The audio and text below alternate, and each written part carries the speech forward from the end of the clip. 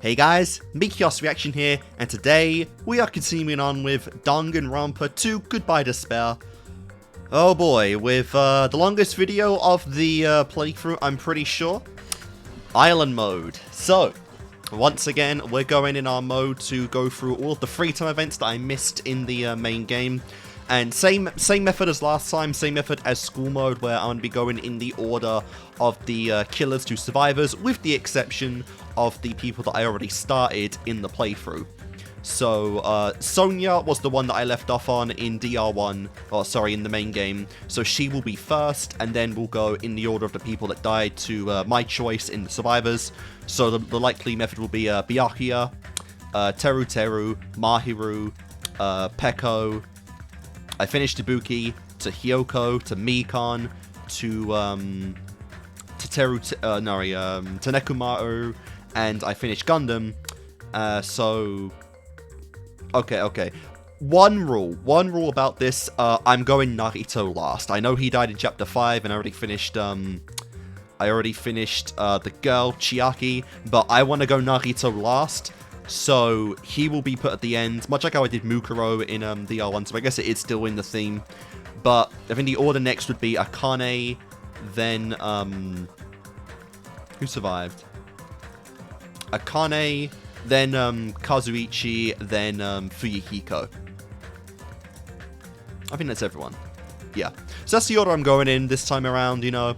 As for, like, what we're going to expect, you know, we had a little made-up, like, weird dimension bullshit last time where it was, like, you know, Monokuma wasn't actually evil, we let us go. So I'm going to assume in this time it's just different to where you saw me beat Monokuma in the beginning and the killing game never started.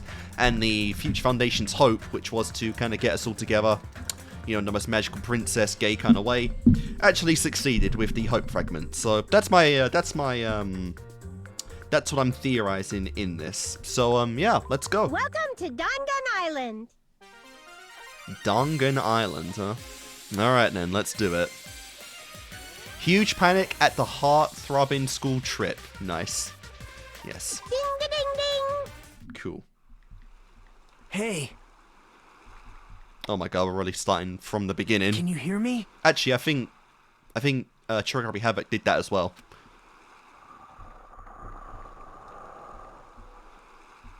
Yep. Are you okay? There's the boy, our last boy, that we'll be doing in this one. You seem pretty out of it. To be honest, I'm also... No, everyone else feels the same too. Since we suddenly got put in this weird situation. Hey, are you listening? Yeah. Alright, so it is just a lot of the same shit. I'm not gonna go through all of this again. Oh my god, it's even the same weird pixelated text box screen. Jesus Christ.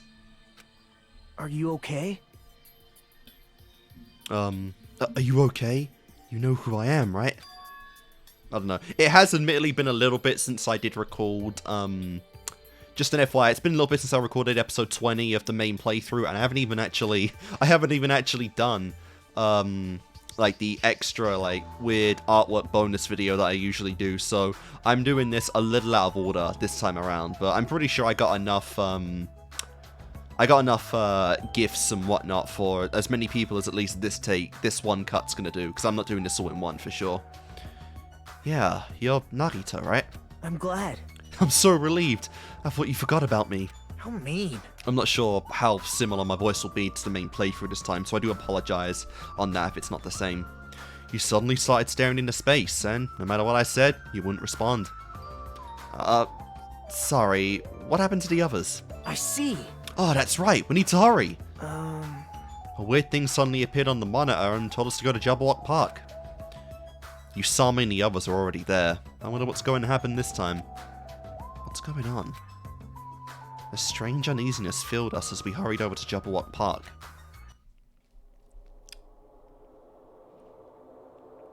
That is so weird seeing that design for Usami again. Even calling her Usami, like, what the hell?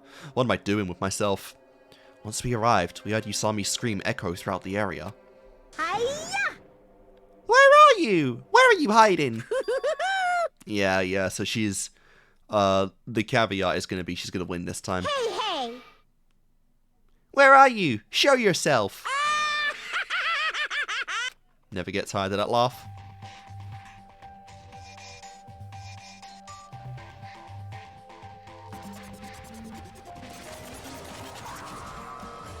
Monokuma!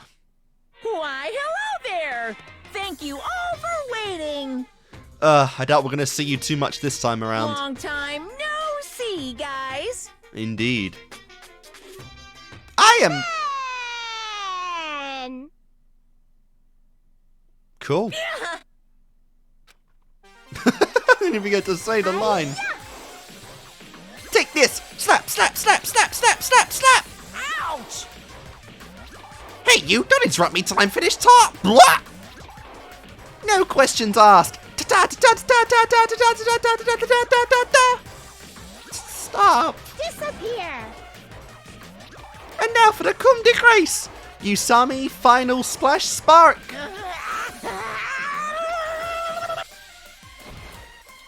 That's GG. Love and justice always wins in the end. Yeah, so what if Monokuma lost and we know that's gonna go, ah! Can't believe I lost to Usami! And you finally named her by the proper name. You're too noisy. Now that you've learned your lesson, don't ever interfere with this school trip again. Yahoo! Okay. And that's literally it. And so, the black and white bear looking thing hobbled away. That's literally the end of Monokuma in this game. Nice. Alright then. That's GG. Phew, phew. What? The hell was that just now? I'm starting to get pumped up! What a heated battle! Just watching it got me pumped up! Oh, I can't even choose you. That was an epic performance! You're pretty good, Usami. Despite my looks, I am your teacher. I'm supposed to protect everyone after all. Let me ask. That stick looks like some sort of exquisite blade. Do you intend to kill us with that now? Could it be? Or perhaps, do you intend to make us kill each other on this uninhabited island? I wonder. That would suck, wouldn't it, guys? Wink, wink, nudge, nudge, tug, tug. I see. That might be necessary for our survival. After all, food and water will eventually run scarce here. Oh, That is definitely not going to happen. no problem. Yeah, it's a fucking simulation, you dumbasses. Do you not notice the virtual door you all went into? Though in some ways you'll need to survive here. Your lives aren't in any danger whatsoever. I see. Oh god, I haven't done Peko in a long time. Can you even call that survival? What? Are you stupid? Jesus Christ, even... the early chapter potatoes now. Jeez, what are you guys talking about? There's no way killings are going to happen. Awesome! She's right! We're on a school trip at a tropical island, right? We just gotta make the most of it. I'm trying, I know. It's been maybe like a month, I think, now. I'm trying to get back into all these voices, especially like the early ones, but I don't even count on me actually getting accurate early voices anymore, because I barely remember what I did for them. Always try to make it as, you know, I always try to make it as accurate to the actual voice as I can, but, you know, that doesn't always work out. As long as there's hope, I personally don't mind killing or being killed. Nagito, what are you... For now. Nah, if we just outed Nagito at the start, it would have been funny. For now, it seems that as long as we don't do anything strange, we're not in any danger. Right? Also, as long as we can leave this island as soon as we finish gathering the hope fragments, right? Ta-da! That's what I've been saying from the beginning. What? What? I didn't think you were serious about that. Come on. What is this school trip anyway? What are you trying to make us accomplish on this island? I shall explain. Alrighty, I shall announce it to everyone right now. Hey! While you all relax in this tropical paradise, you must get along and strengthen your bonds with each other. That is the main rule of this heart-throbbing school trip. What did you say? No, you may not be Byaku Tagami, but you are just as disgusted as Byaku Tagami at the words, heart-throbbing school trip? What tacky piece of nonsense is this? Spend these peaceful and relaxing days nourishing hope and lazing about. Free from pain, free from suffering. Love, love. And so, this lovely doubly heart-throbbing school trip starts right now. What the hell does that even mean? There's no way I can believe such a foolish... Yahoo! Yep. Love, love. All right. Yeah, Buki is just a complete vibe. Alright, now that's decided. Let's go swimming.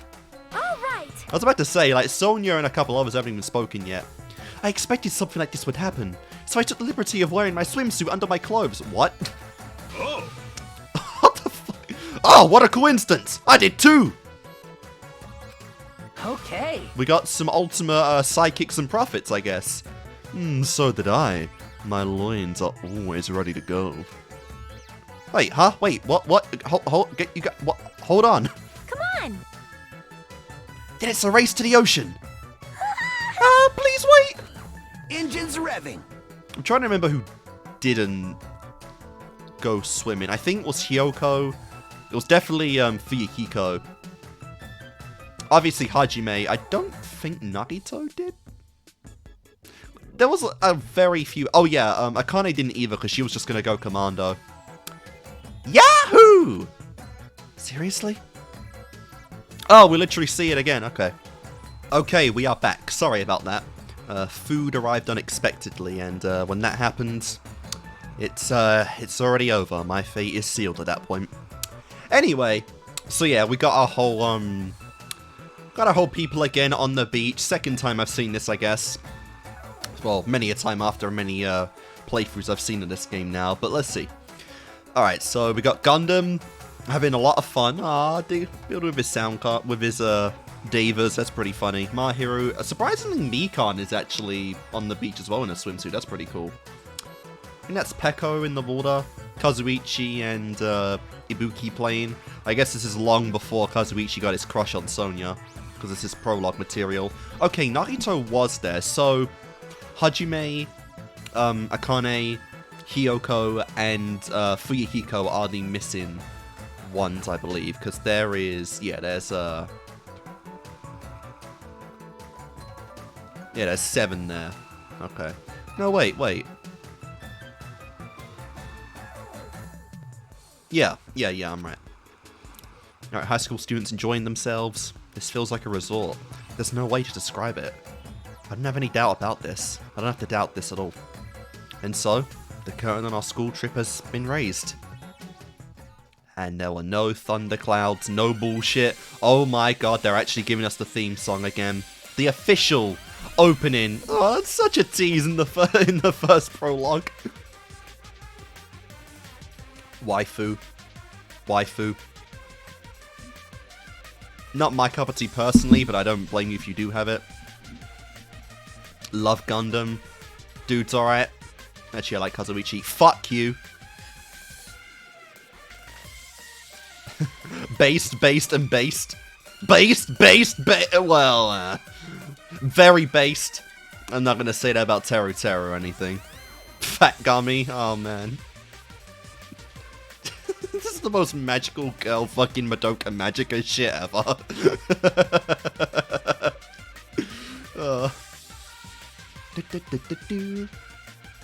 God, it's so crazy. I think that shot of Mikan laughing is like, that's only from her despair breakout, right? That's crazy thinking about how that's the only time that comes up. It's definitely worse when you already know the truth about her.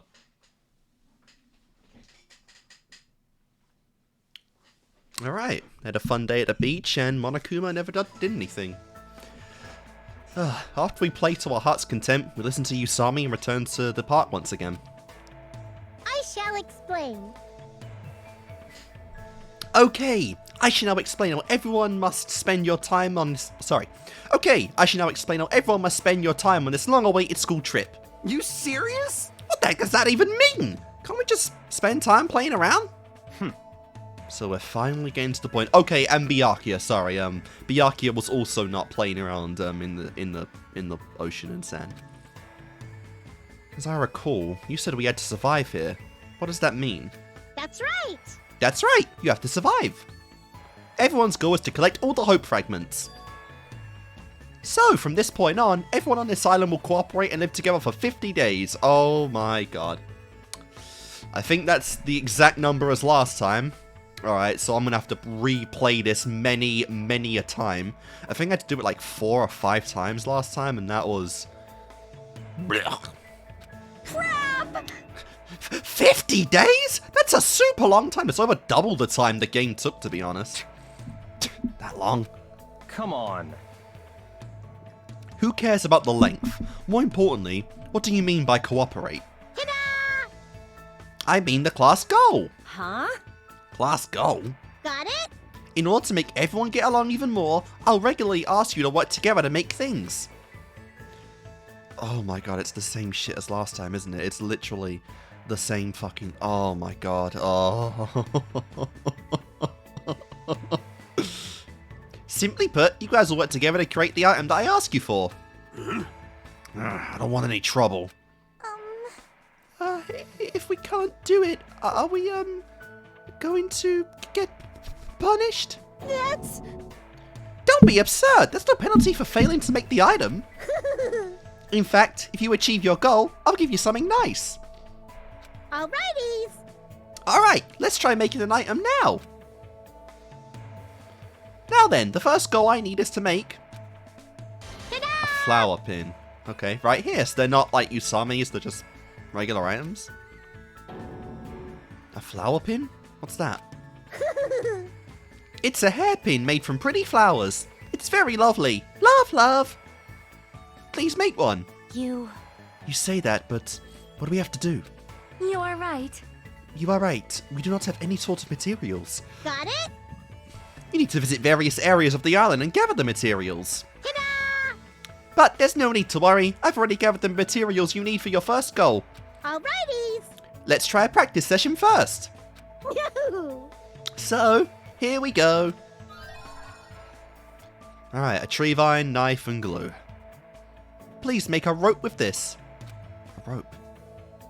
Afterward, if you combine this with the rope, you'll be able to create a flower pin. Oh my god, there's more to it than last time. Oh, fuck this. Please bring it to me when you're finished. Try not to get distracted. Okay, have a nice day. Oh my god, I'm gonna kill myself.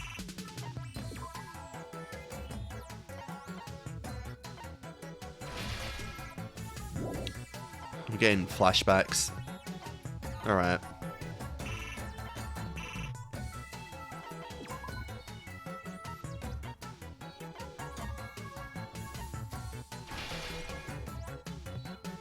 Yay! Yay, you did very well. I'll give you some tickets. Alright, 5 trip tickets. That's about the same as last time, I think.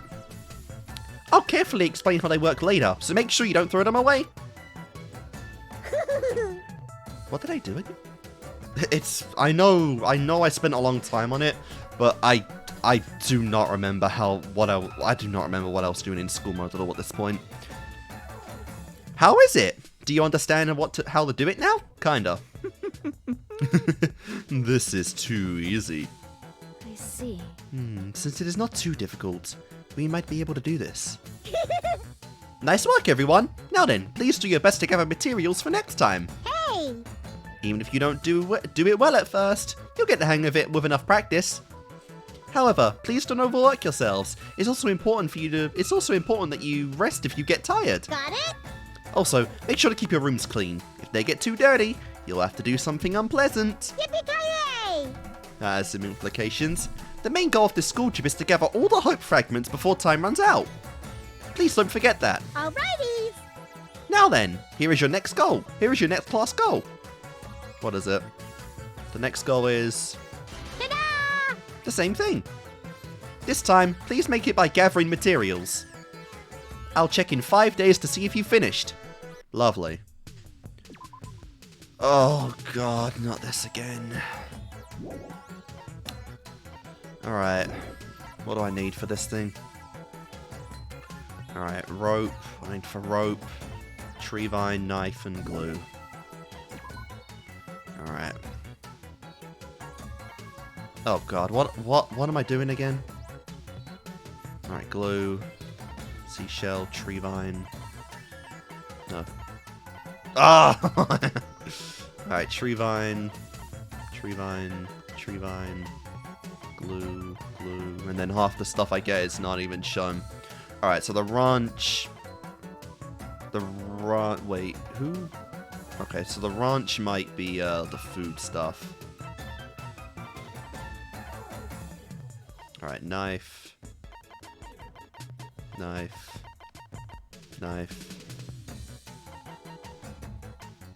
Everything revealed I need. Okay, seashell, and... Alright. Let's do it. Oh my god, this is silly. I will likely be, again, cutting this out because I don't need to show this off. Good job, everyone! Got it? Now you have some free time, you can spend that time however you wish. But make sure you gather all the hope fragments within 50 days. That's everyone's goal, after all. I apologize for repeating myself, but please try not to forget. Hey! If you think it's impossible, please don't give up. I'll make sure to do something so you can definitely accomplish it one day. So don't worry. Just talk to everyone a lot and gradually collect the hope fragments, okay? Hey! Also, if you use one of the trip tickets I gave you earlier, you can go somewhere and play. You can shoot for a love outcome, but you also won't be able to gather hope fragments, so be careful. When you achieve the class goal, I'll give you these trip tickets, okay? Alrighties! Let's give it everything we've got. I'm terribly sorry, but do you have a second? As Usami has explained just now, you can now spend your free time with whomever you like. However, as you gather hope fragments, you'll notice that scenes are exactly the same as the main game. Okay. Yeah, it's literally the same shit they said last time. We're not changing anything for any of this. Fuck you all. Alright, let's see. Can meet with someone. So like I said, oh my god, I actually have to traverse this. No, wait. Oh, thank god. Okay. This is actually kind of cool. I was thinking I had to go to different islands and shit. Oh, this is my progress update thing. Yeah, okay. Alright, so like I said, first we'll do Sonia. Yes, I would.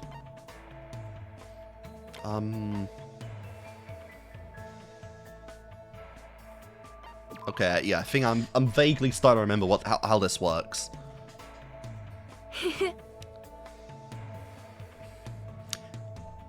I am truly happy that someone has casually walked up to me to speak to me. Amazing! This must be what it means to have classmates. I am very touched.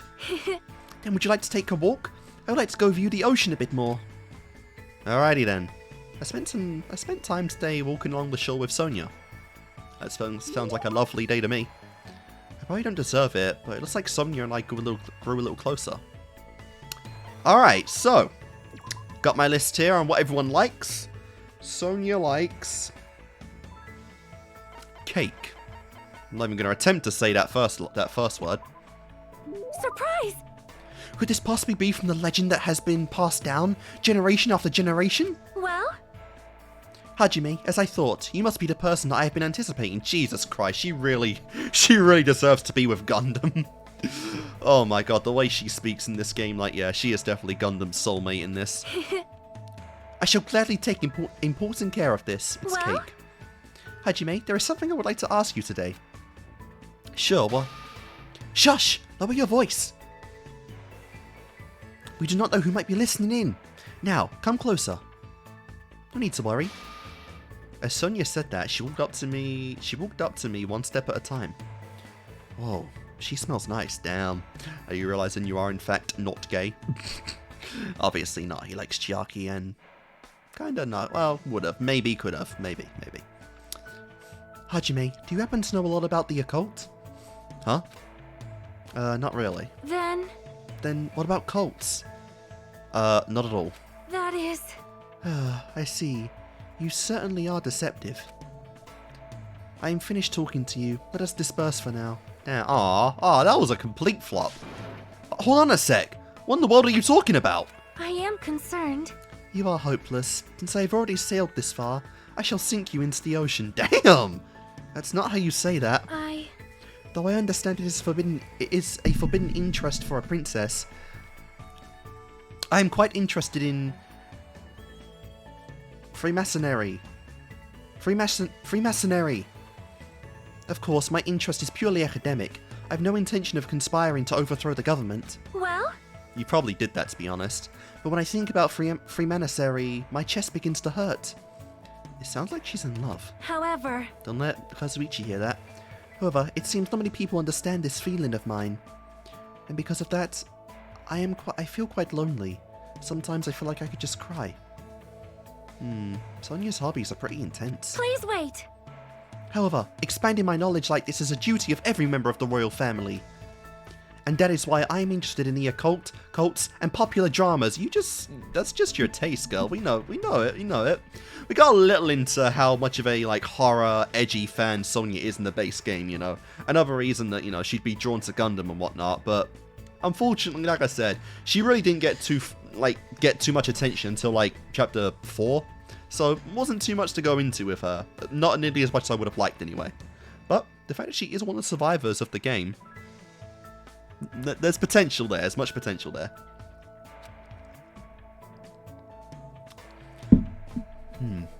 When she puts it like that, it sort of makes sense, but... Hajime, please think about it. Do you not agree that dismissing a different set of values due to ignorance is foolish? How cruel. How many foolish wars have been fought on the basis of that ignorance? Do you have a minute? My country is certainly no exception. We still have many unique traditions that other cultures would not truly understand. Unique traditions, huh? That reminds me. I think she mentioned one of them before. Yeah, this one. It was like something about marriage or something. What was it? If it says on this thing. Where are you? Oh. Oh, no. Yeah, the default is, I was thinking, why do I have 3 hope fragments, but you start out with 1. Alright, so, just to reiterate, Sonia is a princess of the Novoselic Kingdom.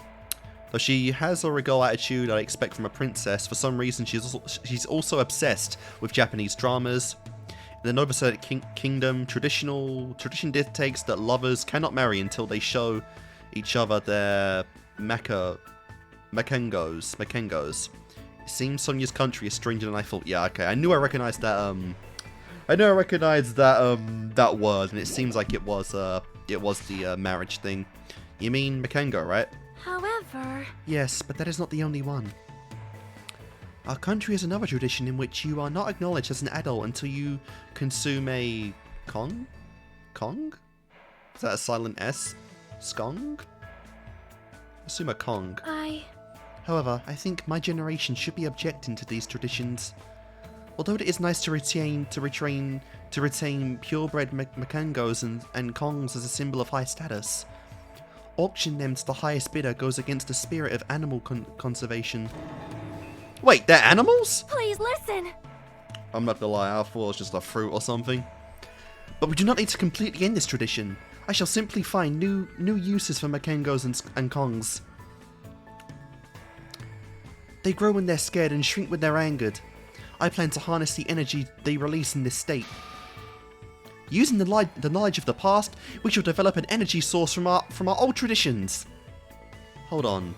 Do strange animals like that really exist in your country? Perhaps.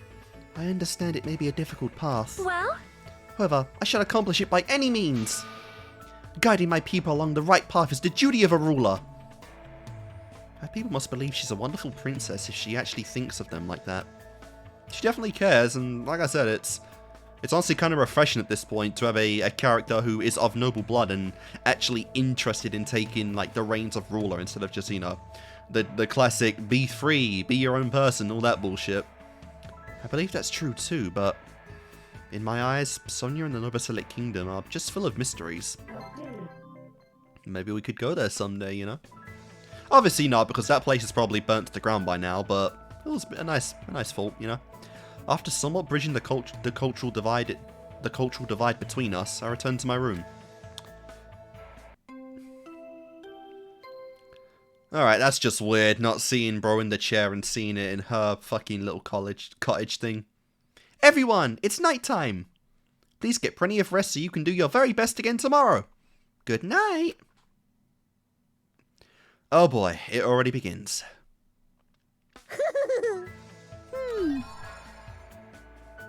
Okay, Jabba Croquet. Since you're all working so hard, here you go. Okay, have a nice day.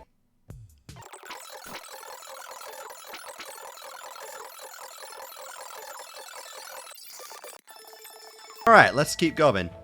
I am most likely not commenting on that at all because I have, much like last time, I have nothing to say on the construction stuff. It's, thank God they didn't add more mechanics, but it's just the same shit as always. I think the combining thing's different, but that's pretty much it.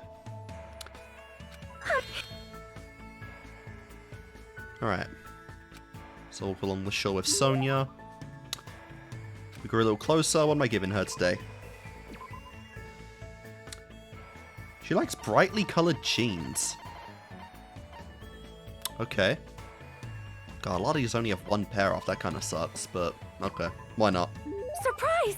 Could this possibly be from the legend that has been passed down generation after generation? Well?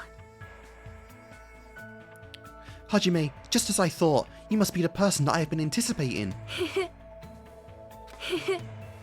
I see, I see.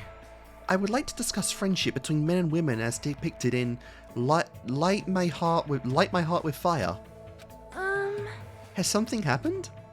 How can you be so calm? You've been involved in this terrible situation for so long now. Okay, yeah, this is the shitty dialogue that comes from the base game. So, how can you have such an unchanging attitude? Do you think oh my god, I can't even... Oh, this is where she gets a little intimidating, but I don't even know what kind of tone to put on for this. Do you think I am a cold woman? Huh? You are right. It is fine, I understand. Because I see something that everyone else cannot. What is that? Which means? Destiny. Although I cannot allow killing under any circumstances, the lives of humans are shaped by destiny. Just because we make an effort to prevent danger, it does not mean we can defy destiny. Alright, so you're one of those potatoes that that doesn't really believe in free will and believes that everything is predetermined. No matter what path we choose, it's always led to a predetermined path and all that kind of stuff.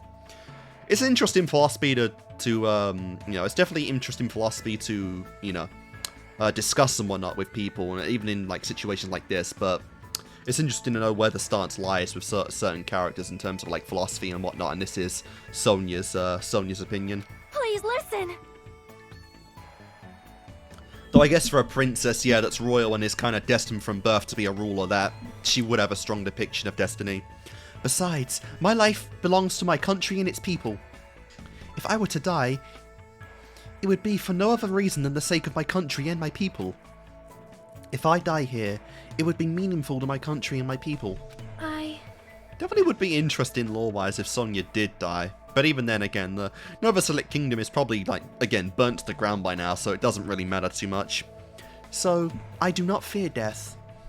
The moment I was born into the royal family, I was destined not to die a meaningless death. What she's saying is so foreign to me. They're the words of someone who lives in a world that is completely different from my own. Oh, I guess that makes sense. You really are a princess. Honestly, she looks a lot like Star Butterfly now that I think about it. Yes. Only way hotter. Yes, since the day I was born. Also, this is not my first brush with death. Oh? The royal family has governed for many years. Oh god, coup d'etats and terrorism still occur in our land. I too have been abducted twice by... Jesus Christ, insurgents in the past. What the fuck? Insurgents in the past. How the... What? Oh my god. Abducted? However... If I showed my fear, it would fill my people with despair. So I guess what you say, third time's the charm, right? Oh no. That is why I have to wait in silence until rescue arrived. I actually think this situation is easier, since I can honestly feel fear for a change. You're expected to cope without feeling fear? I know you're a princess and all, but that's still... Please wait! When I am in my country, I am a princess before I am a person. Aww. That may be, but... And because of that, I was truly looking forward to this visit. I thought that when I came to Japan, I could be a regular girl. But in the end, no matter where I go, I am nothing but a princess. Right, then, I noticed that Sonia's hands were shaking. Of course she's afraid. There's no way she wouldn't be. She's just really good at hiding it. But even so, you're still a regular girl to me. I mean, I'm not a citizen of your country. I'm not even one of your vassals. So, when it comes to myself and the others, you're just our classmate. You're just a regular girl. You don't need to try so hard. Hajime. Thank you. Yep, hates being put on the pedestal. It is interesting because obviously she has so much respect for her country, and she does embrace the role of princess and obviously eventually queen anyway. But it is interesting that deep down she does have that desire, that burning desire for connection, you know, to be taken as equals and interest, and obviously just not have everyone be so formal around her, you know, because at that point it's always just a case of people are talking to you what they know you want to hear in a tone they know is becoming of you. It's never casual. It's never seeing the person's personality for what they really are. And obviously that's the kind of connection that Sonia really wants in life to find before she becomes queen, you know, which is fair. I imagine that, you know, if this was another, if this is this timeline and, you know, this destruction of the world didn't happen, she would invite everyone around to Nova Selic many a time to, you know, be friends and whatnot, and that'd be pretty cool. I still couldn't stop her hands from shaking. But I definitely feel like we understand each other better. That much is certain. Pretty much another reason why, no matter what, the Kazuichi thing would never fly, because he always addresses her as Miss Sonia. He pretty much, you know... I don't know, I don't think they said for certain why he likes Sonia, if it's just like he sees her as like the epitome of like elegance and grace because she is a princess, but I'm pretty sure the crush mostly comes from her status opposed to like Sonia as a person, which is obviously a big flaw in the ship there, and why obviously it works a lot better with Gundam than Kazuichi, because he doesn't give a fuck and he's way more into the edgy shit like Sonia is. After talking about some other things for a while, I parted ways with Sonia and returned to my room. Really? I only get one shot per day this time? I got 2 last time, didn't I? That's kind of weird. Tasty food revives me. Akane seems to be feeling pretty good. Alright,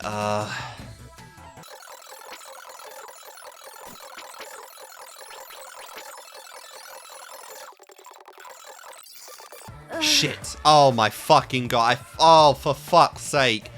God damn it, I fucked up. My stamina is already at my limit. What happened to the love? Don't want to live like this anymore. Oh.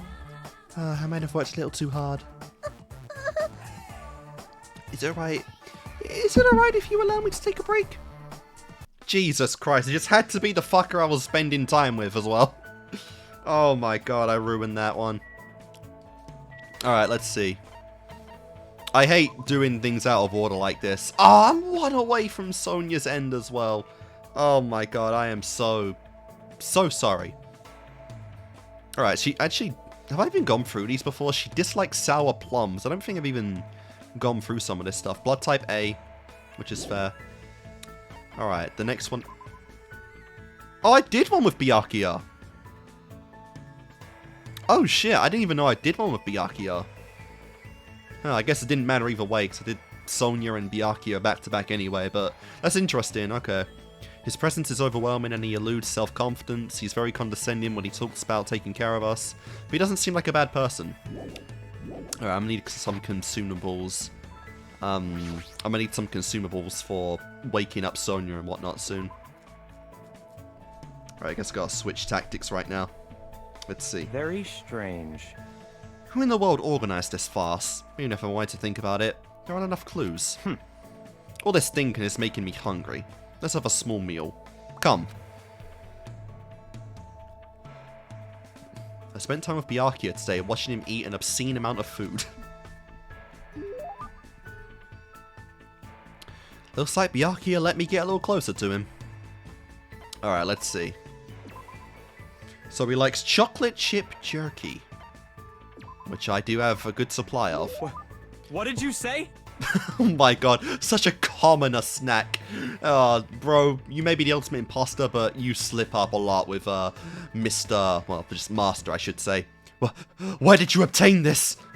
This masterpiece could even be found by the collective effort of my Tagami Corporation. Oh my god, I'll be keeping this. Oh, he's even got it in his mouth. Oh my god, that's great. The chicken in my hand is far tastier than the beef inside the freezer. Huh? That's a German proverb. It means something's inferior that's near. It means something inferior that's nearby is better than something good that's far away. But why would chicken be inferior to beef? Aren't there a few times where you'd obviously want to eat fried chicken instead of steak? That's true, but what are we even talking about? I mean, is there even a real German... Is that even a real German proverb? What are you thinking? And furthermore, why is pork not even mentioned in this comparison? Is pig meat unattractive to Germans? Why? I know I'm a very small channel at the moment, but any Germans that watch my content might be able to verify? You know, shed some light on this this question Mr. Byakuya has. Please, enlighten me. I welcome all feedback of any kind. No, that's impossible. When you think of Germany, you think of sausage. And if you think of sausage, you're thinking of pig meat. But that's... What does this mean? What is this conspiracy? Wonder what is he so worked up about? Hajime, do you know which meat is the most efficient source of energy? Listen. What meat contains the most vitamin B1 for converting glucose into energy? Byakuya is so silly. I know, it's so fucking silly. I think we could go through like maybe 4 of Byakuya's 3 times in chapter 1. So, especially hearing this when we don't have the context of what happened to Byakuya. Like, that is so fucking funny. If this really was just Byakuya, that would be... that would be so funny. Part of me, wishes I did do this in Chapter 1. But obviously, if I did that, I wouldn't be able to finish Ibuki, and, well, you know. I'm glad the way I did it in the end, anyway. Byakuya is so serious, it's scaring me. I have no idea how I should answer. What was the question again? Oh, what meat? Chicken? Is it chicken meat? I see.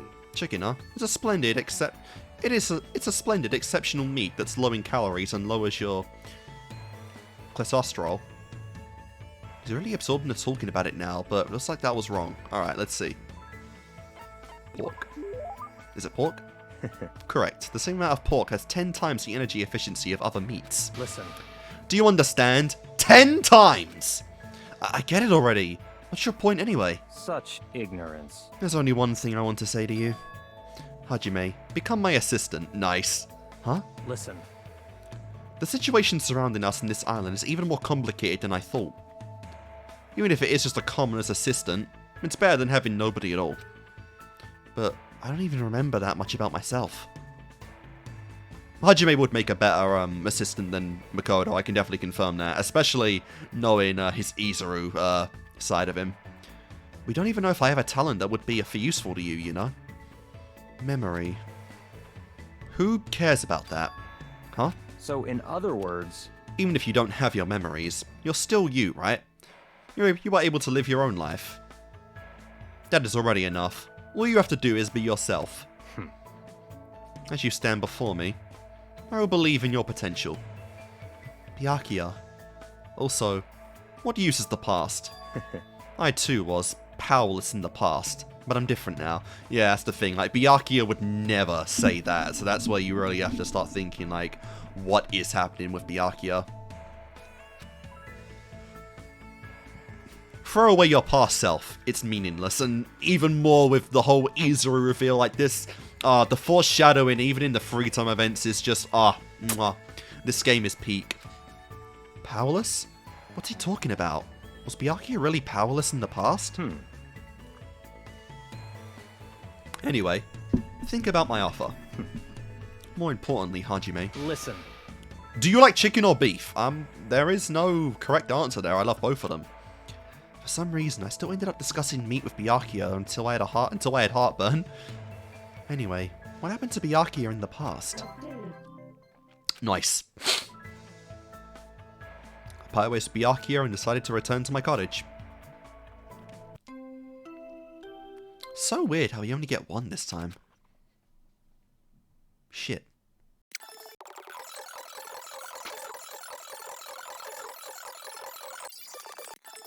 Alright, let's do it. Yes, let's go with the ultimate affluent progeny, aka the ultimate imposter. Very strange. Oh, for God's sake, I'm getting ads.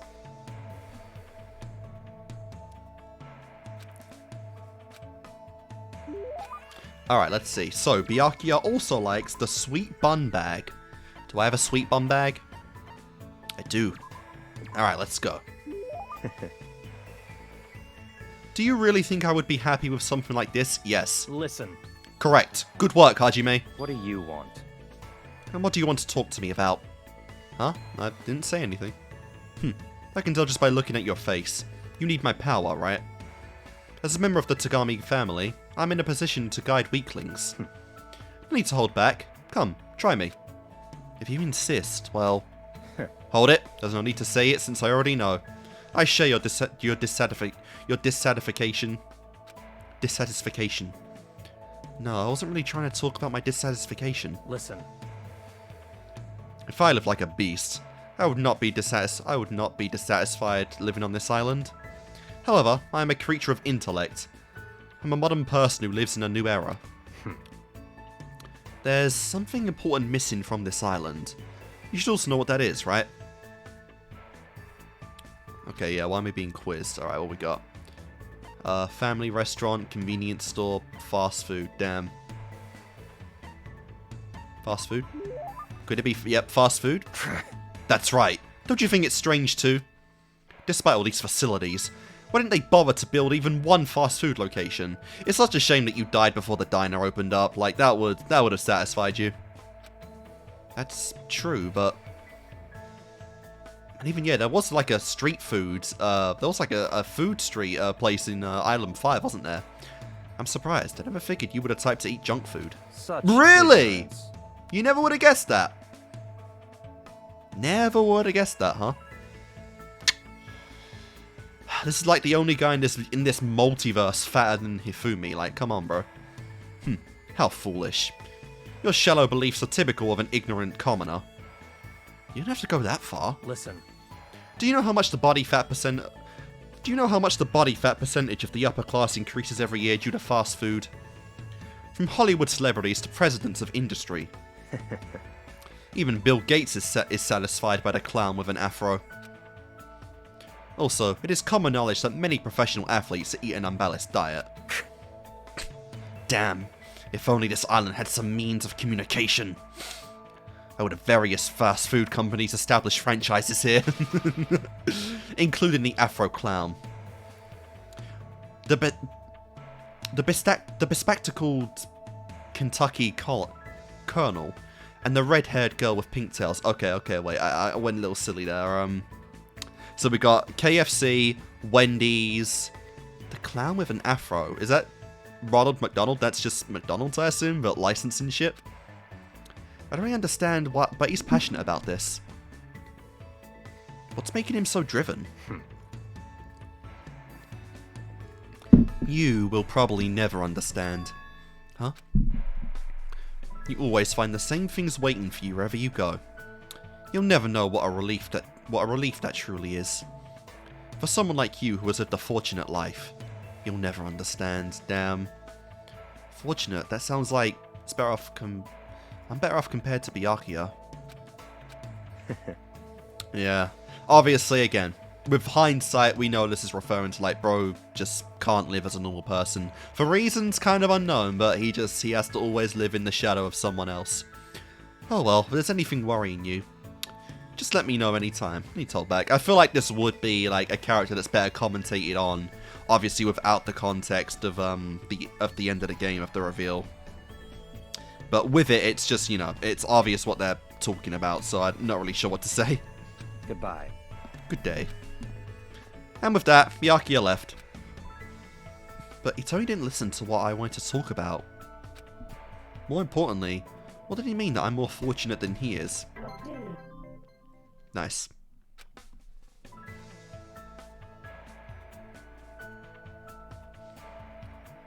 As I thought about what Byakuya had said, I went back to my room.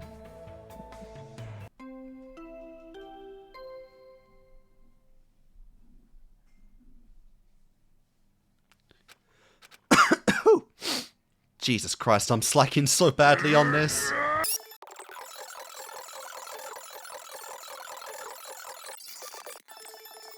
Alright, let's keep going with Mr. Byakuya.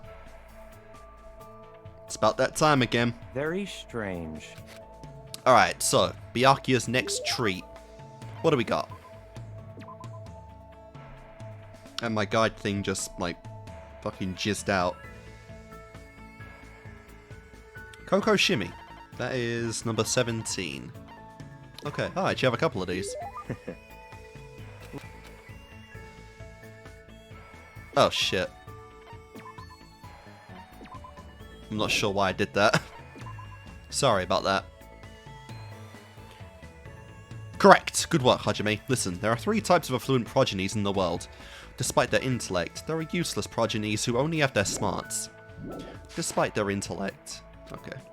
Despite their good looks, they are useless progenies who only have their looks. But the one who is superior in both aspects is the most powerful affluent progeny of all. Byakuya Tagami. I would agree with that. But you are most certainly not him. I see. And I thought he was making a grand introduction, but no, he was just boasting. Rejoice. Hajime, I will tell you and only you the secret of how the Tagami family has prospered. How they prospered? And we are back, sorry about that. It is based on a special hereditary system. The head of the Byakuya family doesn't have a wife. Instead, he has countless children with excellent women throughout the world.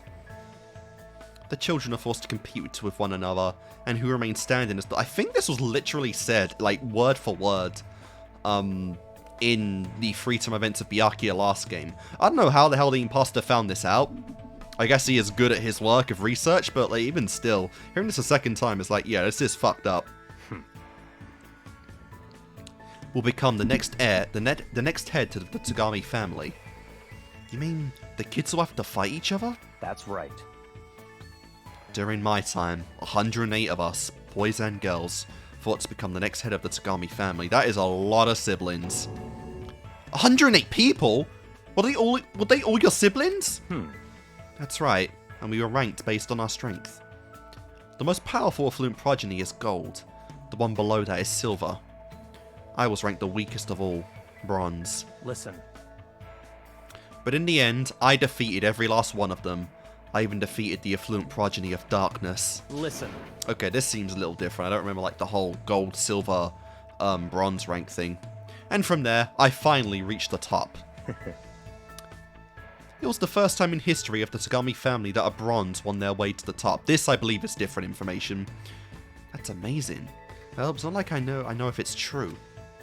Wink, wink, nudge, nudge. But if it really is true, I definitely would have run away at some point during the middle. It's the history of a battle that will continue for many ages. Isn't it horrifying? And now, Byakuya Tagami is standing atop that history.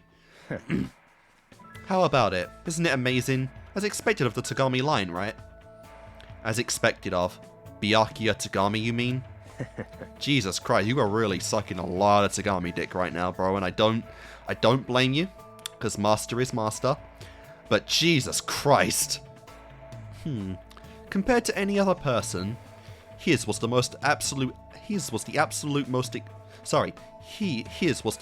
existence I'd ever seen. Huh? Yeah. talking about the actual Byakuya Tagami right there. I guess that's why he chose Byakuya as the as his persona at this point. Hajime, if by any chance, if you could become anyone other than yourself, who would you want to be? Anyone other than myself? I never thought about it before, but I'm definitely fine with who I am right now. I'm more focused on what I'm supposed to do. Wink, wink, nudge, nudge. Also, you know, our main boy, not exactly who he thinks he is. You know, wink, wink, all the foreshadowing. That's perfectly fine, especially if that's the real you. Goodbye. That was quite a nice way to kill some time. After he said that, he turned and walked away. I was struck by how lonely he looked while with his back to me. What did he mean by what he said just now? I feel like I'm starting to get to know Byakuya better, but I feel like there's something missing. Even if it's impossible right now, there might be a day when Byakuya is able to tell me, yep, and with his own words. Again, we know all of this stuff, so... it's so silly.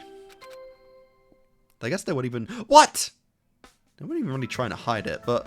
Jesus Christ, they even cleaned, so today's the day, huh? I guess I better review everything one more time. I failed it, because I couldn't get a fucking green flower.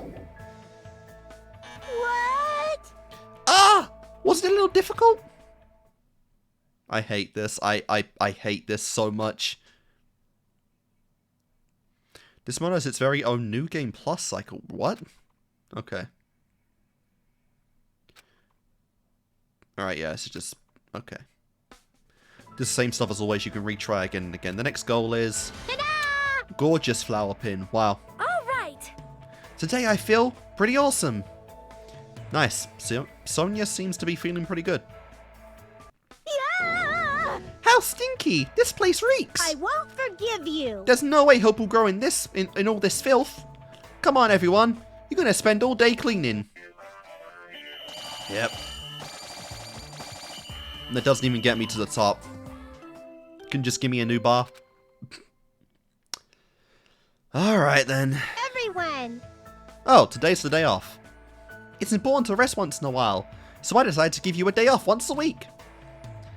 You won't be able to explore, but you can use this time to the fullest to get along with everyone. Ta-da! Okay, you're dismissed. Chill. Alright, what's our current progress at? It'd be perfect if I was just one away from Byakuya. I am literally one away from Byakuya. Okay, I guess we'll do Byakuya and then Sonia to finish off.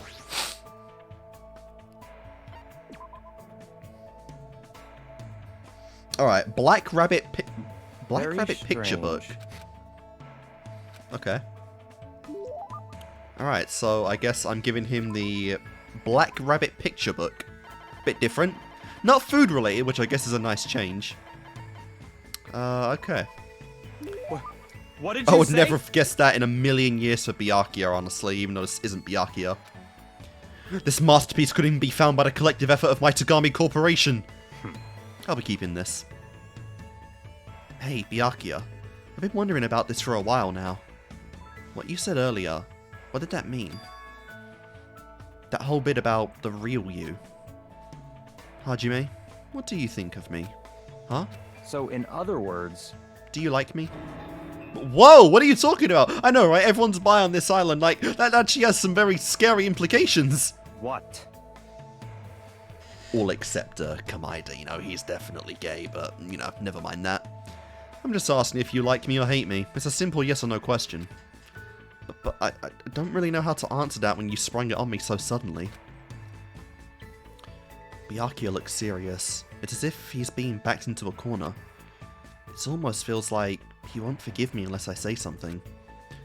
That doesn't mean I should just tell him. That doesn't mean I should just tell him the truth. Oh, what the fuck? We actually get choices. What the hell? What the hell?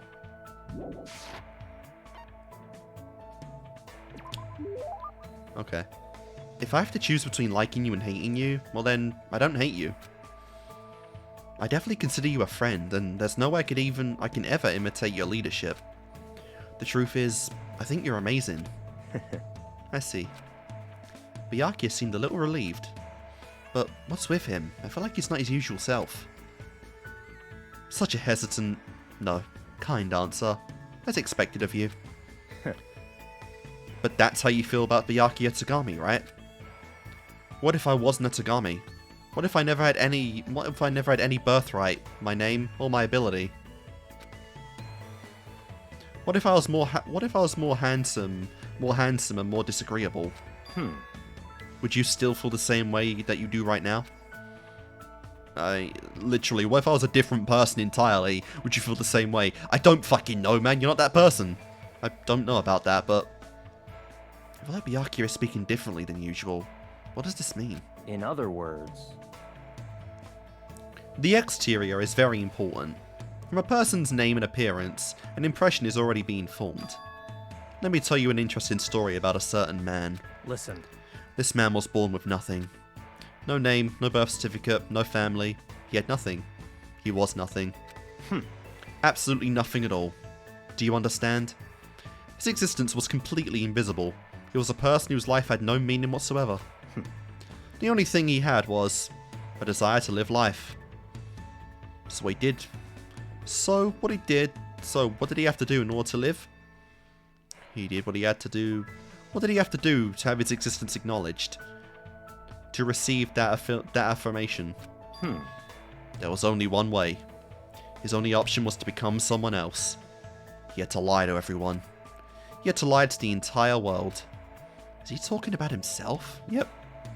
I mean, if he is, then the person in front of me isn't the real Byakuya Tagami. Dude, did it... Like I said, I can't remember exactly how it works, if there was like a free time in the prologue. But there's no way they just told us this, like, fucking in chapter 1, is there? Like, there's no way they actually gave away this information, right?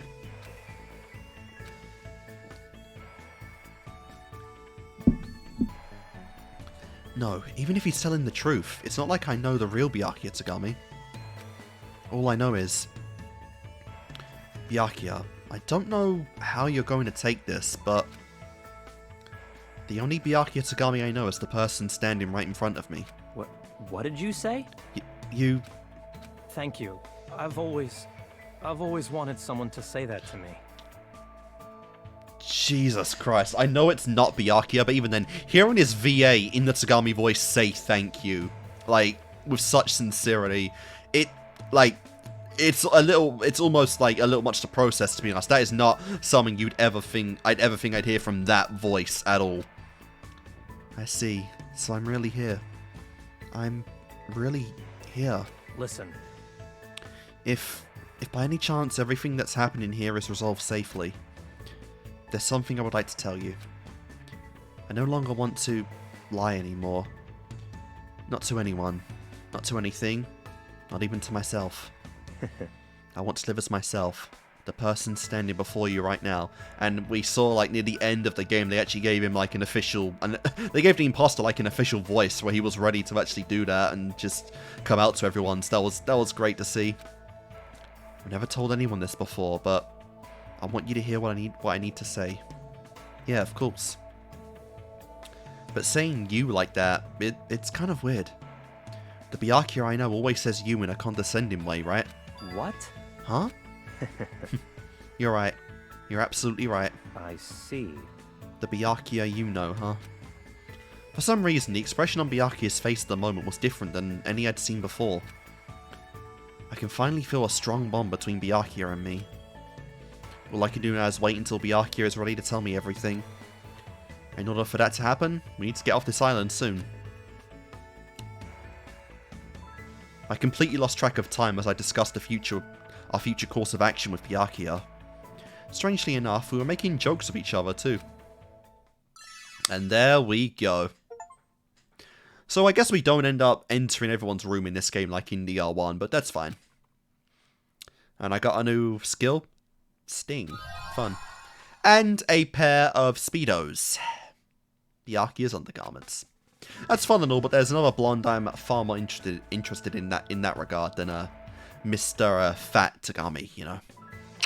Alright, let's go. So that is another person. Oh, didn't know I could do that. What the fuck? That's kind of cool. Just chaos control my way to anyone.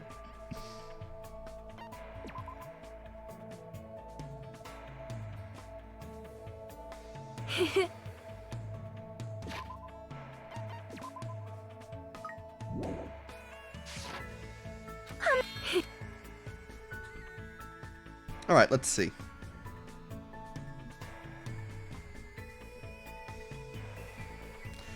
What else does Sonia love?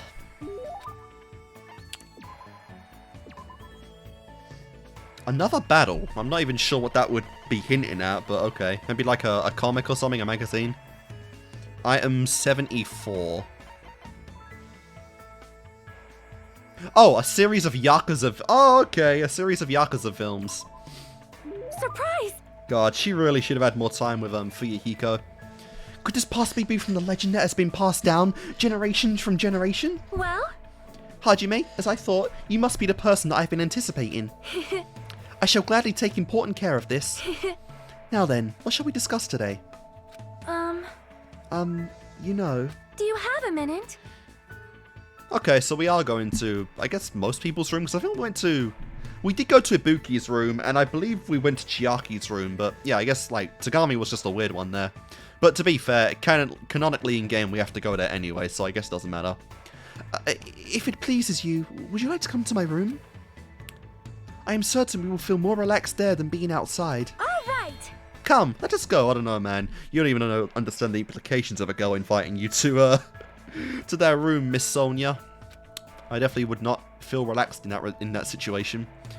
I feel like Sonia is trying a little too hard today. Maybe something happened? For now, I decide to walk to Sonia's cottage, making especially certain that no pink-haired, shark-teeth stalkers saw us. Jesus Christ, what a fancy place! Oh my god, how did you even decorate it like this? I'm pretty sure this is not what everyone's room looks like. I am terribly sorry. I have not kept this place very clean. Seems clean enough to me. Really? I don't have much experience taking care of myself, so there are still things I do not understand. Thus far, I have managed to understand how to turn on the shower, but I did not know I also had to turn it off, so I accidentally flooded the floor. What the fuck? You didn't know how to... No, you didn't know how to turn it off. You didn't know you had to turn it off. What the hell, Sonia?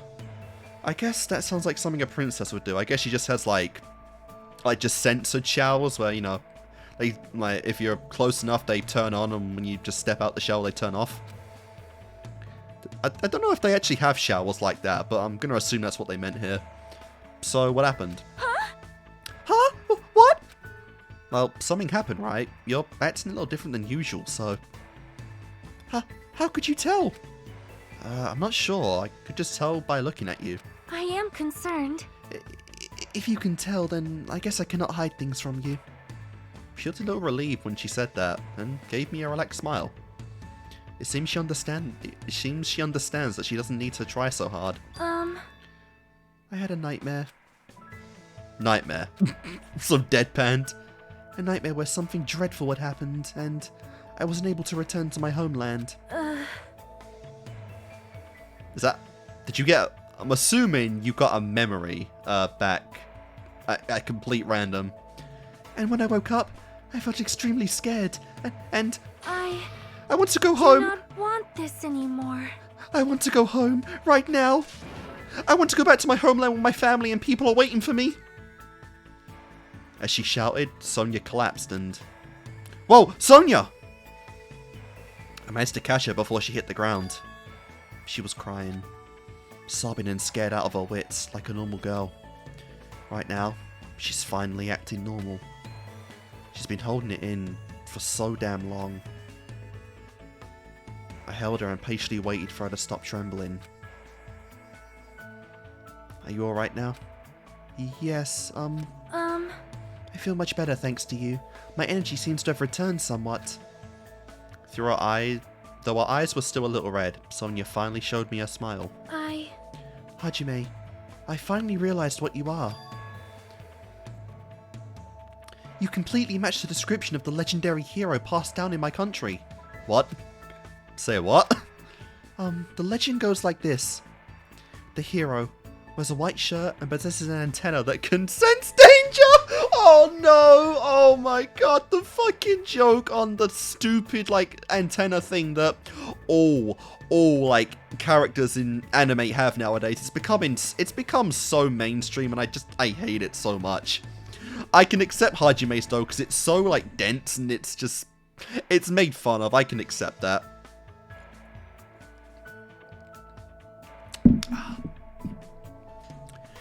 With a face lacking distinguishing characteristics, he shall bring light to the tropical island. Are you serious? Well? There is no mistake. This legend must be speaking of you, Hajime. You wear a white shirt just like the legend says, and your hair looks like an antenna. And your face is completely unremarkable. But please stop already. My self-esteem will go as low as Makoto's. Please listen. According to legend, the hero will stand alongside the princess and freely swing the golden Makango. A Makango is an animal, right? Is it really okay to swing around a living creature? Amazing! I'm gonna say yes, according to Sonia. And then, legend says that they will establish something resembling order and prosperity to the kingdom. Wait, not actual order and prosperity, just a resemblance? After all this time, Hajime. So, you were my destined one. Oh, I love how she voiced that. That's totally not it. See? Hajime, when we safely escape this island, please come with me to the Novoselic Kingdom. Easy as pie. And then, when the time comes, let us capture the Golden Makango. If you do, you will be formally acknowledged as the legendary hero. And you will be able to rule the Novoselic Kingdom alongside me. Is there any more implication of that? I feel like there's a little more implication than that than either she realizes or she is directly implying. Does that mean... But a life like that doesn't sound so bad. Oh my god.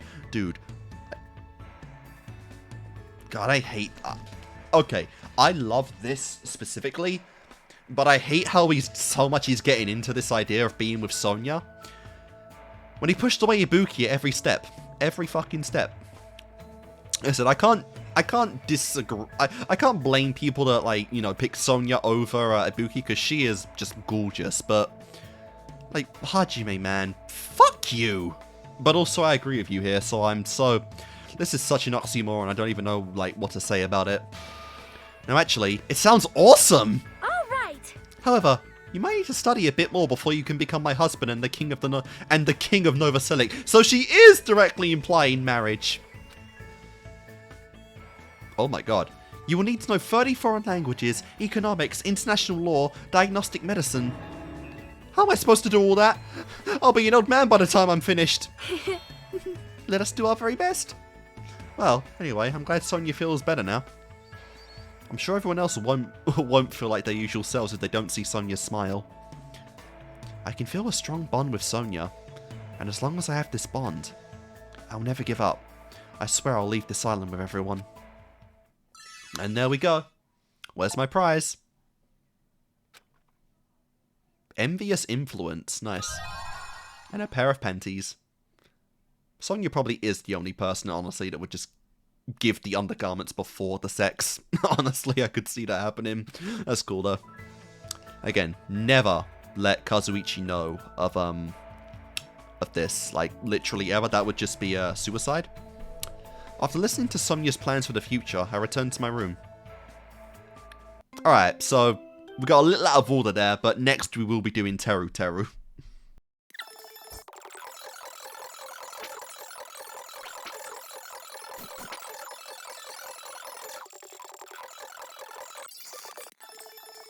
Alright, let's go all the way over to the ultimate cook / chef. Wait, did I miss someone?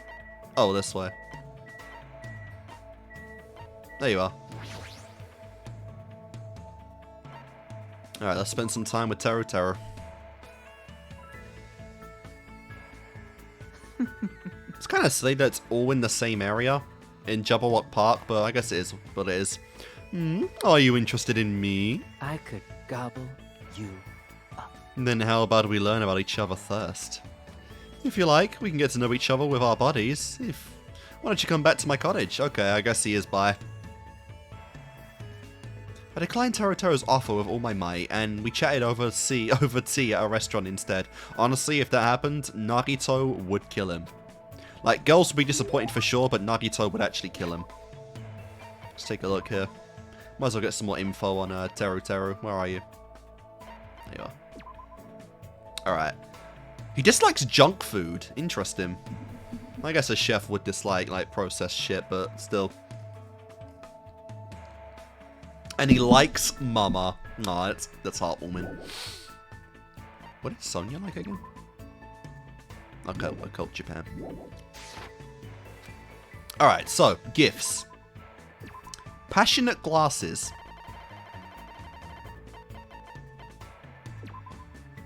Hey. Jesus, okay, I will say, the gifts are a lot harder to ascertain this time compared to DR1. I would not have guessed, like, you know, some of, like, the stuff for Sonia or the stuff for Teruteru. Can I really... Well, can I really have these? I can't stop drooling. I was wondering, do you specialize in a particular... Oh, sorry. I was wondering, do you specialize in a particular style of cooking? What a ridiculous question. Why would you kill the possibilities of your ingredients by limiting yourself to a speciality? Not a specialty. Well, if you say so. I don't know if it's right to say all cooking is creative. Understand? Chefs have the right to be called chefs because they create dishes. It'd be simple for a true chef to create something from nothing. I don't really understand, but he sure has amazing confidence. Honestly, if there's one thing we can all praise Teruteru for, it is the confidence. I sort of understand Teruteru's uncommon passion toward his dishes. Anyway, Hajime, I've been wondering this for a while. Don't you think dishes resemble that a lot? Oh boy. That? You know, that. It can only mean one thing. Juicy, succulent meats intertwine. The naughty sound of squishing and splashing ringing each time. I can't stop drooling. At times it's gentle, at times it's forceful. You gotta rub it, you gotta tease it, you gotta just hammer it in. See, you understand, don't you? Could it be the thing he's talking about? Can't even put it up as an option. Thanks for the food. That's right. The passionate sound of two men slapping their meat together. Fucking hell. Hey, stop pretending. Don't be so innocent. Come on, say it out loud and clean. I gotta see what pro wrestling is as well, I'm sorry. You're hungry? Oh, I really wanted you to say mud wrestling at least.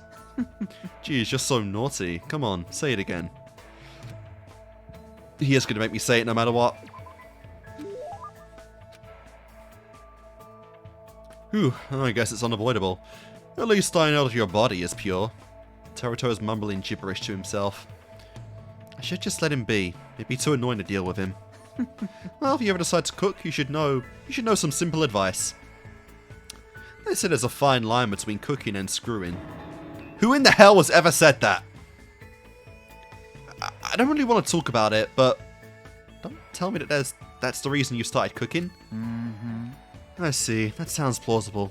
After all, both actions appeal to the human's instincts. Understand? But to be honest, it's much simpler than that.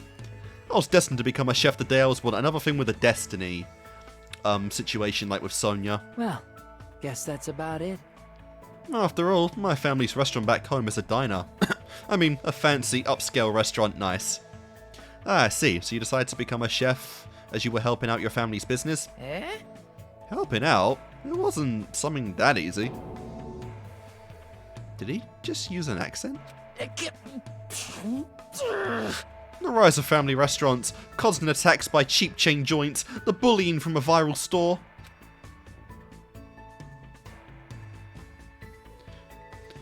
A grief-stricken mother, a frightened young siblings who are both born to different mothers. Oh, we got some shit going on in this family, I guess.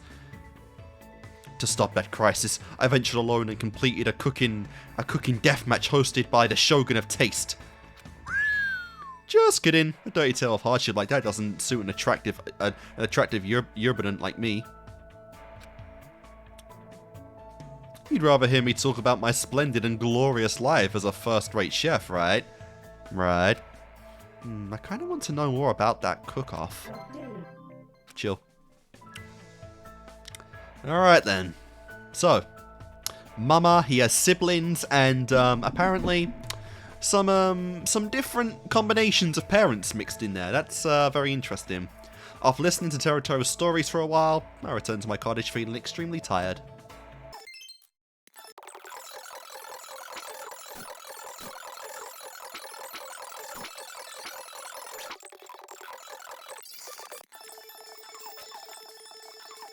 Alright, so, next up, what we got?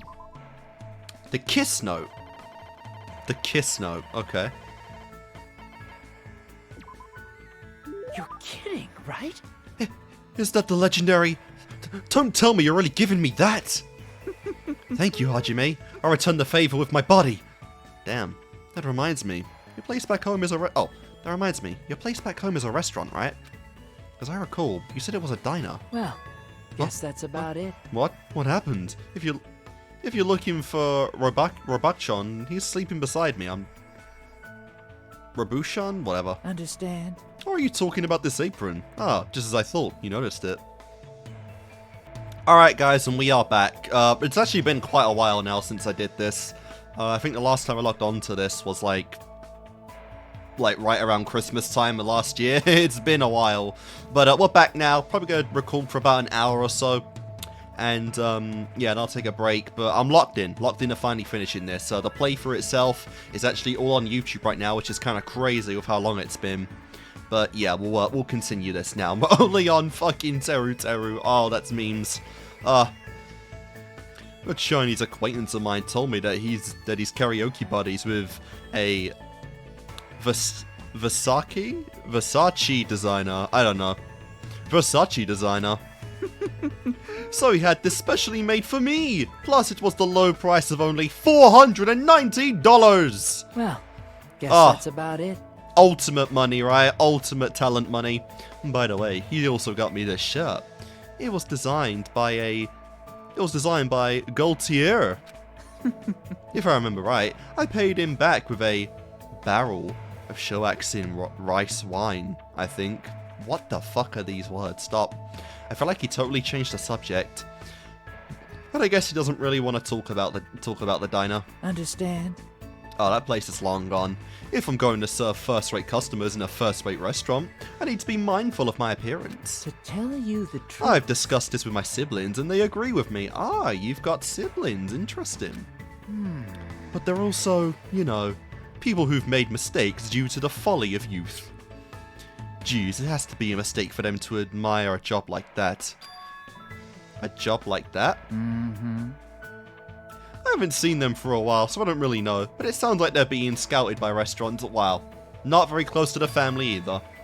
Apparently, they're candidates for the title of Ultimate Male Escort and Ultimate Female Escort. Wow. Twins, I assume then, if we're going for that route. Male and female escorts? Aren't they underage, dude? Age is irrelevant in Danganronpa. Non-ironically, like, my god. Plus, his siblings still have that face, right? Damn! What happened? They must have some serious techniques. I guess that's probably why they're called Ultimates. Jeez, it's obvious they're just exploiting their youth to make a quick buck. So what if they make 100 million annually or whatever? That much money doesn't mean a thing. 100 million annually?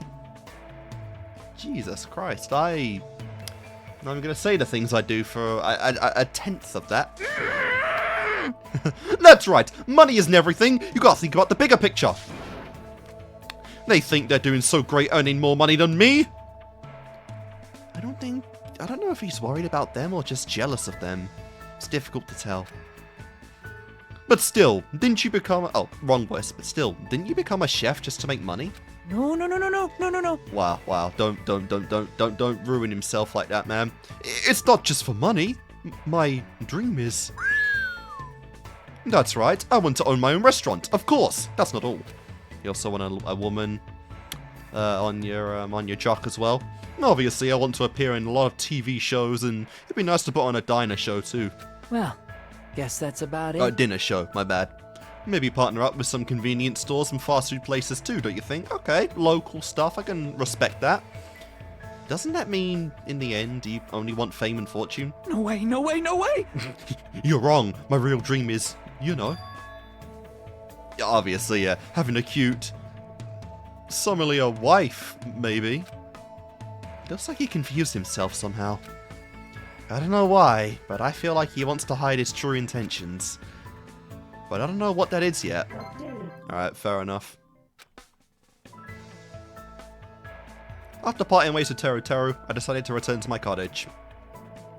Yeah, obviously, bro just wants a life of sex and fortune. That's literally it.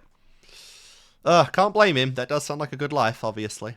Jeez, you're pathetic. Alright, we're losing some of these guys then. Oh no, he's feeling good. Never mind.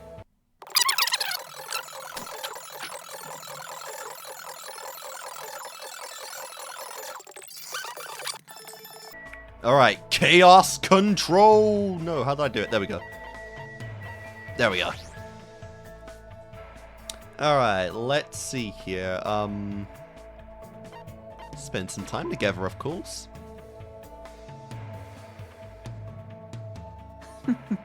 I could gobble. I believe you, but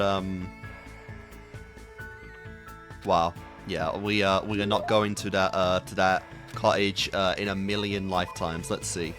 All right, what can I give this guy? Again, it's been a while. Let's see. You know what? Let's just go with a kiss note. Apparently, that's something he likes, and I really doubt anyone else will go for it. Oh, I only have one though. I don't know. Let's try something I already have a copy of. All right, passionate glasses. That'll do. I can't stop drooling. Yeah, right now I'm extremely touched. Again, it's been a while. I don't remember what I've given him or not. Even my loins are excited. Jeez, the ingredients in this island supermarket are not good at all. It's concerning. They aren't even properly managing their freshness at all. Just a while ago, I even found an ingredient that had mold growing on it. Yeah, that's sus. But they can replicate mold in a simulation. That's pretty peak. I need to do something about it soon. What would you do, Hajime? I'd throw that shit out. What do you do with moldy ingredients? Remove the mold, throw it away. Kill it with fire! That's a good one too. There's no other option but to throw it away, right? Hey. That's exactly right. If you want to cook a safe, tasty dish, that's the only way. Well done. I feel like someone like Teruteru might even just like throw away anything in its vicinity and like count it as like contamination, you know? Really Walter White OCD up this bitch. Jeez, such disrespectful ingredients! He looks pretty mad. I guess he's really serious about ingredients. Regardless, it's understandable since this supermarket is on some rural island. Compared to the market in Ayama that I always visit, this store is horrible. I don't really get it, but does it make that much of a difference? The end result usually looks tasty anyway. You're kidding, right? An untrained tongue. Not someone who really, savors the delicacies in life very much. This guy, you know, bro's going out there buying pre-packaged sandwiches, the occasional burger at a Wendy's, you know, and obviously Burger King every single Friday. Don't forget the chicken wings. Hajime, you poor thing. From the bottom of my heart, I feel so bad for you. This is a timeline in which he didn't cook any meals yet for the whole group. You've never seen the sparkle released by quality ingredients, the countless miracles. Understand? The sexy shimmer of a fish's eye, the seductive shine of oil dripping from the meat's fat. See, like, I was gonna compliment him because as much as, you know, a sussy head he is, Teruteru has true passion for his craft, and, you know, that's something I feel like you can really be, you know, you can really respect in almost any field. But then he goes and says this. Oh man. Fresh, ripe vegetables with their smooth limbs. Oh, just thinking about them makes my loins quiver. Alright, genuinely question, who's hornier? Toko or Teruteru? Toko for Byakuya or Teruteru for anything? Isn't that bad for a cook? I really do miss my darling, tender ingredients. With my own hands, I want to reshape them as gorgeous and beautiful dishes. How about it? Are you getting turned on too? Fuck me. He's like fucking Randy out of that one episode of South Park, isn't it? Where he's just jacking it to the food channels. I should watch. I'm behind on South Park. I think that's coming out soon. I need to watch that. Instead of eating amazing dishes like that, I'd rather just eat normal food. But that might be because of the current situation.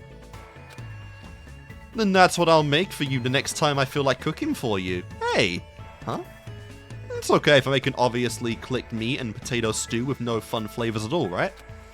Okay, I appreciate that. I appreciate and respect the fact that... I respect the fact that he's okay with making peasant food, for lack of a better term there, you know?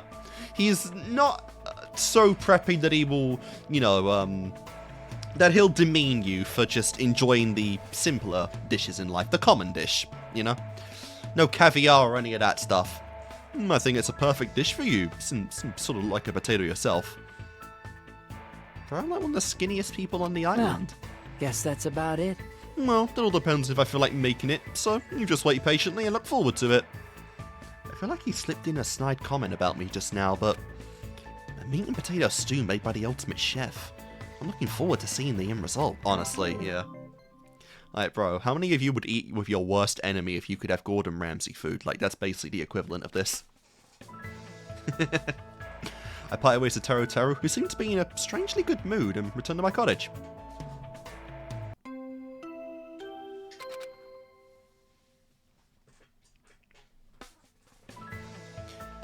Oh yeah, Ibuki is pumped and I am in love. Alright, let's go. Teruteru again. Actually, I should check real quick. How many have I done with him now?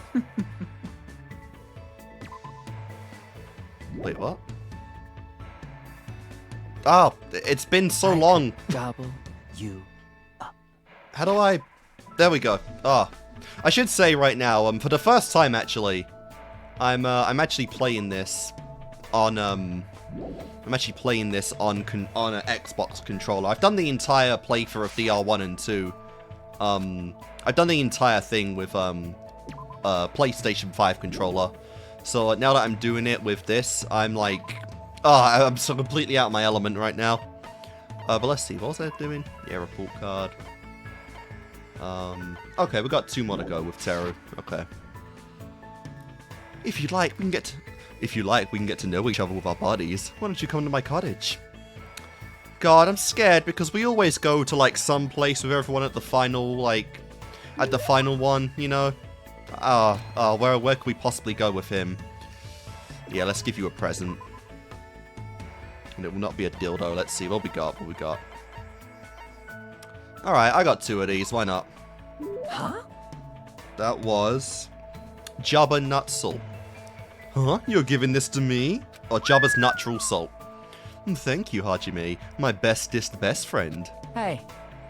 Hajime, are you ready? Oh god. What is this all of a sudden? What do you mean, am I ready? Who cares? Just answer. Are you ready? What should I do? We gotta do it. Yes. I knew you would say that, Hajime. But what am I ready for? Okay. I don't know if I've commented on it yet, but I do like how, depending on the character, like the three little pixel boxes do change color. That's a neat touch. Well, isn't it obvious? You're ready to eat my specially made dish. Why do I need to be ready to eat something?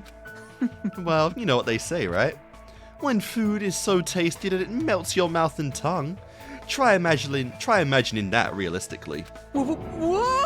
Oh, the horror! What am I saying? If something like that really happened, that dish would stop being food and become a weapon. Oops! If we keep chatting about pointless things, my wonderful dish will get cold. Now then, here you go. With that, Teruteru revealed a Tupperware container. Before I even opened it, a delicious smell that words can't describe flooded the area. Is this what we were talking about before? My most proud masterpiece. Vasali-style meat and potato stew. Okay. Okay, meat and potato stew QD be off. I'm not even gonna try saying this shit. I hate Teruteru. He has a lot of words I just don't know how to say. Go on, try some. Now the names make me uneasy. It smells like a normal meat and potato stew. I made up my mind, and as soon as I opened the Tupperware, I was scarfing it down faster than I could shovel it in. Yep, it's delicious. It's extremely delicious. Steamy potatoes that fall apart so delicately, carrots seeping with such gentle flavor. Wrong voice. Onions that had nearly melted. Tender meat with the perfect amount of fat clinging to it. Everything I could bind to form such perfect harmony. I've never eaten such a delicious stew in my whole life. No. Did I somewhere? Yeah, memory sus. I don't think you could actually finish, yeah. Chapter 1 potatoes, I don't think you could get to this point with Teruteru before he died, so you'd have to do this in island mode. Well, obviously it's delicious, after all. I'm the one who made it. That may be obvious, but it's not just delicious. This taste, how should I put it? It reminds me of something I forgot. I'd say, like, yeah, like, it couldn't be that he's tasted Teru's food before, because he wasn't part of the class before. You know, he was in the reserve course. He wasn't part of, like, this group's class at any point. After I quickly finished eating, Teruteru silently stared at me for some reason. You say such interesting things. Mm-hmm. Yep, I think I have a general idea of what you like. So, what should I make you next time? Zodiac-style boiled... Fuck! Etouffee? Or, no. How about Aztec-styled mackerel skimmered in miso de poche? What the hell? Though the names all sound suspicious, they seem like they're just regular home-style meals. Could his cooking specialty really be? Oh, that was a quick one. Okay. Apologies to Teruteru. Okay, these aren't too long then for him.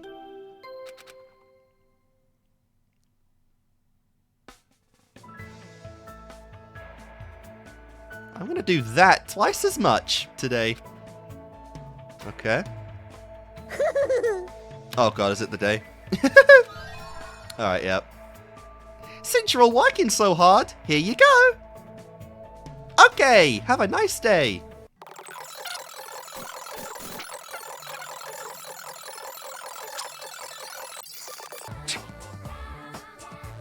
Alright, so it looks like we lost Fuyuhiko, I guess. That's why I didn't want to do this. Potentially we lost him right there. Who cares? Alright, let's keep going. Teruteru for the final time. At least for now.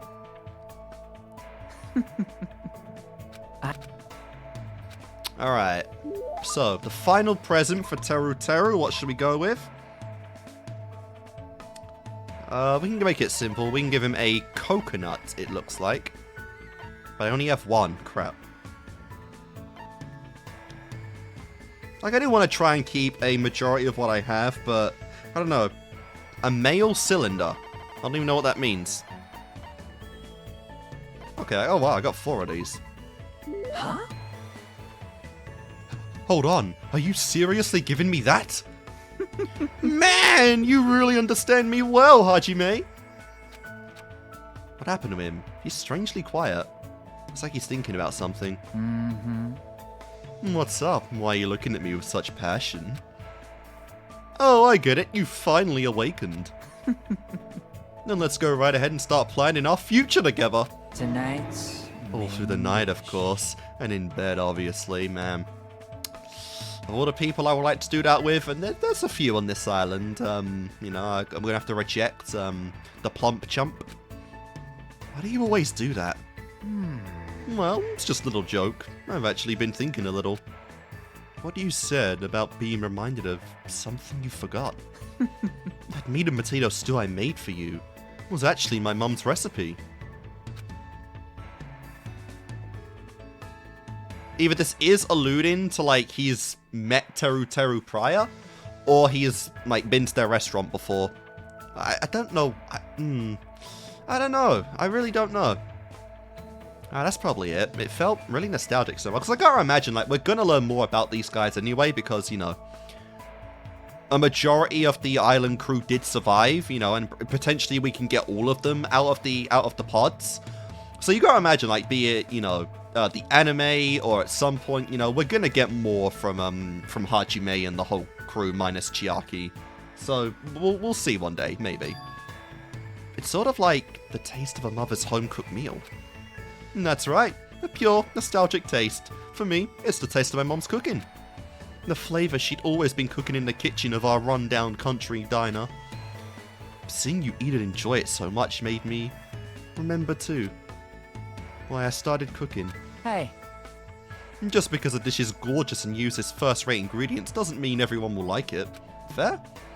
Tastes change depending on likes and dislikes, feelings and emotions, memories and perception. It depends on each person to determine what they believe is tasty. I don't really want the sparkling city life or my stunning success. I just wanted to cook for someone important to me. My cooking was just for the sake of making the person most important to me smile. How are you gonna be a complete pig the entire time and have, like, a pure-hearted, passionate reasoning for cooking, man? You're all over the place, Teruteru. I swear, man, you are just everywhere at once. Why did I forget something as important as this?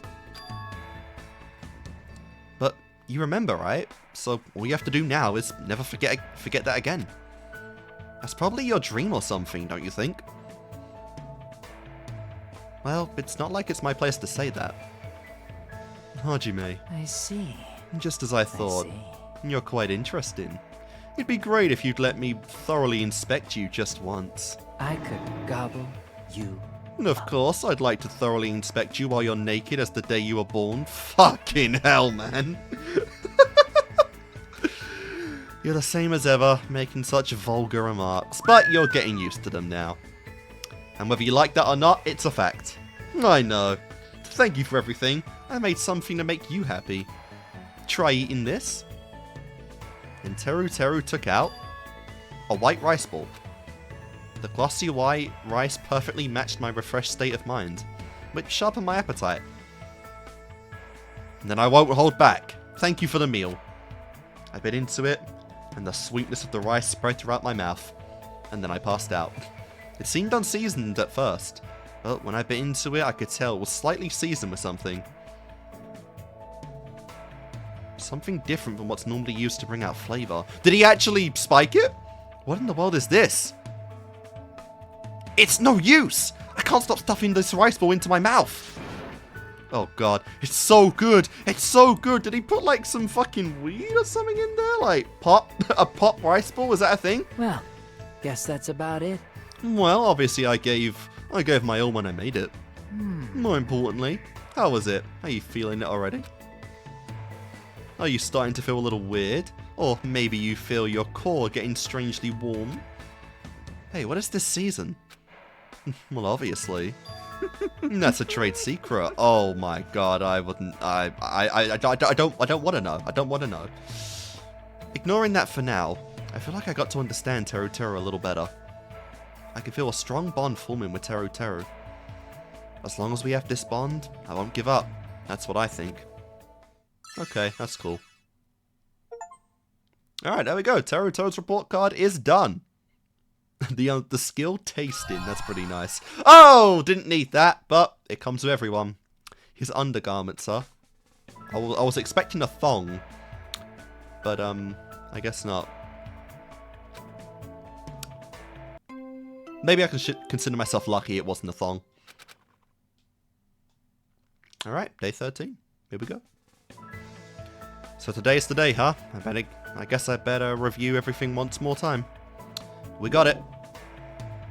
What? Wait, what? I didn't get it? I thought I got it. Did I not make that? Huh.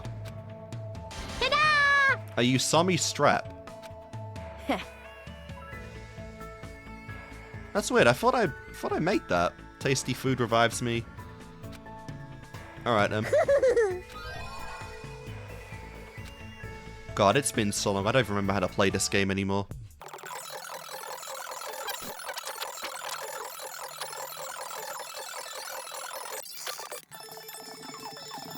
Alright, so next up on the list should be... Oh god, we got the worst girl in the whole game, the blummering sexist. We got Mahiru next. Oh my god. Alright, let's do this. I should mention, like I said, it's been like... It's been a while since I've not only played the game, but seen some of these characters in general. So, you know, any voices I got comfortable with in the game right now, I've probably forgotten a majority of them, so I'll just... Like, I usually try to do as accurate to the official VA as possible, and I usually, you know, settle into whatever I'm forming over time, but it might be a little off at this point, you know, but it is what it is. I don't feel like I'm quite as settled into these voices as I was with DR1, but we'll see. Spend time together with Mahiru. Oh god. Jeez. Jesus, well fuck you then!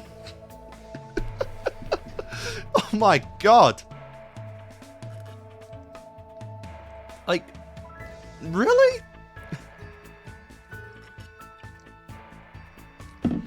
Alright, Oh, alright, let's think about this. I really should take better care of my camera. If it ever breaks, it's impossible for me to send it out for repairs right now. But still, it feels weird to not use it. There are so many things I want to take pictures of. I'm going to take some photos of scenery, but if you feel like following me, go for it. Okay. I followed Mahiru for a while she took photos, and I learned a little about photography in the process. That's cool. And we go closer. Yeah, let's give her, alright, what have we got? She likes apron dresses. Do I have multiple of those? Nope, just one. Oh my god, she wants to wear an apron dress? Honestly, that would probably look nice. But let's see. Hope's Peak ring. Wait. Oh, that's 33. Huh? You're giving me this? Thank you. Thanks. I'm pretty happy, I think. Hey! Ah, Hajime, stay there, right there. No, she's taking a photo. Hmm? Say cheese! Okay. Just kidding! She does not sound like how I remember her sounding like. The stutter went click. I guess Mahiru wanted to take a picture of me. I guess this is good enough. Yep, that sure is a dumb-looking face. Dumb-looking face? That's only because you took my picture so suddenly. Just so you know, it's not like I want a picture of you or anything. Wow. Is, let's see, is Hiyoko's tsundariness taking effect now? We getting those lines from you? Baka? I swear to every god who's listening that that's true. This is just a record. You don't have to go that far. But what kind of record? A record is just a record. I want a record that right now, we're all living together in this place. We're living together? It's pretty simple. But in this kind of situation, it's easy for us to forget that, you know?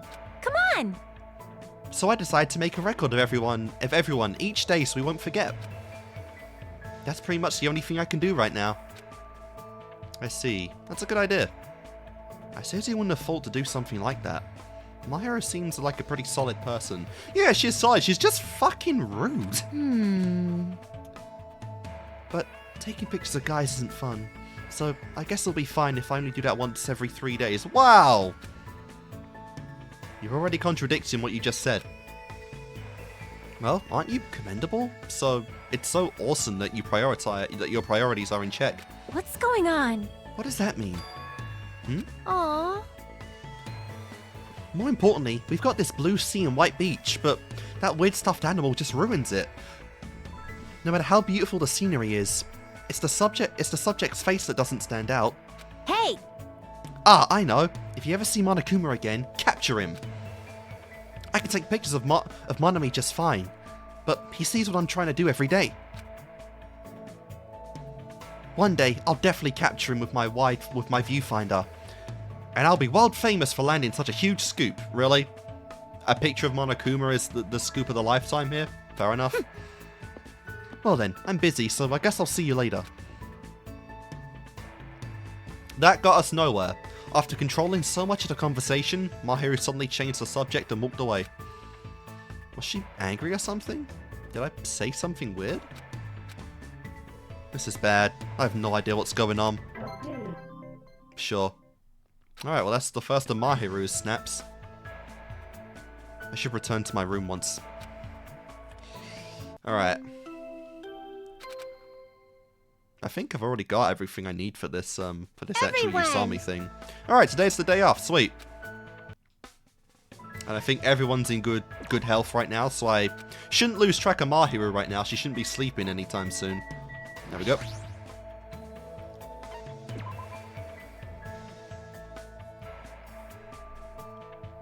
Jeez.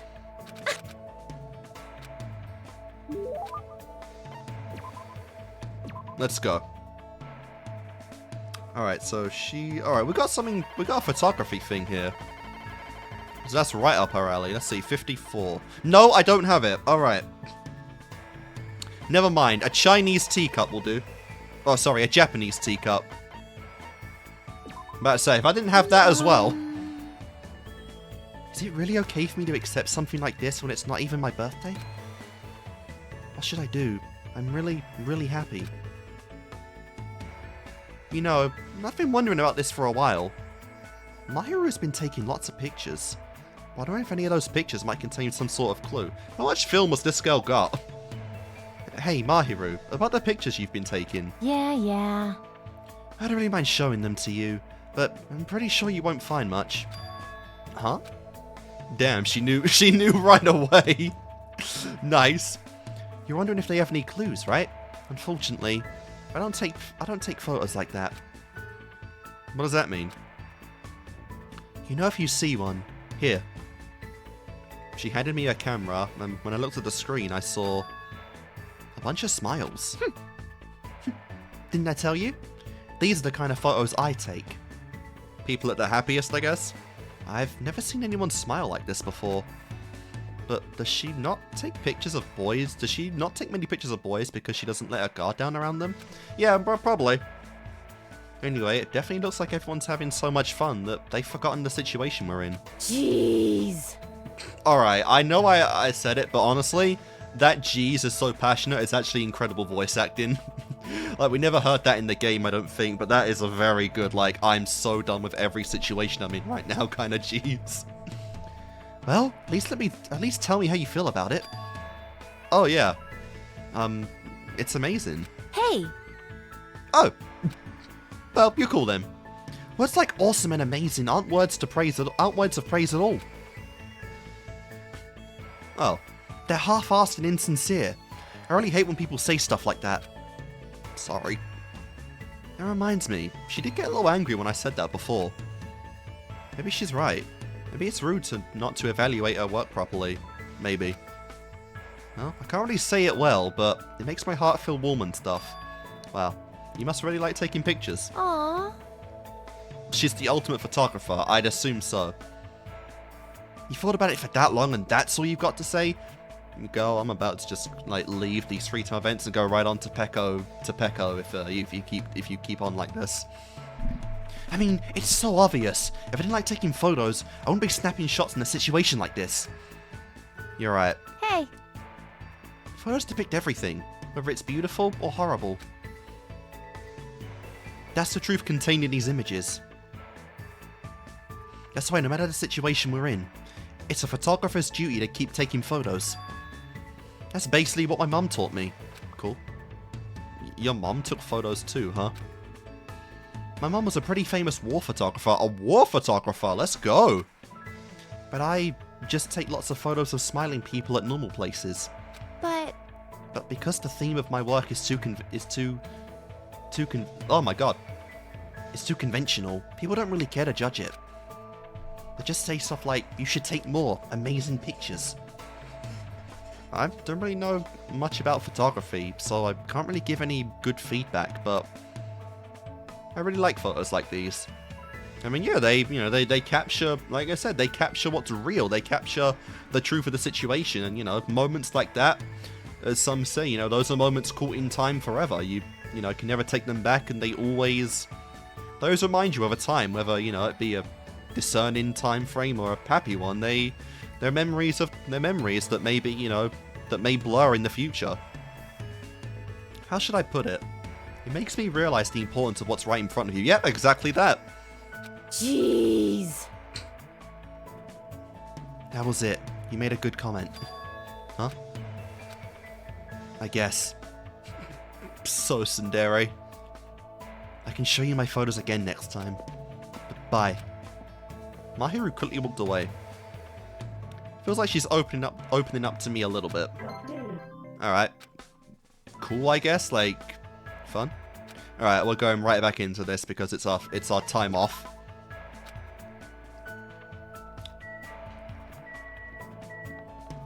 Oh yeah, right there.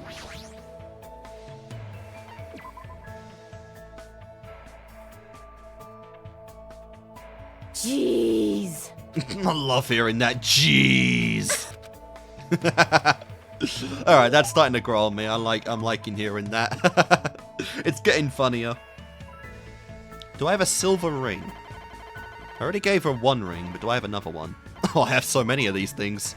Yep. Huh? Oh, shit. What? What'd she say?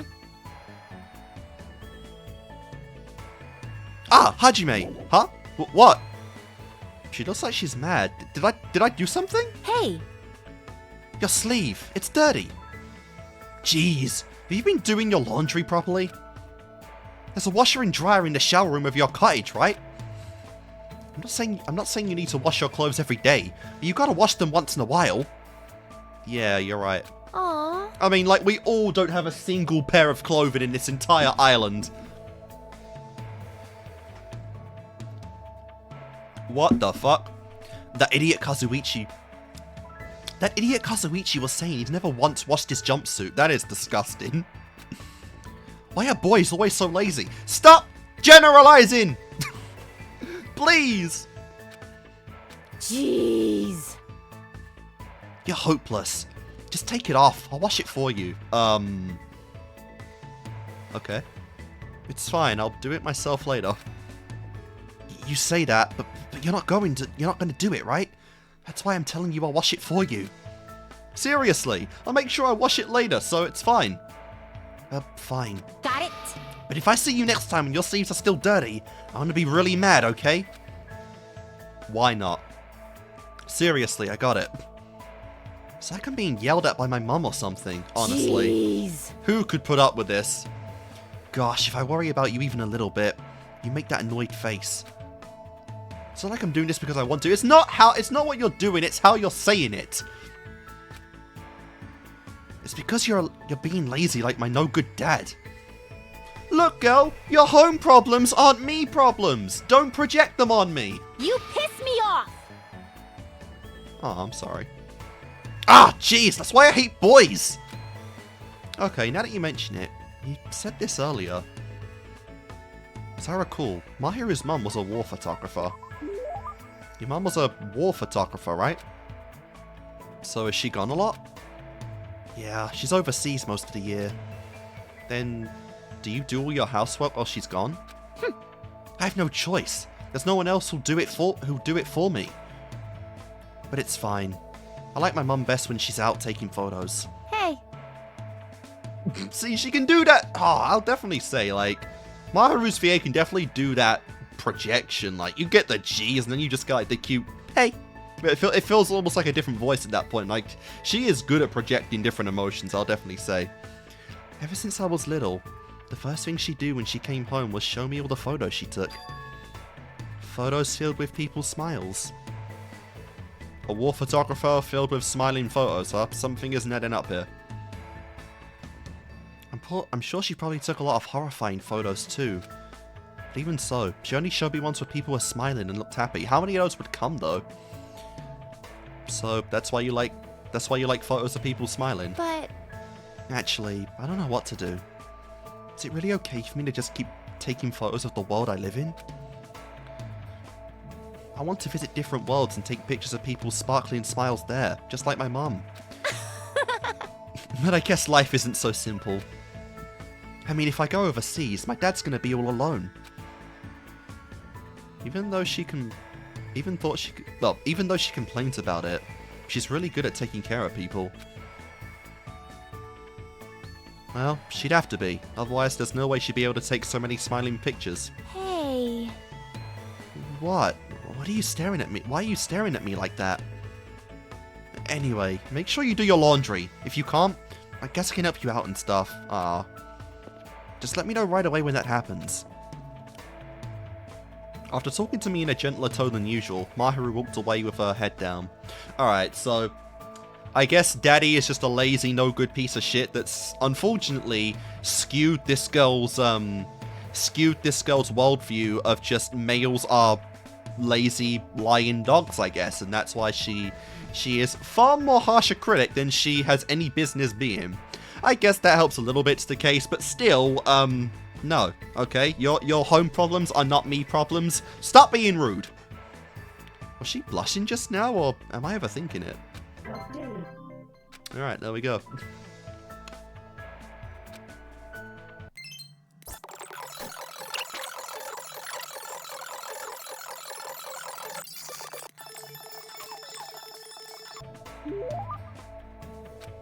Alright, what can I give her this time? She likes alright, she's a bit of a cosplayer, or just a dresser in general. We got a compact costume. Is that any good? What is that? 107. Can't even see the numbers right now. Alright, we do have a compact costume. Is it really okay for me to accept something this amazing when it's not even my birthday? hey, Ah, Hajime, stay right there. Alright. There goes the shutter again. Looks like Mahiru took a picture of me. She's like, "Yeah, we're getting a little more comfortable around boys." She's actually taking photos of boys now. Well, just one, but that's fine. What a dumb looking face! You should tell me in advance before you take my picture. And what kind of face am I making? Show me. No way. Why not? Then erase that one and take it again. I'm sure I don't make a dumb face. I'm sure I won't. Ugh. I'll make sure I don't make a dumb face this time. Nope, you can't. Alright then, well, we're actually taming the soon. For some reason, the way Mahiru's smiling makes me think she's having fun. And for some reason, I'm getting embarrassed. I mean, isn't it just a waste of film to take a photo of me with making a weird face? hey, I never erase a photo once I take it. That's my policy. You must go through film a lot. No matter what kind of photo it is, the moment captured in it only exists at that time. What about if, like, a window catches a flash or something and, like, it's completely unusable? Gotta be some limitations to this girl. Also... Nothing. Anyway, because it's of you, I'm gonna be using it later on, you know what I mean? hey! Do you like to take photos? I'm not sure. I pretty much just use the camera in my cell phone. Jeez. Ugh, you're no fun at all. Come on! But even though you're not familiar with cameras, you should at least know what type of camera I have, right?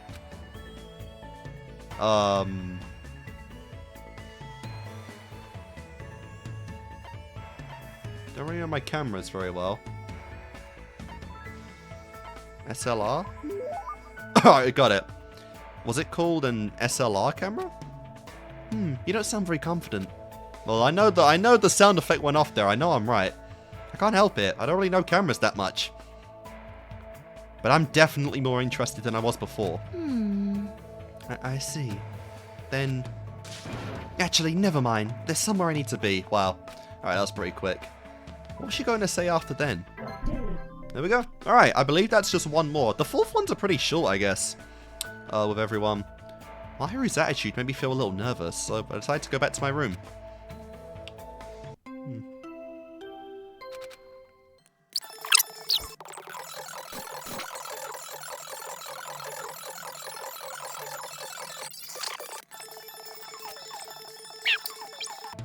Alright, final one with Mahiru. What do we got? What do we got? Let's go for a love one this time. Oh no, the compact costume was a love one. Rose in Vitro. If I have more than one of those, I'll give it to her. 102. Yes, I do. Nice. Really? Receiving a rose to match her hair. Can I really have this? Thank you. Thanks, Hajime. I'll make sure I take good care of it. Hey. Hey. I actually need to ask you for something. Will you listen to me? Well, it depends on what you're going to say. Hey! Jeez, why do guys always say stuff like that? Do you really mistrust me that much? That's not... Whoa, that's new. I've not seen that sprite before. Huh? Somehow she feels less headstrong than usual. Her eyes are red. Wait, she's not about to cry right now, is she? I'm sorry. I'll listen to anything you have to say. Anything? Ah, well, you know, if it's something I can do. You don't need to be scared. It's not like I'm going to make you do something impossible. But This is something only you can do. Only me? What does she mean? I can't really imagine what she's going to ask. Since this place isn't that good, can we go somewhere else? Back to her room, I assume? Mahiru dragged me away from the area. No, okay. Just the beach. There's no one else on the beach. Mahiru's been quiet for a while now. Hey, what did you want to talk to me? What did you want to ask me? Well, that's... then... Can you take a photo of me? You want me to take your picture? But why me? I mean, I haven't really taken many pictures before, and I don't even know how to use your camera. It's fine. I just want you to take it. I can tell from Mahiru's face that she's not joking about this at all. I don't really know the reason, but I did say I would listen to anything she says. Fine then. Mahiru handed me her camera, and I nervously took it with my trembling hands. Yeah, if we mess this up in any way, we are in the shit list for life. Now then, how should I take the picture? What should I be careful about when I'm taking a picture of someone? Wow.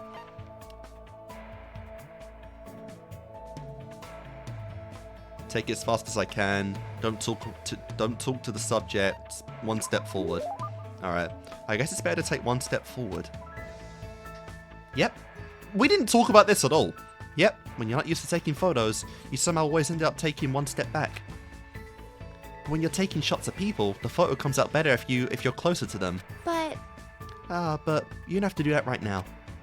Huh? It's better if I get closer, right? It's fine. Come on, hurry up and take it. I've never felt this strange feeling before in my life. Normally I'd be too embarrassed to do it, but because I locked eyes with Mahiru through the viewfinder. The Mahiru I was looking at through the camera looked like she had a completely different face than before. I suddenly felt extremely embarrassed and I accidentally pressed the shutter. Well, there you go. That was a picture you took in the moment, which is exactly what she would have wanted. As soon as I released the shutter, Mahiru immediately ran over to me and took the camera from my hands. Huh? Huh? Does my face really look like this? I look a little goofy. I guess I can't see much about your photography skills. Really? I thought I did pretty well. Yeah, I like it. Huh? I like it as much as the photos my mum took. My heart was racing for some reason. I didn't really know what to say. Hey. I realized I didn't have many photos of myself. So, I was thinking about taking at least one shot of myself while I'm on this island, fair enough. The one behind the lens is never recorded after all. To me, the me who's here like this. I really wanted a record of myself as you see me. Thanks, Hajime. Yeah. Hey! I know, if you're interested, I'll give you my old camera. Huh? No, that's okay. It's fine, I want you to use it. But I didn't bring it with me, so if we ever get off this island, I'll make sure I teach you how to take photos. That's actually kind of sweet. That's pretty cool. So, when we're finally able to get out of here together, maybe we can... Go on a photography date? I don't know what that would entail, but apparently that's what we're alluding to. As Mahiru suddenly stopped speaking, I stayed silent as well. All I heard was the sound of the waves crashing around us. There wasn't a single atom of awkwardness contained in our silence. I can feel a strong bond between Mahiru and myself. Mahiru, let's definitely get off this island with everyone, so I can one day hear the words she wanted to say. And there we go.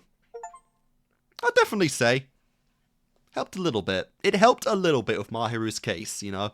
Deadbeat dad, I guess, who doesn't do much, so, you know, she has to take care of the chores. Understandable why she's a little skewed in her perspective, but she's just got to tone down a bit, you know. She is unnecessarily rude for little reason. And I know Hiyoko has the same problem.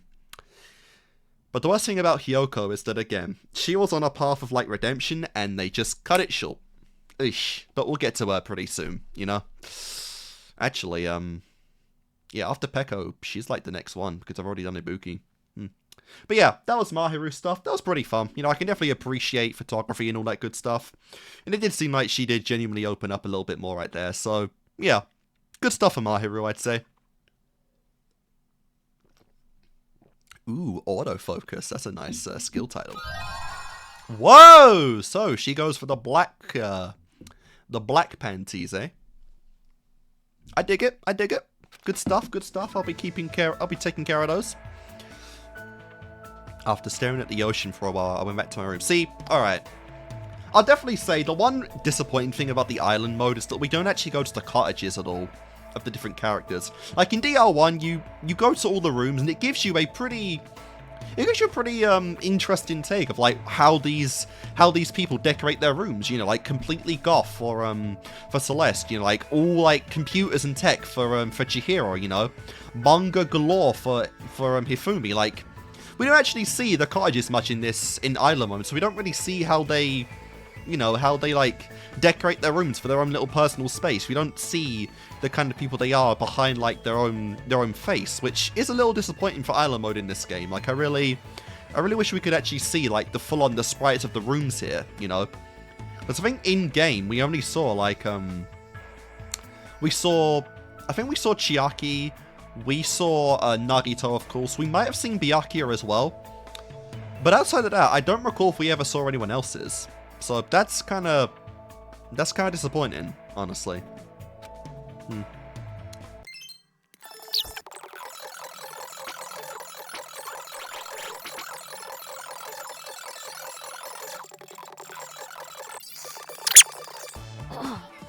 Oh, fuck! Oh, I underestimated how much time Peko had. She's literally the next one, and I just messed it up. Alright. Well, not the next one anymore, I guess. Who's next? Oh yeah, it's literally Hiyoko. Alright, I guess we'll have to go with Hiyoko then. The order is already messed up, because I screwed it up in Sonia and Byakuya's part, but... that's on me. That sucks. Anyway. I don't even know why I keep myself to these rules, because, like, I mess them up every time. Alright, Hiyoko Saionji. What do we got? See, now, Mahiru's just... she's a bit rude and soon. This girl's just batshit fucking crazy and a soon. Alright, oh, the voice here. Huh? That's weird. Did I hear something just now? That's so weird. Nobody's here at all. Hey, you! Whoa, I didn't see you there, Hajime. You were so boring, I didn't notice you at all. If you really insist, you can hold my bags while I pick up snacks from the supermarket. Didn't she like lemon gummies or something? I went with Hiyoko while she shopped, and I was forced to carry a huge load of snacks back to her cottage. Diabetes girl, it is coming for you young. It looks like Hiyoko and I grew a little closer. Or did we? That's the fair question. Oh my god, alright, let's go. What is this girl like other than food? A cloth wrap backpack.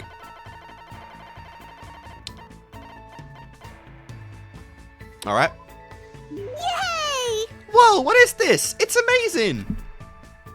Yep, this truly shows Japan's beauty. I've never received anything that made me this happy. Hey, hey! I'll take good care of it, okay? Hey, hey! Hey, Hajime. I've been thinking ever since I first met you, but will you get mad if I say it? Probably. I'm not going to get mad every time you say something to me. I see, then I'm going to say it. Oh, this is going to be the worst shit ever. I've been thinking this ever since I first met you. You You have a shady looking face, and you look like the kind of person who's too lazy to try hard. A shady looking face while you're looking at me like that? Oh my god, look at her hand there. What the hell is going on with that hand? It looks like the hand off of a corpse or something. Good lord. And not only that, I think you're so hopeless for coming after me like some pedo pervert. Damn! Oh my god. She said that once to like, she said that once to, who did she say that to? Nagito, she said that to Nagito, didn't she? Alright, I said it before, but I'm saying it again. Is this confirming that Hiyoko is like, actually 13 or something? Like, can't be a pedo when you're the same age! Oh my god. Hold on a minute! If you think I have a shady looking face, well, I guess I can let that slide. Serious, wait, pedo or pervert, which part? But you better take back that last part. When did I ever come after you? Honestly, you deserve to be whining and crying after that. Huh? Yeah, I think when you start pulling out the P words, words mean nothing, you know? No, fuck you. You said you wouldn't get mad! Wah! Crap, there's no way I can leave her alone when she's acting like this. Bro, fuck her. Sorry, I'm sorry I yelled at you. Please don't cry anymore. Then, if you're really sorry, can you buy me the thing I like? What the heck? Fine, what do I have to buy you? It's shaped like a star, and it's small, and it's cute, and it's sweet. What are we talking about? It's not crumpet, it's candy. Confetti, it's candy. No, so you just want candy, right? I wonder if I saw any star-shaped ones. Hey! Wrong, it's not something that boring. It's smaller and cuter than normal candy. Alright, so it's confetti. What the fuck is confetti? Do you mean confetti? I gotta look at this. What the hell is confetti? I've never heard of confetti. Oh,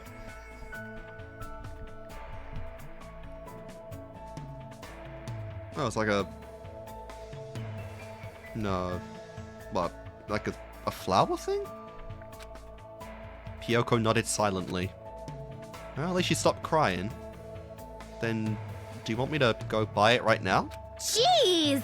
Just so you know, you won't find it in that supermarket. Really? Yes, yes! Jeez, Hajime, you're such a pushover. Wow, you totally promised me without realizing it was impossible. And you even got tricked by my fake crying. Wow. Wow. No, you definitely weren't fake crying those tears. Nice. God, you're so helpless.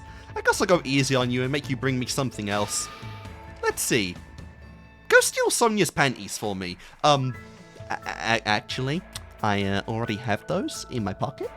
Actually, they're mounted on my wall, but you know, I'm already in possession of those, you know. But I don't blame you for wanting a princess's panties. That is quite a noble treasure right there. No pun intended. Oh, that sucked. I apologize for that noise. Are you trying to make me a criminal? Bitch, bitch, bitch. Bring me Gunham's earring then. That's pretty good. Alright, I definitely like the sass Hiyoko can bring. See, the first one makes me a criminal. The second one gets me dead if I'm cool. Eaten alive by hamsters is not a way I want to go out. And you better steal it. I don't want you to borrow it. You don't really want it, do you? You're just trying to make me suffer. Just let me bring you a different snack. I'll go get you something you like. Why? But they don't have anything cute there. I could have something cute, like flower candies that made with refined Japanese sugar. Look, I'll get you some Haribos, okay? Take it or leave it. You spoiled little brat. There's no way you can get those kinds of traditional candies here. But just as I thought, you really do like traditional Japanese candy, huh? Hey! Well, it's so elaborately made that it's practically art. They're so small and sparkly and cute. I love them so much. Foreign sweets are made with too much sugar, so they're perfect for uncultured idiots. Hey. I mean, alright, I say that, I wouldn't be against eating, or trying some sweeties from Japan. You know, that'd probably be pretty based. If I ever go, I will buy some candies. If she hadn't said that last part, I would have been impressed. Well, this is Hiyoko after all. I guess I just have to accept it. But I do feel like I understand Hiyoko a little more now. Sure. Hiyoko asked me to do the impossible. Hiyoko asked me to do impossible things for her all day. By the time I returned to my cottage, I was wiped out.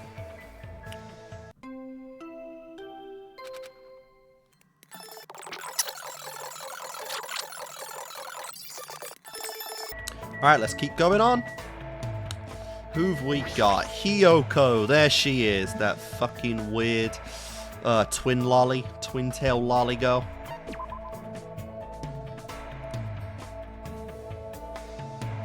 Huh? Wow. Yeah, if you're not Mahiru, she does not acknowledge you. Actually, that's the best outcome, to be honest. Let's see. Alright, she likes 10th act verse. Got paper 10th act verse. GIF 77. Where do we have this? Alright, got 2 of them. Sweet. Huh. Can I really have this? Yay! I've always wanted something like this. Hey, you! You look like a different person. Thank you. Yay! Yay, this island has lots of flowers. I love flowers. Well, I guess this does look pretty scenic. I'm surprised someone like you likes flowers and stuff. Aww. Oh, what does that mean, you stupid, ugly idiot? You're so mean. How can you perform a traditional Japanese dance if you don't have a heart like Cheris's flowers? You don't understand at all, do you? Alright, despite her looks, I totally forgot that she's the ultimate traditional dancer. Nice, yeah. It's not a talent that really came up too much in the game beyond an optional free time event. But yeah, she is a dancer. Not too many of the ultimates were too prominent in this game, you know. Mahiru was good for the one trial she had in it, but like, you know, a lot of them didn't really come up too much, you know, so it is what it is. If she didn't have a foul mouth and rotten attitude, she'd look perfect standing next to the flowers. Hey! I love flowers because they're so pretty! I used to play at flower gardens when I was a kid. It was lots of fun stomping them and messing them up. Oh yeah, and she loves squishing ants and little things. Because, you know, it's the only thing shorter than her. Huh? Wait, didn't you just say you love flowers because they're so pretty? Understand? It's fun to stomp pretty things with my feet and kick them all over the place. How can you think like that? She is a psycho. Maybe it's good that she's trapped on this island. Oh yeah, Akane saw me the other day when I was stomping flowers too. She asked me what I was doing, and it was so annoying to explain it to her. Yeah, I believe they were both together on the farm, canonically when we started Chapter 1. So I told her that stomping and kicking your food before you eat it gives you a lot more protein. Then she actually started eating the flowers, but she said didn't taste that good. Nice, I mean, I can imagine Akane doing that, but it doesn't change the fact that this kid is a rotten jerk. She's seriously so stupid. What should I make her do next time I see her? You do it again, she might kill you. Then again, Akane is gullible, so no matter what I tell her to do, it'll be too boring. It's a lot more fun to mess with Mikan. I don't know if that's like the first time she actually said Mikan's name directly or not. Hey, Hiyoko. What? You are a bitch. You must not have many friends. What? Well, no, duh. What's wrong with that? Friends are what you call a bunch of weaklings who decide to get along and play nice, right? Hey, hey! The world is filled with people who exist to serve perfect humans like me. That's why I don't need friends or any close contacts. You're just my slave. Got it. There's a big cope. Big cope right there, lolly girl. Slave? So... Hey, that's a big no-no. A slave should never talk back to their master. I don't really understand, but Hiyoko is giving me detailed instructions on how slaves should behave. That's the end of the goddamn segment. Wow. Yeah, all that was a giant cope on the fact that no one likes this girl. No one other than Mikan defends this girl. Sorry, Mahiru. Never, ever, ever.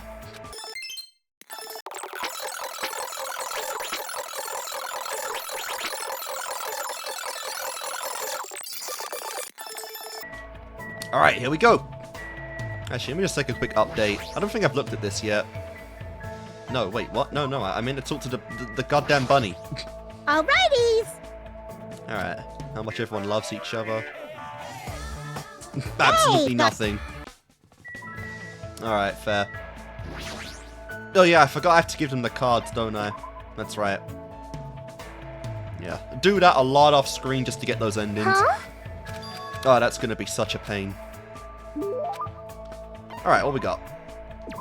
Alright, so another gift that she likes, the Secret Wind Sword Book. And that is 110.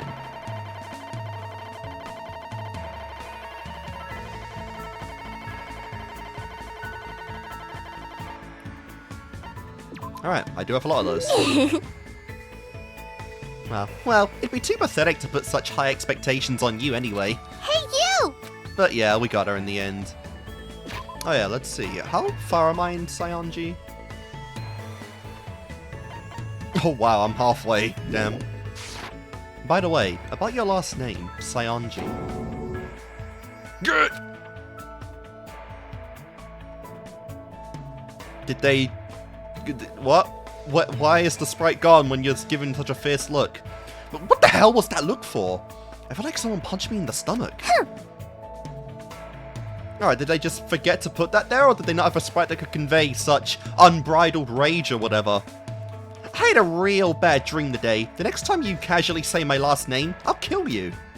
That's interesting because I know in Japan, like, it's common to say the last name over the first name. It makes me wonder how you're meant to, like, refer to people in like a family setting. You know, if everyone is like referred to by last name in Japan, how do you refer to individuals when, you know, families together or whatnot? But I guess they're reversing that here with Saionji or Hiyoko. The next time you casually say my last name, I'll kill you. You should warn me about that ahead of time. But what's wrong with your last name anyway? Is it really that big of a deal? So... Maybe it's a thing in the original that she prefers people say her first name as opposed to her last one. I hate my last name. Everyone who shares my last name eventually dies a crazy death. Alright, girl, it's not Death Note, calm down. Does that include you too? Oh well. Huh?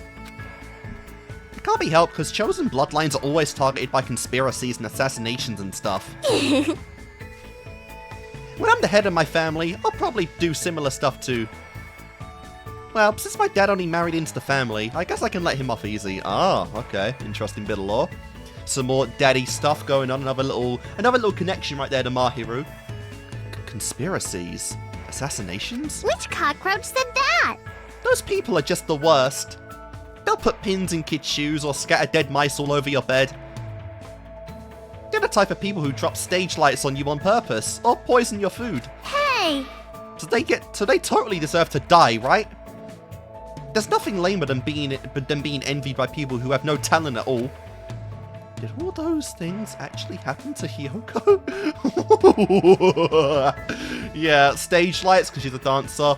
I don't know how she got out the poison food one. Must have been like very close to a hospital or something, or maybe her, her managers actually take precautions with that stuff like that. I heard the Saionji family was famous for its traditional Japanese dancing. Do you know about a performance called The Madness of Nakazu? It's a dance about a dad who goes crazy. But to tell you the truth, the dad's craziness is a total lie. Now why would he do something like that? Do you know why? There's no way I'd know anything about that. But if I compare that character to Hiyoko's father, to use his daughter, protect his daughter, to kill his own daughter. To use his daughter? Was he trying to use his daughter? If he was that clever, probably wouldn't have suffered so much. Was he trying to protect his daughter? Hey, hey! That's right! The story's about a father who pretends he's crazy so he can protect his daughter from perverts! During the performance, the bad guys are punished and there's a happily ever after ending. But life isn't that easy. Damn, my hag grandma thinks the family name is so important that she took me away from my parents. Ooh, ooh, ooh. But then again, she did take good care of me. Damn, so not only did Daddy enter the picture by obviously marrying him, but even Mummy's not on the shit list right now. After all, I'm the next head of the family. Don't you feel lonely? That's why it makes me really happy when you talk to me. Damn, there we go, already breaking down the previous interaction right there. I didn't know that. Yes, yes! Yes, yes, as long as you say that, everyone gladly agrees to become my slave. What? Hold on a sec. You said just now, how much of it was a lie? Wow. I mean, I can buy she lies with Hajime, but we know how real that was with Mahiru, you know, that was such strong gay vibes with those two, you know, like, she was begging for that Hiyoko, she was begging for that Mahiru booty. You're so stupid, it'd be boring if I told you. What the heck? I was actually worried about you for a moment. Wow. Don't yell at me! It's not my fault, why are you still yelling at me? Well, you know, how should I put this? Fuck you. Once again, I feel like I understand Hiyoko a little better now. But the more I get to know her, the more fearful I become. Well, that was something. I felt really tired after I got Hiyoko to stop crying, so I went back to my room. Alright then. So today's the day, huh? Alright, let's do this. Yeah, I made that thing, the Usami strap. Okay, what the fuck is going on here? I made the goddamn thing. What is happening? I literally made it. I had one. What am I doing wrong here? Ta-da! Because, like, I literally made the fucking thing. And it said I only needed one, right? What is going on? All right.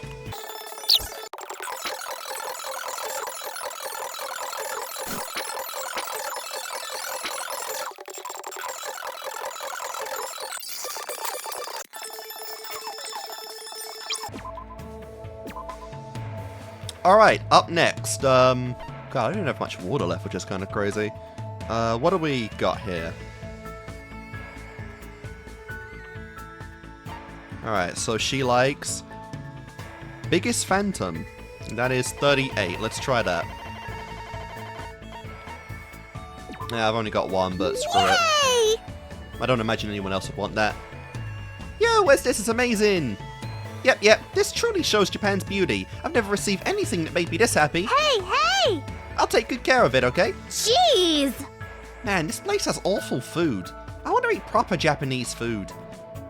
You like Japanese food? We're in Japan, Hajime. I like it! Of course! Rice, fish, vegetables, miso, soy sauce.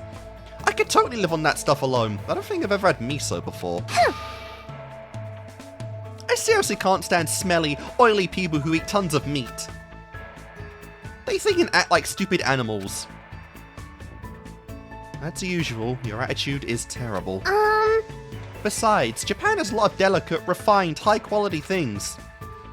Why do they gotta suck up to the worthless countries who can only brag about how big they are? Jeez! They don't need to import anything from those stupid places. Damn. You should stop. Boring! Seriously, we're on YouTube, girl. You're gonna get my video banned. Like, seriously. Hate speech, girl. How boring. Jeez. That's why opportunists are such useless cowards. You're not scared of anything, huh? Well, that's one good thing about Hiyoko, I guess. Definitely doesn't lack overconfidence, that's for sure. But... I'm just saying we should take care of the things that are close to us. I know I have an old-fashioned way of thinking because I'm involved in a hobby with over 400 years of history. Huh? But what's wrong with old-fashioned things? Okay, it's fair. Bit of self-awareness in there too. Of course, I don't intend to disagree with the new direction the Kabuki theater is taking these days. But I think it's a good thing to protect things that need to be protected. I don't disagree with what you're saying right now, but still. That's unexpected. I guess even you say decent things sometimes. Aww. What? How mean? I'm always serious. Hey, hey! I seriously love traditional dancing, Japanese candy, and Japanese food as much as I love these. I seriously love stomping on disgusting things. Is that something you really needed to mention? Well, I'm sure a boring commoner like you won't understand. Well, whatever. I always make it a habit to relax the tips of my fingers. Hey, hey! This is the source of the Japanese traditional dance. Traditional dancing, huh? Now that you mention it, I've never actually seen a performance. Even if you do go see one, you're definitely just gonna fall asleep in the middle of it. Maybe. Oh my, we were playing the moves now. But if you're the one doing the dancing, I'll make sure to stay awake. And that got a blush. Oh, is that the first time she's blushed? I don't know. Daddy said the same thing too. Huh? Don't start calling me daddy yet, girl. Then I'll make sure to specifically invite you to the next time I perform. Understand? But in exchange, if you fall asleep, I'll publicly humiliate you. I'll record you when you're at your ugliest and upload it on the internet. Got it, I'll pay attention. I feel like I made a promise in the fight I really shouldn't have, but definitely a deal with the devil right now. Hiyoko looks so unexpectedly happy, so I guess it's fine. Happy? Happy? That is the face of affection? Of positivity? Of joy? Sure thing, bro. Keep coping.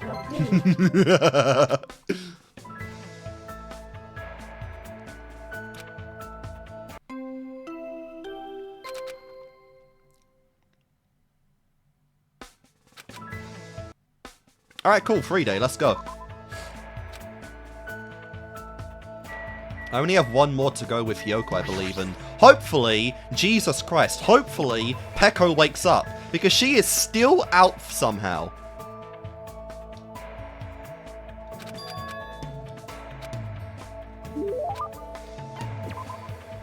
Alright, let's see. A cloth wrap backpack I think I gave to her already.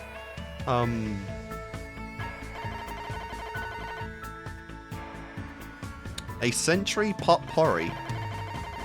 What is that? 86.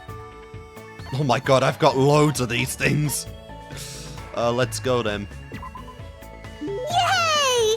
It's amazing! Yep. Hey, hey! Alright, here we go. She looks like she's in a bad mood for some reason.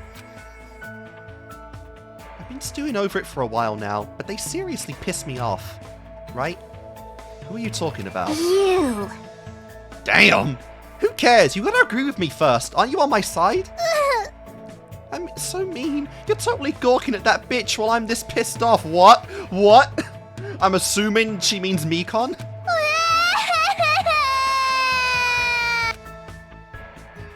Hold on a sec. Calm down. I don't know who you're talking about. You should think about it on your own. I have no idea what's going on anymore, but I can't just stay silent about this. Hiyoko was talking about... Oh, damn. Akane. Are you mad at Akane? What the? What? Are you stupid or something? She's nothing but a sturdy toy, you know? What? Alright, she mentioned Sonia before, so I'm gonna assume Sonia? Alright. Is it Sonia? That's right, that bitch is getting totally carried away, right? I honestly don't know what we're referring to here. She was, you know, in the first three, you know, in the chapters you were in, she was, you know, quite humble. Really? I think she's been like that all along. I don't care if she's a princess or a foreigner. She gets away with it because you all pamper her like crazy. Yeah, especially that idiot Kazuichi. He's obviously an annoying, pathetic virgin, so you're not wrong there. I know! I'll definitely give you that one. That's definitely a W. Ah! Maybe I should punish him first as a lesson to the rest of you. She just casually made a dangerous threat. Yay! Come on, Hajime, let's go beat him up right now. What? Why me? Why? Ah, then how about we gang up on Sonia? No. Boring. What? How boring. Fine. Fine. I guess you like that stupid pig more than me. Yes, you're not wrong. I do like Sonia more than you. You're 100% correct. That is facts. Ah, that's why you're so cold toward me. Oh, come on, don't cry. I'm not trying to side with anyone. You're not on my side? Seriously, hold on. Why do you even hate Sonia? Are you sure you're not just jealous of her? What the? What? Of course not! Then just leave her alone. No! She seriously pisses me off. If you're not on my side, then I definitely don't want to leave her alone. What's wrong? What's with her whining? Is she really in high school? Honestly, what a good question. Fine, I guess I'm on your side. Seriously though, just forget about Sonia. That doesn't mean I'm taking her side, alright? I'm definitely siding with you. Happy now? Really? Yeah. You're so easy. I can't believe my fake crying tricked you again. Sure, girl. She really shouldn't say that with tears in her eyes. You're really kind-hearted. Well, in your case, I guess that's a good thing. Damn. I don't even care any- He is- Oh, I love this. He is so at his limit with... Oh, he is so at his limit with Hiyoko. He could not give less of a shit anymore. Like, honestly. Who cares? Just, yep, whatever she says. Whatever you say, Hiyoko. If that's the case, let's throw stones at someone. Hell no! Jeez, when she's not being an unbearable brat, she can be pretty adorable. Right. But I guess that strength has been supporting Hiyoko this whole time. Since I understand that now, maybe that means a bond has formed between Hiyoko and myself. So I'll protect her. But if I say that to her, she'll definitely treat me like a slave. That's it, huh? Okay. That felt kinda...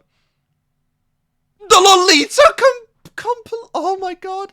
What the hell? Oh, the Lolita complicated, I think that said. Or it's Lolita complicated, whatever that said. Oh, I just saw that and that was peak, honestly. So accurate too. Alright. So, that was kind of, you know, fine enough.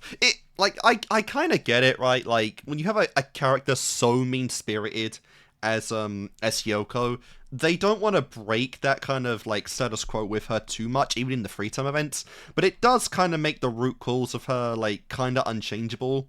And again, like, the big thing about Hiyoko was always that she was on a path of redemption. Like, we had that moment in Chapter 3 where she was kind of starting to become better, but they cut it short, and yeah, you could say that was the point, but it's still just tragic that they did that, you know. And even here, like, we really didn't get down to really much of a root cause of her, because they just want to keep, like, the tsundere archetype the strongest in Hiyoko, and unfortunately, she did suffer a lot from that, you know.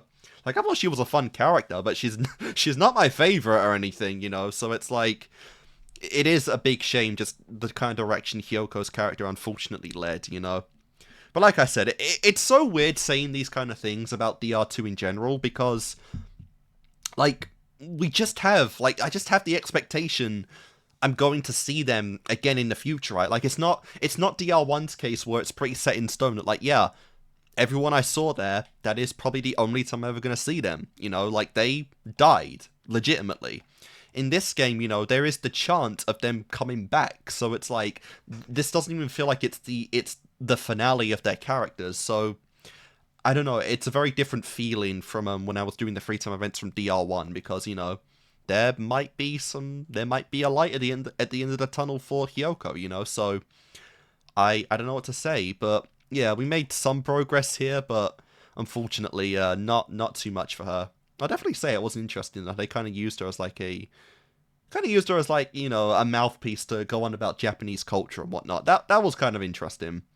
But overall, you know, it just is what it is with Hiyoko. Again, it's very unfortunate how she ended up. But yeah, alright, can I do Peko now? Let's see. Pivot turn. Cool. And of course, a pair of panties. Flowers. Flower undergarments, I see. Good stuff, good stuff. After engaging in a pointless argument for a bit, I return to my cottage. Alright. Wake up, Peko. Oh, that's right, yeah, we're in the, oh my god, we're in the next day, aren't we? Or in the same day. God damn it. I forgot about that. Alright, I'm sure there are some Pekoyama fans that are probably enraged right now. But, she likes black. Okay. And she dislikes candy. Oh, wow. She could not be any different from, Hiyoko if you tried it. Alright, so I don't want to do one half and then the other. So we'll just go for Mikan now, and then hopefully, like I said, Peko will be awake afterwards.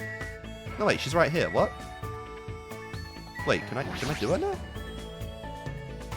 Oh, I can do Peko now. Okay, never mind then. Alright, let's go. Pekoyama. However... Oh gosh, she was so long ago. I don't even remember what I did for her. I might lose my edge by staying here. Perhaps running along the beach will provide sufficient training? Then... Alright, you run too. Leg strength is crucial for all things, and there is never a downside to training.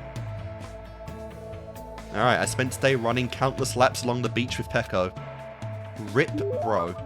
Now, he's not fat, but he's not... I wouldn't call him fit either, you know? I think Peko and I grew a little closer. Sure, let's give her a present. I probably got a sword or something. She also likes the apron dress. Alright, I only have one left, though.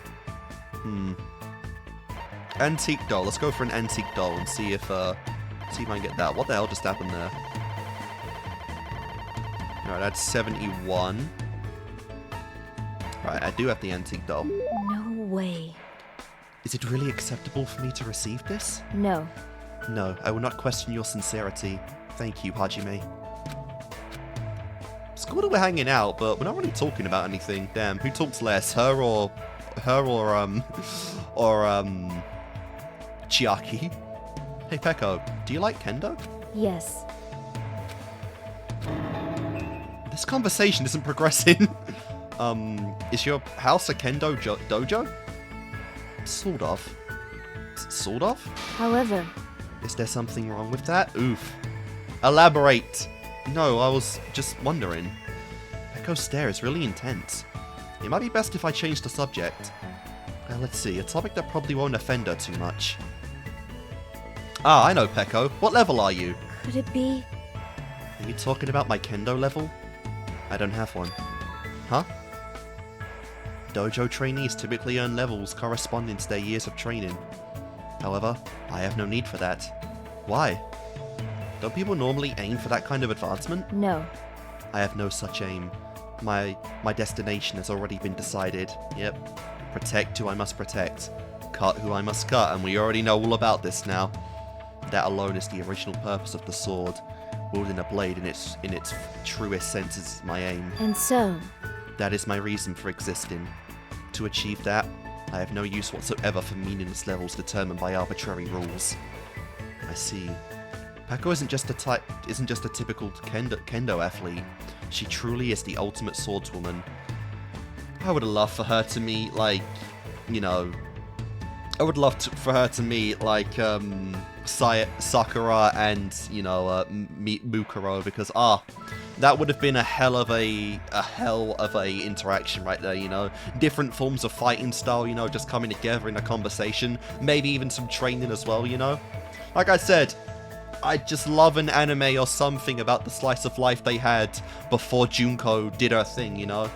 Because it's not just the characters in their own classes, it's who they intermingled with, you know?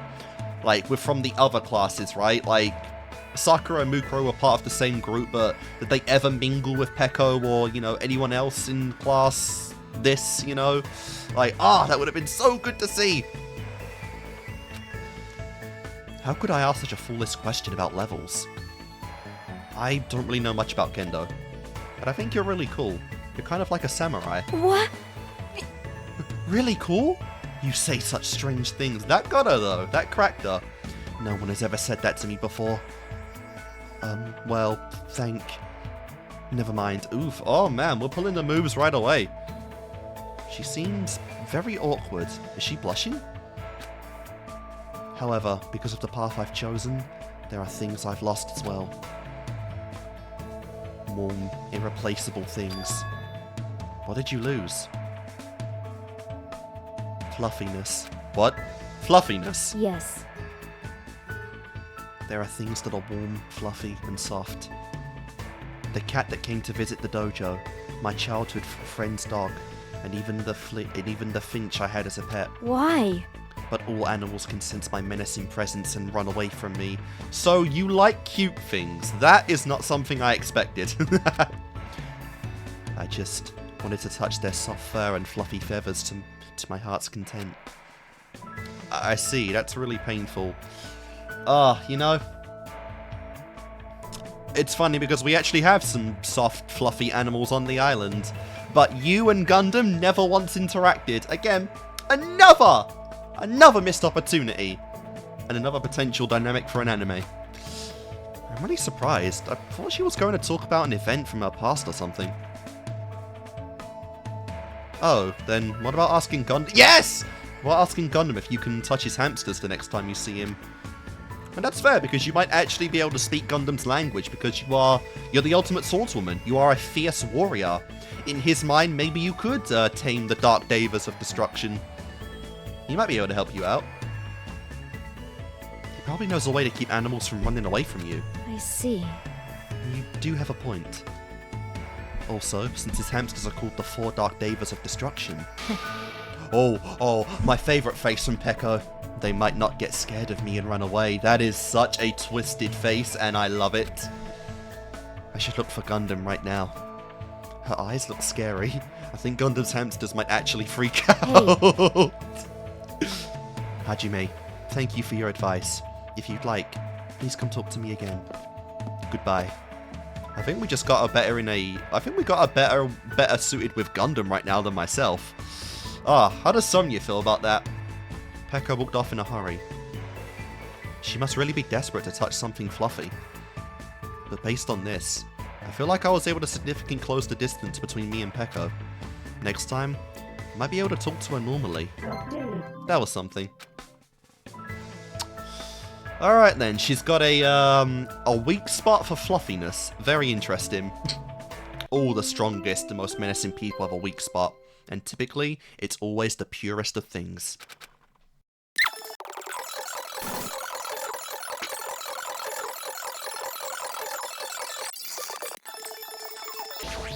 Alrighty then, let's go once again with some Peko time.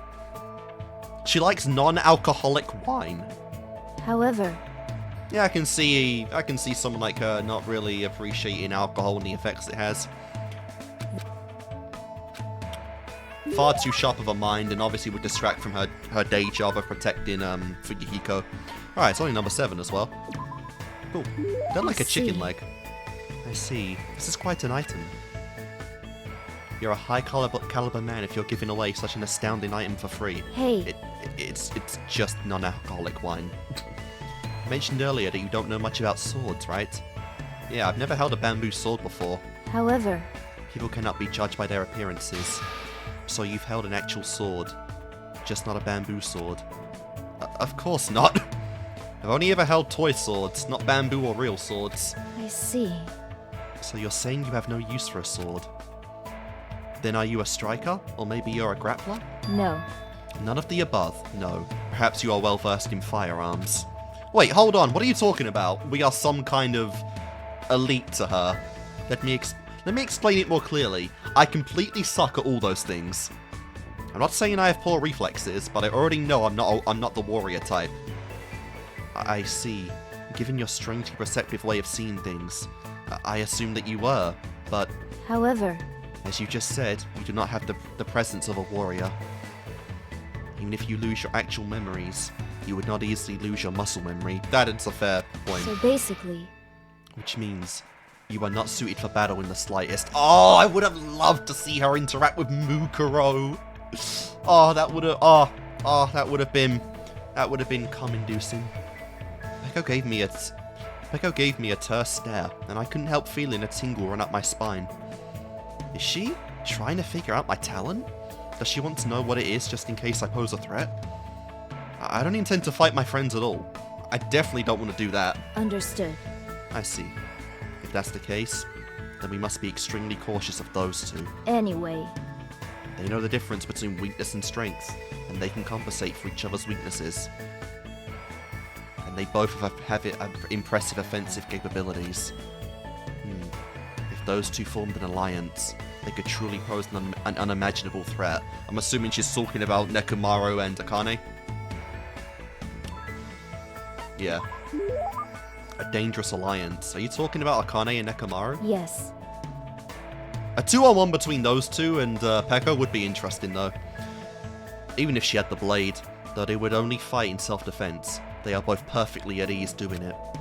Plus, the combination of an impressive athlete and a team manager poses a formidable threat. Not just that, though they do not specialize as fighters, their fighting prowess is incredibly high. However, if something were to happen... Yeah, you're pulling that shit out. Hold on, what are you talking about? It's pretty weird that you're assuming we'd ever need to fight them in the first place. It's just how a warrior thinks, you know? They are never at ease, truly. Their mind is always sharp and focused on a potential threat. We'll get out of this place if we cooperate with each other. Why do we need to think about fighting anyone? Hajime, you speak the truth. I, too, would prefer to avoid any senseless killing. However... There are times when swords must be drawn, whether you want that or not. What does that mean? Every human being has a duty to fulfill their destiny. That will never change, and there is no need for it to ever change. Hey. However, I do not dislike your way of thinking, Hajime. Huh? Interesting. So it feels like there is a small part of Peko that really does kind of wish she could be free of this lifestyle. That she could just put the sword down for a little bit and just enjoy the finer things in life. But obviously, the way she's been nurtured all her life, like, personal feelings are always a secondary thing for Peko, and the mission always comes first. It's why it really is tragic that, like, yeah, she wasn't just a, you know, she wasn't just an act. She wasn't always just, you know, focused on Fuyuhiko. There were some feelings she had for the class. It's just, it always came second in the end, and it, you know, it didn't ever distract, you know, but deep down, she really did want, you know, she really did want meaning and friendship, and fluffiness, which, you know, is a tragedy in her final moments when she truly realized that's just what Fuyuhiko wanted for her as well, for them to be equals, you know, among the group and not have a master-slave relationship or anything. Another tragic girl, Pekoyama is. But even though I called for her, Peko walked away without looking back at me once. I thought I was understanding Peko, but now I feel like I don't know her at all. Alright, cool.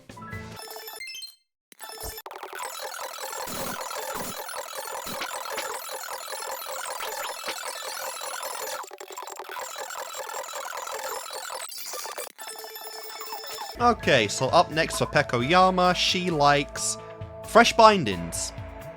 That is 24. I'm not entirely sure what that is, but let's go for it. Fresh bindings. 24th prize. Oh, I've only got one, never mind. Jabayan Duri? 37? God damn it, one. Okay. Marine Snow, 78. Alright, there we go. Oh, it's perfume. I Cool. see.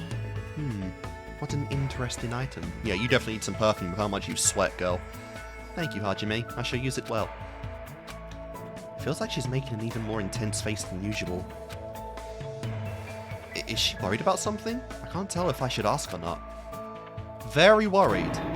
You got a stomachache again? Is that a thing? You get IBS, girl? Hey, you alright? You're starting to turn pale. What? Was I? What? What are you trying to do? No. Well, actually. Oh my god. I was trying to smile. Huh? Mahiru told me that. I'm the only one who doesn't smile for her pictures. So, I thought I should do something about it. But it's harder than I thought. Girl, you smile and the universe will collapse. Hey, You smiling is against the laws of physics. So, will you try to make me laugh? This is sudden. Anything is fine as long as it's funny, so give it a try. You're acting like you lowered the bar, but it's still really high. could it be? I know. If it's possible, I'd like it to have something to do with animals. Fuyuhiko, take this girl to the zoo. Come on. She loves animals, man.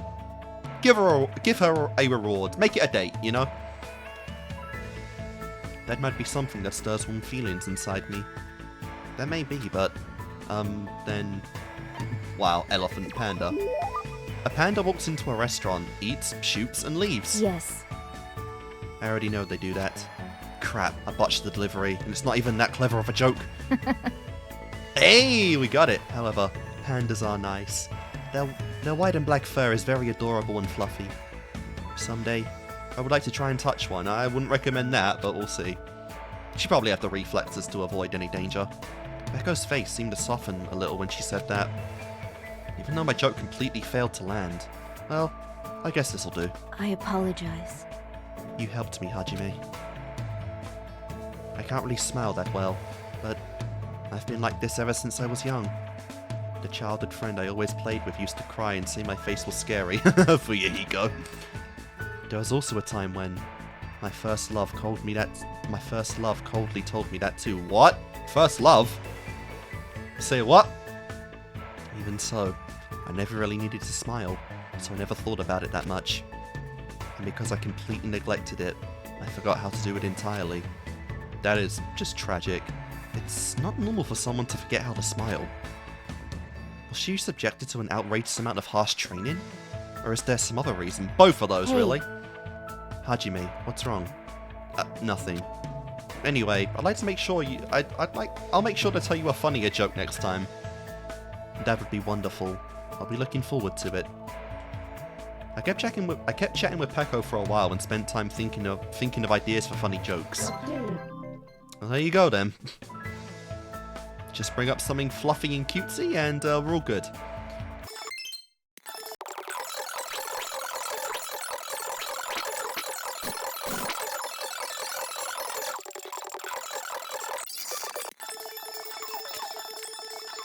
Alright, so she likes mini wave dispensers. That is 80. Let's try it then. Mini wave dispensers, let's go.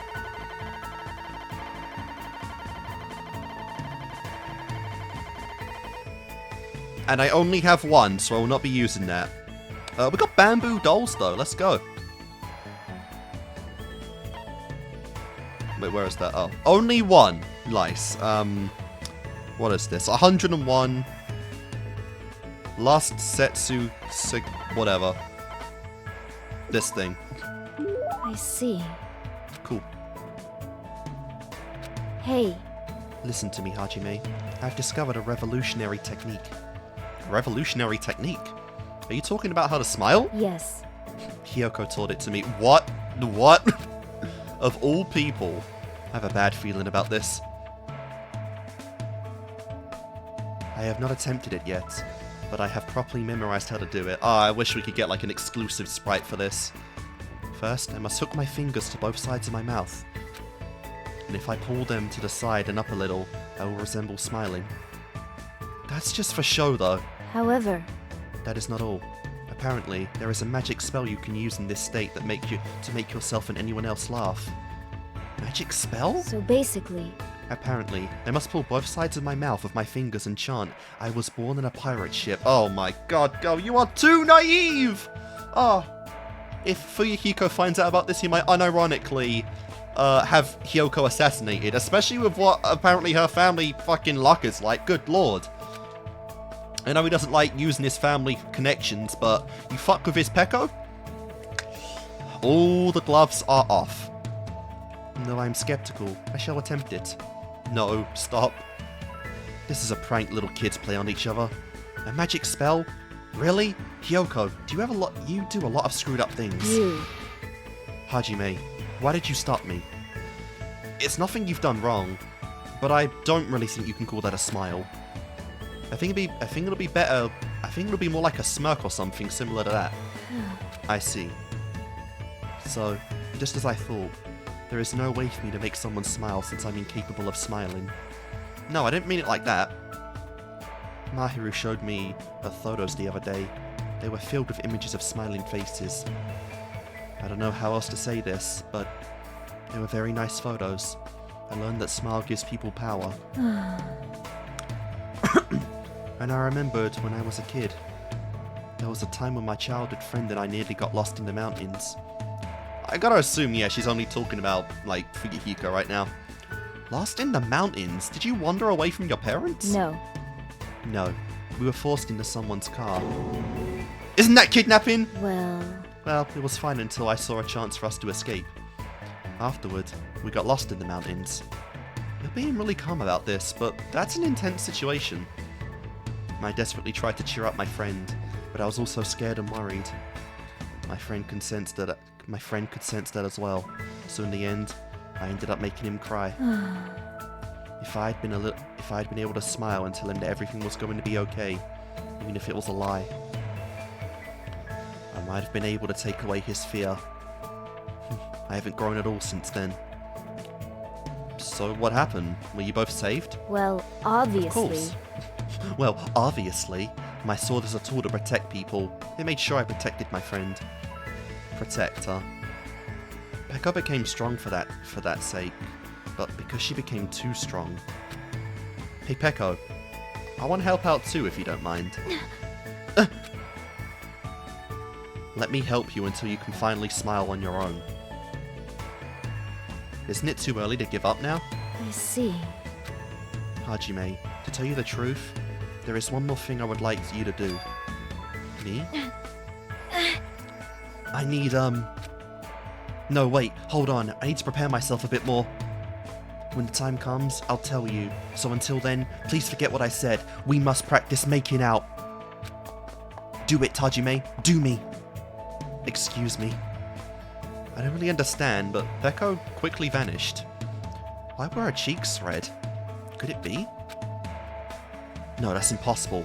There's no way Peko is interested in me yet. That is actually impossible. And if she is proposing anything, it's just practice, training.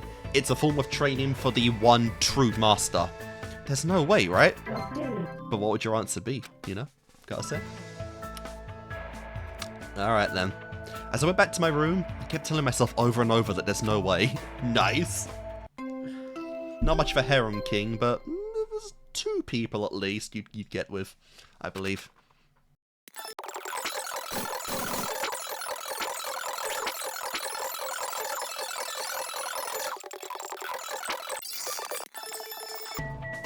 Alright, so this should be the last one with Peko, I think. How far are we? Yep, one more with Pekoyama, and then I'm probably going to make another cut. Do other things for a little bit. But we're getting there. We should be like halfway now or something, which is cool. However, Still a lot of hours on this video left though, I'm sure. Alright, so we got one more, and I'm going to give her the gold-coated sheath as the last one. That is a love gift, and it's, you know, it's sword related. That is 79. We only have one. Well, screw it, why not? no It's fitting. way. Is it really acceptable for me to receive this? No. No, I will not question your sincerity. Thank you, Hajime. Have a minute? Hajime, about our previous matter. Yeah? So the time has finally come. I don't really know why, but my heart is racing like crazy. This place is no good. Let's talk somewhere else. Alright, another beach ending, huh? Peko's blushing. She looks like she wants to say something, but she's keeping silent. This is it. There's no question, bro. You really think you're gonna get in there? I should man up and say it first. Oh my god. I'm sorry, I need to hear it. I love you, Peko. And? What are you talking about?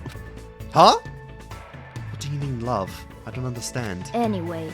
However, I'll hear you out. After all, you've been listening to me. Damn, did not even connect that.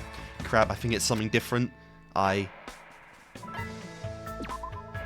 Peko, why don't we just be friends? You want to be my friend? You're really strange for saying you want to be friends with me. Wow. I was just going to ask about what do you want me to do? Yes, of course. Actually, I was wondering if you could give me advice on asking someone out on a date. That's it? Date? What? Fool! Don't say it out loud! What would happen if someone heard us? May I ask who you're interested in? No. Wow. Alright, so, you know, obviously, take however headcanon you want on if these events are canon or not, but there's some romance in there for Fuyuhiko, you know? I can't say that. However, you're the only one I can ask for help with this. I beg of you, consider it a big favor to me. I don't know either, man, you know, like, throughout my entire playthrough, people were making the moves on Hajime, and he was just not taking it.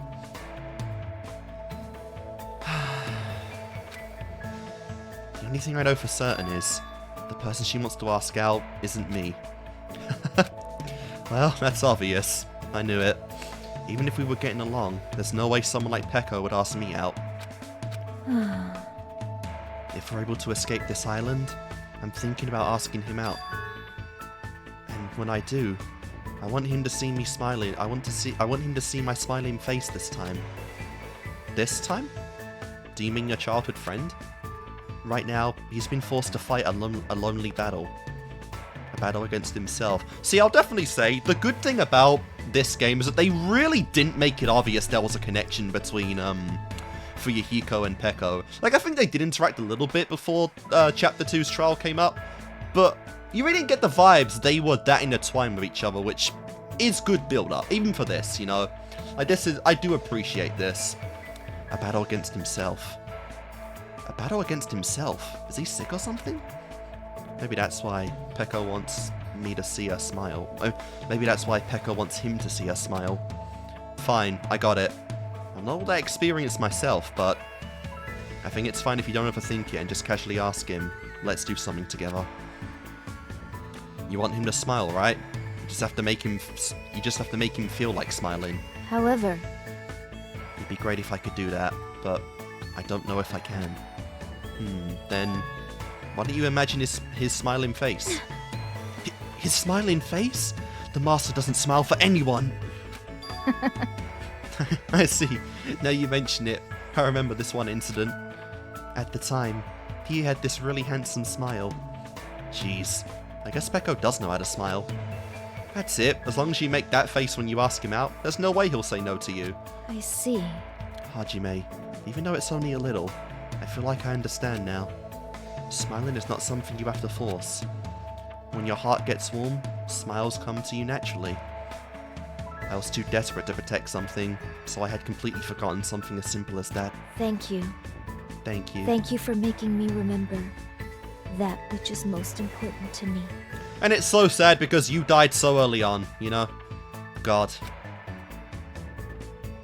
Also, I want to say, like, her knockers are massive, and in the character sheet, she has a smaller chest than Hajime. I think someone fucked up somewhere in this. No, I really didn't do much. By the way, what instant did you remember? It's something that happened when we were kids. Oh, you have gone to the zoo, nice. We went to the zoo and he ended up picking a fight with the king of the monkeys, wow! To protect him, I threw myself into the fray. As Peko reminisced about her childhood friend, she looked cuter than I'd ever seen her before. Slow down, bro. I'm a little jealous of her friend. But I guess... God, do you, like, can you get it on with, like, every girl except Ibuki? Come on. But I guess this is fine, too. Because now that Peko is opening up to me, there's no doubt that a strong bond has formed between us. And there we go. That is Pekoyama's report card done. Feudal friendship. Very nice. And I got Lightning Flash. That's a nice gift. Oh, she would like them. Her likes is literally black. So of course she'd have black panties. Oh, very nice. After staring at the ocean for a while and listening to Peko's stories, I went back to my room.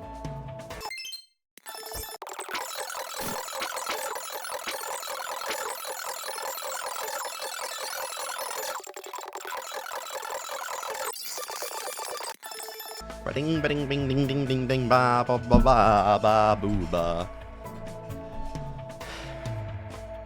Alright, so next should be Mikan, I believe. Yeah, alright, and of course I didn't pull up the free time event thing, because of course. Alright, let's see, Mikan. Alright, we've got our chapter 3 killer, who I despise oh so much over who she killed. Seriously? Why didn't you just go for Hiyoko? That made the most... Oh, how dare you put them next to each other? What the hell? Alright. Mikan, let's spend some time together. Although this is a losing battle anyway, because I know I could never be number 1 in her heart, because, you know, Junko, and I wouldn't want to even take that away from Junko, not that I could, you know? What's going to happen to us? I'm extremely worried, but... I never thought it'd be so calming to have someone next to me. I spent time today relaxing at the park with Mikan. It looks like Mikan and I grew a little closer. Alright, let's give her something. What do we got? Of course she likes the apron dress. Safety half shoes. Alright, oops, right past them. Is this something you throw or hit things with? It's shoes. Whoa! Whoa! Oh, no! I don't think we've seen the flinch mark before. We've seen this sprite a number of times. I think that was new. Oh, cool. If I'm wrong, I'm sorry. I'll make sure I take good care of it. They're shoes. Despite the fact that we decided to hang out, Mikan is acting suspicious and hasn't tried to look at me at all. Somehow, I feel like I did something bad to her, even though I don't know I know I didn't do anything. I'm sorry. This girl is just a absolute wealth of anxiety. What's this all of a sudden? Aww. I thought you clearly looked like you were in a bad mood. Did I do something wrong again? Yeah, the flinch is definitely not something I recognize, so either I'm going senile, or that's just something for the free time events. What should I do? Would it make you happier if I took my clothes off? Damn! That's even funnier, because, like, all fan service of her, like, ceased, I think, after chapter 1. And I guess you could do this in chapter 1, but after so long, that actually is quite surprising. God, I can only think of the ways our Mistress Junko took advantage of you, you know? That would have been a lot of sex. Hold on, why are you reacting like that? Also, she's got like I don't think I've really processed. She's got really long hair, like holy crap. Oh yeah, she's got a few pieces that like at the top that are just like not evened out at all, but her hair is wildly long. She might have the longest hair in the game. You're right. I don't want to... You're right. You don't want to see me naked, right? Then how about my money? Seriously, hold on a minute. I'm sorry. Both of those would be nice, but, you know, not within the functionality of the VN. It's no use. I feel like if I start panicking, the situation is going to get even worse. Alright, I should just calm down first. Hey Mikan, I just want to talk to you normally. Talk? I'd rather strip down naked than to talk to a bitch like you. Today is such a beautiful day. Yeah. And that's it. She talks about as much as Peko. I'm sorry, should I take my clothes? Take off my clothes? Okay, I feel like you want to take your clothes off at this point with how much you're offering. Seriously, you don't have to do anything like that. This is troubling. I guess I should start talking to Mikan about something she might get excited about. Yeah, but not too excited, not too excited here. Mikan, what type of bandage do you like the most? Bandage? Let's see, there are a lot of different types these days. It's extremely convenient because there are waterproof types and sticky types. But I definitely like non-elastic types the best. They're not too constricting, but they still firmly secure wounds. I'm glad. Looks like she's getting into the conversation. Sorry, I went ahead and started talking on my own. Don't worry about it. I'm the one who asked anyway. Also, I feel like I got to know you a little more. Really? Then let's call it a day for now. Hajime! Hajime! Yes? If it's not too much trouble for you, I would like to talk to you again. It's been a while since anyone's talked to me like this, so... Of course, anytime. Thank you very much. Damn. I was gonna say, like, I'm wondering if, like, near the end of these they'd give away, like, her big yandere tendencies. But I don't think they will on the fact that you can complete Mikan's story before, like, Chapter 3's trial, you know? Because I finished Ibuki at that point, so you can finish characters by then. So I don't think they'll give away, like, she goes full-on Psycho Yandere, which, you know, is a bit of a shame, but it is what it is. We decide to go our separate ways for now. But for some reason, I feel like Mikan was staring at my back a little too long. I guess they're giving teases. They're alluding to it, but they're not actually gonna go full on, I don't think. She's not a bad person, but I don't really know how to communicate with her at all. Cool. Ah, God, today's the day. I didn't collect much. Alright, I need 3 more freshly squeezed juices. Alright, there you go. I have the goddamn ingredients, okay? Or the materials. There. Yay! So do I have to do it on the day? Can I not do it prior to that? Because I've made them before. I don't get this. Here are some tickets. Cool. I don't need them for this run, but I guess it's nice to know I have to be specific. Alright, you saw me. I have to make a coin? Cool.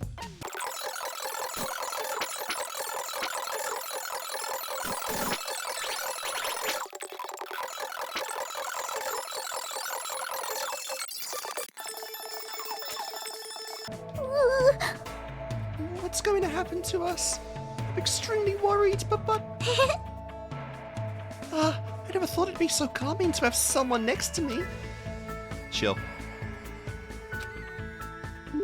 Alright, next gift for Mikan. A girl with the bare hairpin. Let's go with that. 93. I have to look at her again. Does she wear hairpins? I don't think so. 93. Oh, it's literally Junko. Okay, fair enough. Obviously, she's gonna be doing things later with that. For me? Thank you very much. It's been a while. I know someone else who does a lot of things with pens, but you know, hair clips with Junko's face is more valid. It's been a while since anyone gave me something for free. I'm so happy. Thank you, Hajime. This is bad. If this silence goes on any longer. Did I do something wrong again? Seriously, you didn't do anything. I already told you that I just want to talk to you normally. I see, I'm glad. If you would like to talk, I don't really know what everyone likes yet. Well, there might be lots of things I'm not good at doing, but I'll do anything, so please let me know. Oh god, you know. Oh, why would you say it like that? You know what our mind's gonna jump to? Just do anything. Of course, I'll do anything. Hey, I don't think you should say something like that so freely. Never say that around Teruteru, honestly. why? I mean, before we even arrived here, everyone else didn't seem to mind.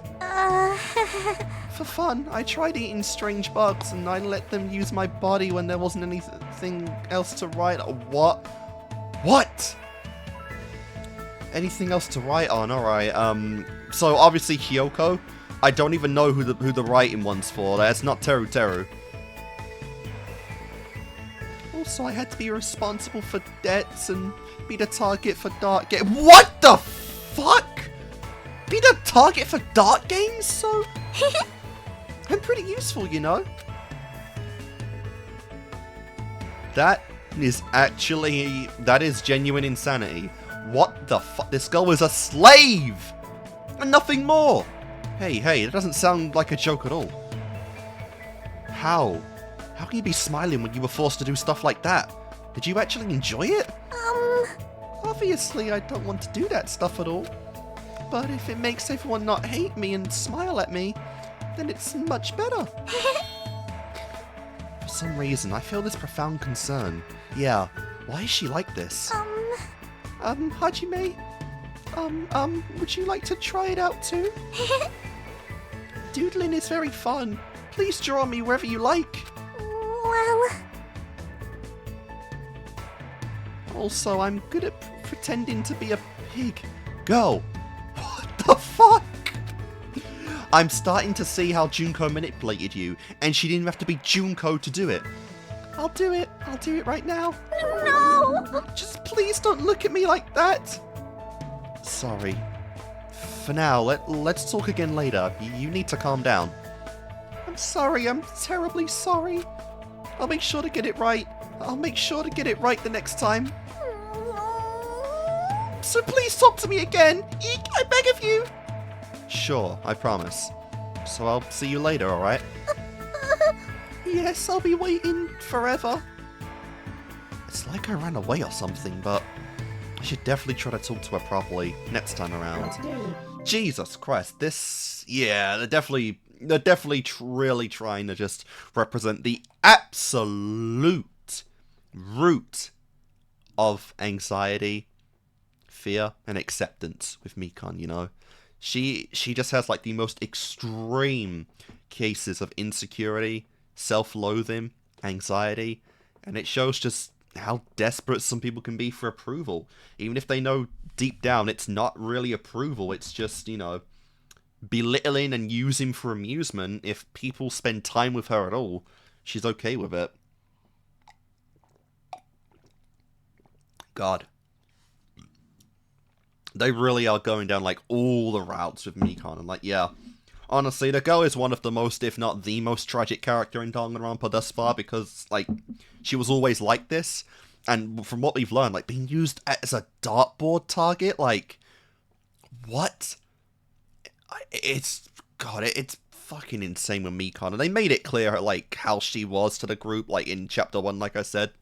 All of the fucking, you know, all of, like, the fan service that's only exclusive to her, you know? Well, the canonical ones are, anyway. And then, like, at the end, where it's like, you know, most people can't even imagine she would do anything like this, you know, because of how she is. It's like, yeah, they really did create a tragic character right here, but also just one you get. Like, it's so understandable why she went down the path that she did and how Junko, like, affected her without even needing to be Junko, you know? Like, whatever she did to everyone else, like, she wouldn't have needed to done with Mikan. She would have just been like, you know, be my slave, girl, and that's how easy it would have been. Like, God, they really did make an incredible character in Mikan. It's just a shame. Like, of all people she killed, she went for Ibuki, so fuck her. But good lord,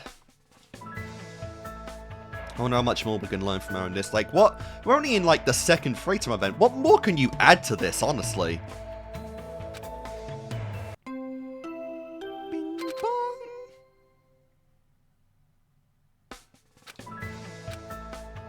Oh, cool. Free time. Well, free day anyway. Alright, that'll get us, that'll get us through most of the Mikan stuff anyway.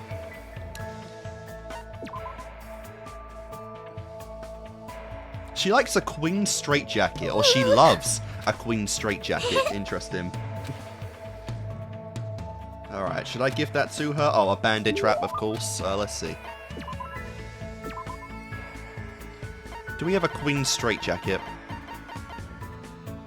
We have 2 of these jackets. Alright, why not? I'm pretty surprised that you have something like this. But for some reason, I feel a little closer to you. About before. I do wonder if, like, all of these gifts made in this simulator, if they're like... It's like, yeah, you got a thing, like, the memory wipe happened. I wonder if these, like, gifts are literally just coded products of stuff they already own, right? Like, all these gifts we have are just stuff they already owned, like, in Hope's-Peak anyway, and we're just, you know, redistributing them to everyone. That'd be kind of cool. Doesn't really matter. I'm sorry I had a weird attitude, too. I'm sorry. You didn't do anything wrong. It was my fault. That's definitely it. Oh, I'm trying to say it was my fault, so... Hajime, you look pale. Really? Yes, your blood circulation looks worse than usual. That's a lie. Have you been eating breakfast? Have you been getting enough sleep? Well, I've been eating somewhat, but I guess I'm not getting enough sleep. Well... I understand you can't help it since we're in this situation. Well, I'll sleep with you, you know? I'll sleep naked with you if you need. It's not the first time. And it won't not even the second time, I don't think. But try to avoid consuming any stimulants before you sleep. To take deep breaths and do some light stretching. Little things like that should help with the quality of your sleep. If you don't get enough sleep, it can weaken your immune system and lead to various illnesses. Fair? So please be careful. Also, is something the matter? No, I'm just a little surprised. Oh, I forgot to get a hold of myself again. I'm sorry. I'm terribly sorry. I'm terribly, terribly sorry. You're wrong. You're amazing. As expected of the ultimate nurse. Damn, and when like genuine praise like that comes, she just can't process it. It's not that big of a deal. I'm just skilled at reading people's faces. I've been like this ever since I was young. I would get beaten up at school and at home a lot. Damn, even at home! Jesus. Since nobody would treat me when I was hurt, I just did it myself and eventually I got good at it. That's it really. That's so much worse, like... God, she's basically just the ultimate nurse because she needed to be to survive. Like, it's not even... It didn't even, like, stem from, like, a passion or something. And not even, like, a genuine skill either. Like, just talent in general. She literally had to become this good. Because she wouldn't have lived otherwise. What the fuck? God. Also, that's something actually, like, low-key, you and Hiyoko kind of have in common. Like, shitty home lives. Not that they'd ever admit that. But I think you... Oh, but I think you have an amazing talent for helping people. Yeah, this is a talent that wasn't... You weren't born with, you kind of earned it through hard work and dedication. I mean, even now, you noticed right away that I wasn't feeling well, right? So, thank you for caring about me. I always treated myself for my own sake. But one day I realized something. Sick people and injured people are weaker than me. Huh? Well... I mean, if you ignore a sick or injured person, they won't be able to endure the pain. And if worse comes to worse, they could even die, right? But I know it the proper way to treat them. That means my words are absolute. Which means... they'll need me. They'll depend on me completely. Oh, and there's again, like, another of the twisted mental viewpoints she has of the world. Like, God, psychologically, she's such an interesting character, Mikan. I'd love we could get her in, like, with the ultimate therapist, because this girl, of all people in Danganronpa, this girl needs the ultimate therapist the most, and I'd watch an episode just going through Mikan's personal, like, deep-rooted psychological trauma. That'd be kind of peak to me, honestly, you know? But still, like, the fact that, like, being a nurse gives her, like, that sense of power, that sense of needing her, that sense of, like, actually being on the top for once, like, it's so cool. It's so fascinating seeing Mikan's mental state. I just want to itch that girl's brain. Don't need me, they'll depend on me completely. That's why I can't leave the sick and injured alone. Because they'll always listen to what I say. I thought I was slowly starting to understand Mikan little by little. Nope! But I guess I was completely wrong. Hajime, I said something unnecessary again. I'm sorry! Do you want me to buy you something to drink? Ah, I know. I'm also really good at imitating a sea turtle when she's about to lay eggs. I don't even know what that means. No, you really don't have to do that. What? If you don't feel well, I'll take care of you with all my might. No, I'm fine, in fact. I'm feeling really energetic all of a sudden. Really? That's good to hear. If I show her any weakness, it'll be the end of me. She'll start sleeping with me again. Oh, that's so good. That's so good. All right. Right on to the next one, though. Let's keep going. All right. So, what do you like now? What else have we got? I'll leave the bandage wrap for the last one. Because I think we're on the fourth one right now. Let's see. Alright, there's a lot of stuff here. She likes passionate glasses. I feel like I've used those before. Have I though? Oh, I think, yeah, I definitely have. Alright, I only have one of those. Let's see. A cloth wrap backpack. What is that? 35. Only one of those? No. Antique doll, 71. Alright, got two of those. Yep. What did you say there?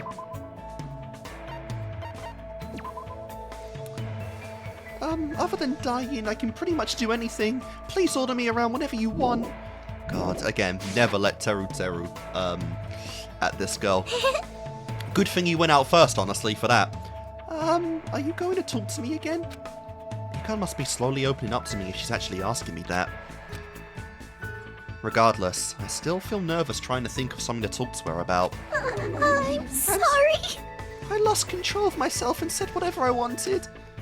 No, it's fine. Asking someone if they want to talk is totally normal. But you were making a face like there's nothing to talk to her about. She's pretty perceptive. Oh, she's pretty perceptive. Changing the subject probably won't work on her. Just as I thought, I'm a nuisance. No, it's true. I was worrying about what to talk to you about, but I wasn't bothered by that or anything. Besides, if I thought you were a nuisance, I never would have talked to you from the start. Well... No one has ever said that to me before. Thank you very much. I'm glad. Looks like she finally understands what I was trying to say. Can I ask you about something? Huh? I don't mind. Hajime, do you like school? You mean before I entered Hope Speak Academy? Let's see. I didn't really like it or hate it. Well, actually, I don't think I liked it all that much. I feel the same way. This is my first time feeling things like fun. I felt that for the first time after I met you all. Well, right now, we're not really at school. Even so, we're all working together and focusing on the same goal. For the first time, I learned that is very fun. Hajime, I'm glad I came to this island. Because we're in this situation, everyone is finally acknowledging me. And I finally feel useful. Thanks to this irrational, hopeless, dangerous situation, yeah. She doesn't care the situation as long as people care about her. Again, that's why Mikan is... she's pretty good. Again, why did she kill Ibuki? Such bullshit. I never thought I'd meet someone who actually thought about our situation like that. Hey, Hajime. Do you know where you should start, where you should target someone if you want to effectively torture them? What? That's a bit of a change in subject. What the f- Nice! Oh, nice. That's so good. And they won't even say it, even though, like, I don't think this game had too many. Oh, actually, no, wait, Fuyuhiko was swearing up a storm. But, oh, that's so good. No one swears other than, like, one character per game. I don't know. There's no way I'd know that. It's simple. You can target anywhere, really. As long as you avoid fatal areas like the head or the stomach. Nice. There are areas that aren't fatal but still very painful, such as shoulders and back. Well... You can punch and kick those areas, or even put a cigarette out on them. You know all of this firsthand, don't you? Repeatedly, over and over. But right now, at this very moment, nobody is trying to do that to me. Jesus! What more can I say other than what I've already said? This girl is just... fuck. Because of that, this place is like heaven to me. Heaven because she isn't being physically abused. Good lord. Mikan. Hajime, this is the first time I've ever talked about my feelings like this with someone, so... Please don't hate me! I won't. There's no way I'll hate you. Thank you very much. Until chapter 3. Thank you. It's not your fault. It's not Mikan's fault. That's definitely for certain. No matter what anyone says, there's no denying it. As I watched Mikan smile, I kept telling myself that over and over in my head. Cool. Alright, one more to go with this bottle of anxiety and negativity.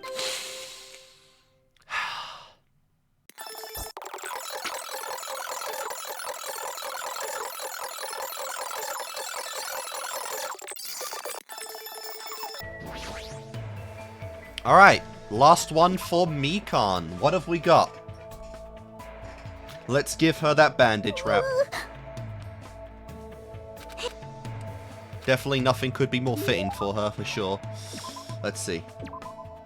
That is 109. I can't see it because everything's goddamn new. Oh, I thought that was toilet paper. Whoa! Thank you very much! I'll treasure this for the rest of my life! Yes! For the rest of my life! I will never wash this hand of mine that received a gift from Hajime! Damn. I mean, I guess that's... Is that better than replacing your hand like what Nagito did? I don't know. Her silence seems different than usual. She looks like she's staring into space. Hey Mikan, is something wrong? Hajime, when did you... I've been talking to you for a while now. Really? I'm sorry for saying something so rude. You're mad, right? You normally get mad right now, right? No, there's no way I'll get mad about something like this. Is that normal? Why? Why isn't anyone pouring water on me or throwing mud at me? Jesus. Sounds like fucking, yeah, Hyoko's pretty tame by comparison of what you've had before. Because yeah, Hyoko's not physically violent, I guess. Not when you're bigger than her, anyway. Does anyone hate me or something? Does everyone hate me or something? Is that why everyone isn't doing anything to me? You're still talking like that. It's not like that. Everyone isn't doing anything to you because they don't hate you. But doesn't that mean they actually don't care whether I exist or not? Nobody cares about me. Maybe what scares Mikan the most isn't violence or being hated. Maybe it's when nobody is interested in her at all. Yeah, like I said, you know, for a lot of different people with those kind of issues, like, the act of literally any acknowledgement is positive in their minds, you know, whether it be friendship, you know, hanging out, or literally, like, physical abuse, you know, if they're paying attention to her, and in her mind, that means she holds some weight on their lives, and it's that kind of control that she really craves, and it's so interesting. These free-time events are kind of peak, I can't lie. These are really, really good. I love these ones for Mikan. I see. So that's why Mikan's been trying to avoid that, no matter what. I can't believe I finally realized that. What's wrong with me? Hey Mikan, of course everyone cares about you. Because you're uniquely you. Stop looking at people's faces all the time and try looking at yourself more. Take a step back and pay more attention to your surroundings and to yourself. Because you're just like everyone else. You're our friend. The F word? I've been called every F word before, but Not that! Me and everyone else? Is that even possible? That's what I believe. You don't believe me? Yes, No, of course I do. Thank you very much. I want to believe in you. because you are the person who has forgiven me. Aw. I know it's difficult to change all at once, but I really wanted to change a little. I really wanted to change little by little. That's what I felt when I looked at Mikan's smile.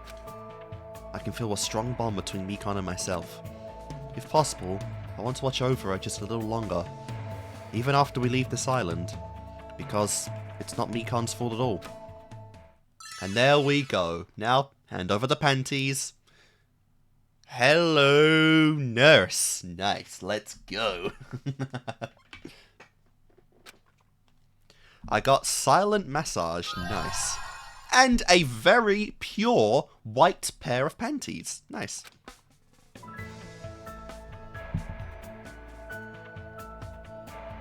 After an enjoyable conversation with Mikan, I went back to my room. Yeah, like I said, of all the free time events in general, Mikan's are probably one of my favorites right now. Because, like, they really add a lot to her as a character. Like, good lord, she... Like I said, in-game, kind of whatever, but the free times really add to Mikan as a character, I feel like. Whereas, I have a general enjoyment for almost everyone we've done so far, and it's made me appreciate them more so. I think these ones have the biggest impact for Mikan because I wasn't too big on her prior, you know? So that was really good. I really enjoyed these free time events with her.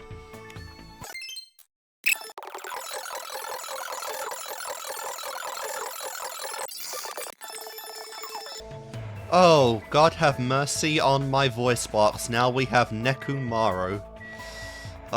Where is he? Oh, I must have overlapped the left side. What the hell? Am I going the right way? Holy crap. Okay, I was completely wrong there. Oh my god. Oh, that would have been a long walk. There we go. Okay, and we actually get a human Maru right now. So that's a change, I guess. Visually, like, outside of like Fuyuhiko and Nekomaru would have been the most visually different characters because yeah, if we did any of this in Chapter 4, we would have got Mekumaru. But I guess here they don't use that sprite anymore. Oh god, it's promising that you actually want to spend some quality time with me. What is it? Well, now that that's decided, let's deepen our friendship. This is horrible. I spent time talking to Nekomaru about various things. And we grew closer. Alright, let's give him a present. What is he like? Toilet paper's definitely going to be one of those. Pre-packaged Orzado. Alright, number 8. Food. But I only have one. Shit. Alright, brightly colored jeans. 21. I have none. Okay. I gave a Hope's Peak ring away. Infard Thermometer. 51. God, I only have one of these. I'm really running out now. Tissue. Let's give him tissue. I know I'm going to have to give some of these away because we have to do this like 4 times, but still. Oh, this is quite an item. Tissue, man. I'll definitely return the favor to your body. It's tissue. Hey, Nekomaru. There's something I've been wondering about ever since we first met. You been thinking about me that much? Oh. I see. Then I guess I must accept it. Come on, bring it on! Don't misunderstand. Hey, why are you walking toward me? Didn't you just tell me to come at you? Sheesh. What? I was about to offer to do it to you. Nice. What's it?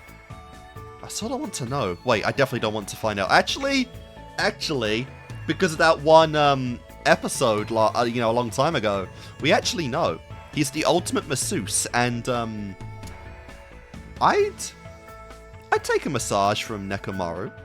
Absolutely. Then... I mean, Akane was, like, drooling and coming, and outside of food, how often does she do that, you know? Like... God. Fine, then. So, what were you going to talk about? Yeah, I wanted to ask you why you're just a team manager. Fool! Just?! Are you mocking the management profession? No, I didn't mean it like that. Hajime, you don't know anything. All roads lead to managers. If you yearn to master something, you will naturally require a manager's help. Countless records in this world would not exist without managers. The bond between a top-notch athlete and their manager is one that cannot be severed. Bond? Oh. Until now, I've been with various athletes. Yeah, looking back, they were all splendid athletes. I had a baseball player who got an offer to join the major leagues while he was still in middle school.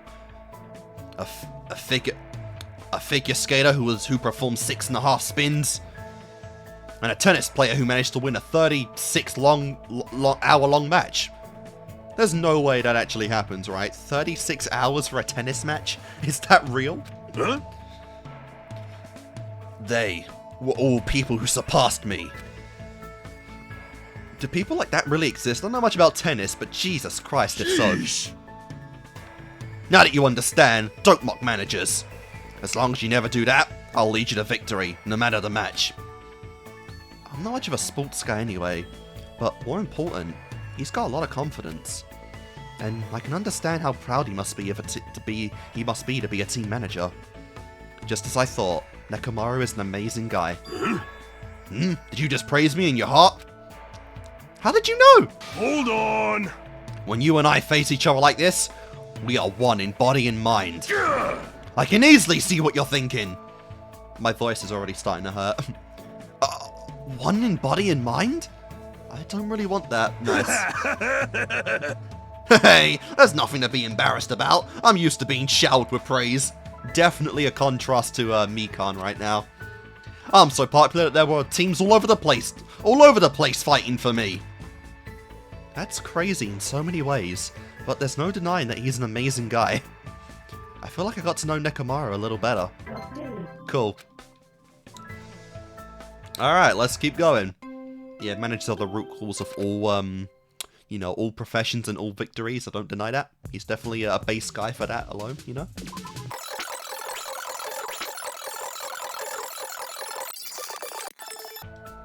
Alright, let's just keep brassly going forward. Rip my voice. Alright, fresh bindings. That should be good. Full, 24. I see.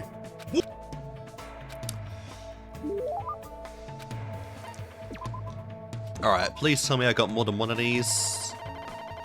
24, there we go. No, I do not. Let's go with an Ogami Clan Codex. 42. There we go. What is this? That's a strange thing you have. Well, if you're giving it to me, I'll gladly accept it. Nekomaru is staring at me and groaning. I don't know how to say it, but the way he's looking at me is making me extremely uncomfortable. What? Oh. Hajime, lend me your body.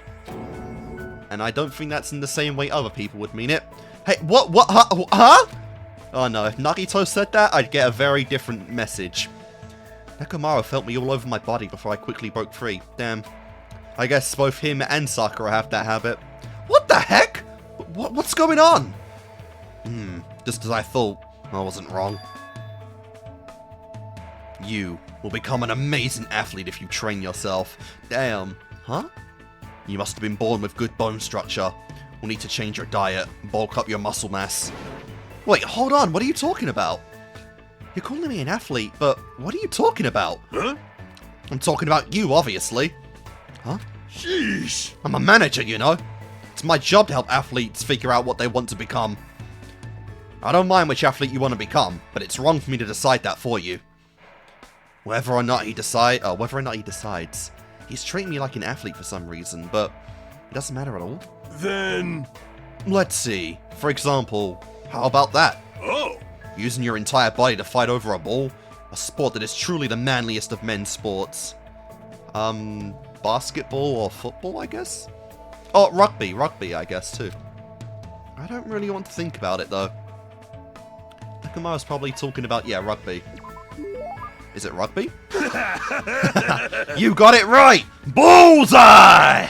So what I mean is... Rugby was originally a religious service in the Shinto religion. I didn't know that. The men would fight over a bunch of rice plant ears in hopes of in hopes of a rich harvest. It's a holy sport said to have originated from the very first bead of sweat fell onto the first rice seed. I didn't know that. I'm actually learning right now. According to Spike Books, that is. No way. I don't know anything about rugby, and I've never even seen a match in the first place. Fool! That doesn't matter at all! Oh! Your calm judgment skills, your high degree of mobility, and you obviously know the importance of teamwork. You may very well be a natural lead on the rugby field. Oh my god. Aren't you overestimating me a bit? Huh? My eyes are never deceived, even if you might be. If you're ever interested, let me know. I'll take care of you anytime. Nekomaru walked away with a big smile on his face. Even if he compliments me, I don't think I'll be any good at rugby. And yeah, that's interesting because he's repeatedly said multiple times in like different free time events that he's not an athlete and he's not a fitness guy. So it is interesting that we're actually bringing up that like he unironically has the potential to be that, which is kind of cool. I guess it just goes to show, you know, always get a second opinion on things because half the time we as people don't even know like the extent of ourselves. But other people in different fields honestly might. Or do I really have that kind of natural ability? My heart is swayed. Is this the work of the Ultimate Team Manager's scouting skill? Nice. I should return to my cottage for now.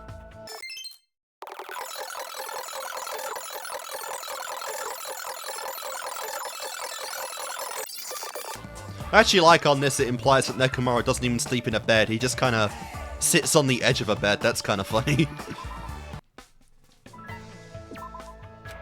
Alright, let's keep going. I'm gonna have to start giving away stuff I only have one of. Let's see. I could give away a lot of tissues, but I don't want to just use one. I did that a lot in I did that a lot in the main playthrough.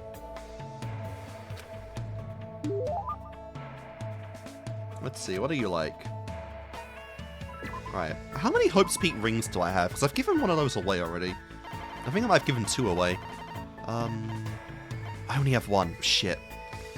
A Ubiquitous Handbook. What the hell? I only have 1. Shit. Alright. Century Pot Perry or whatever. 86. Alright, we got 9 of these things. That's good. Nice. Hey, Nekomaru, I gotta be honest with you. I don't really understand, but... No worries. Everyone is like that at first. Oh! You don't have to be scared. I'm not going to hurt you. Oh, come on. Lay down over here. Hold on, what are you talking about? He's gonna do it. Yep, I'm talking about it, obviously. You do want me to do it to you, right? I'm so glad I actually looked up or I watched those special events, because otherwise, yeah, I'd have no fucking idea what's being said right now. No! I just wanted to ask you what you do as a team manager. Sheesh! Oh, that's what it is. You should have said so earlier.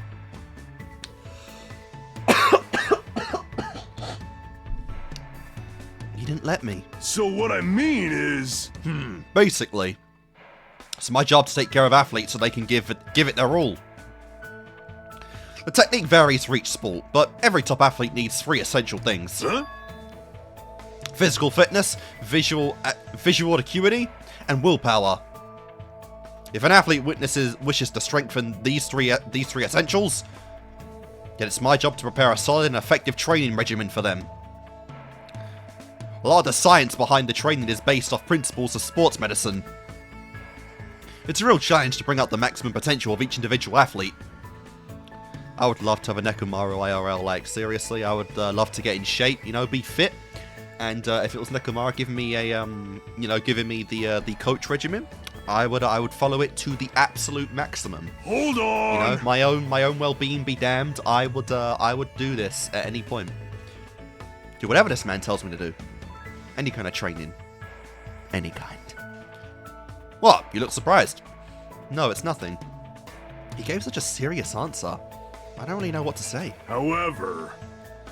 However, what I told you just now is simply what every manager does. What is it? My special weapon is these fingers.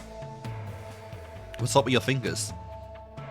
With the tips of these fingers, I can instantly relax tense muscles and promote maximum blood circulation. In other words, he can do it to you. I can push out intervention toxins like a oh my god. Get me some fucking water. Ugh. My throat is dying from Nekomaru. Toxins like a waterfall and restore fatigue in an instant. As long as they're in my hands, each of my athletes can continue with their training and competitions. Pay attention! That's right, even until they die! Alright, you know what? Fuck this. I'm using my regular voice. I've had enough of Nekomaru. This is it. Truly, the original massage technique is my ultimate weapon. Ultimate weapon? Oh, this is still Nekomaru. Ultimate weapon? Oh. No, I just messed up the name here. Ultimate weapon? So he was referring to it as it in order to censor it? It's actually kind of funny. I didn't think we'd actually learn that outside the free time event. Oh, that's cool. But isn't it dangerous to keep training when your body is exhausted? Oh? Since you're not the one standing on the battlefield, it's understandable that you would think like that. For some people, forfeiting in the middle of a match is a greater loss than death. During my training, I even met a clan of warrior women in the mountains who had such feudal tendencies. Huh?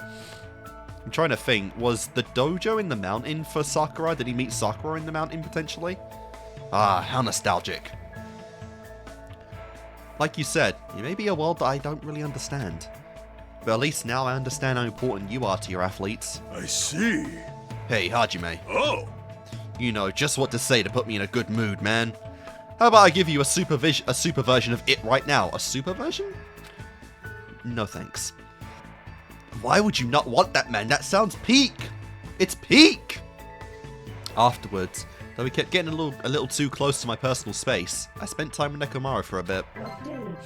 Oh my god, we might not make it, man. We might not make it. My throat is on fire doing Nekomaru, you know? Oh, I've lost track. How many more do I have to do with him? Ugh, please save me, Lord.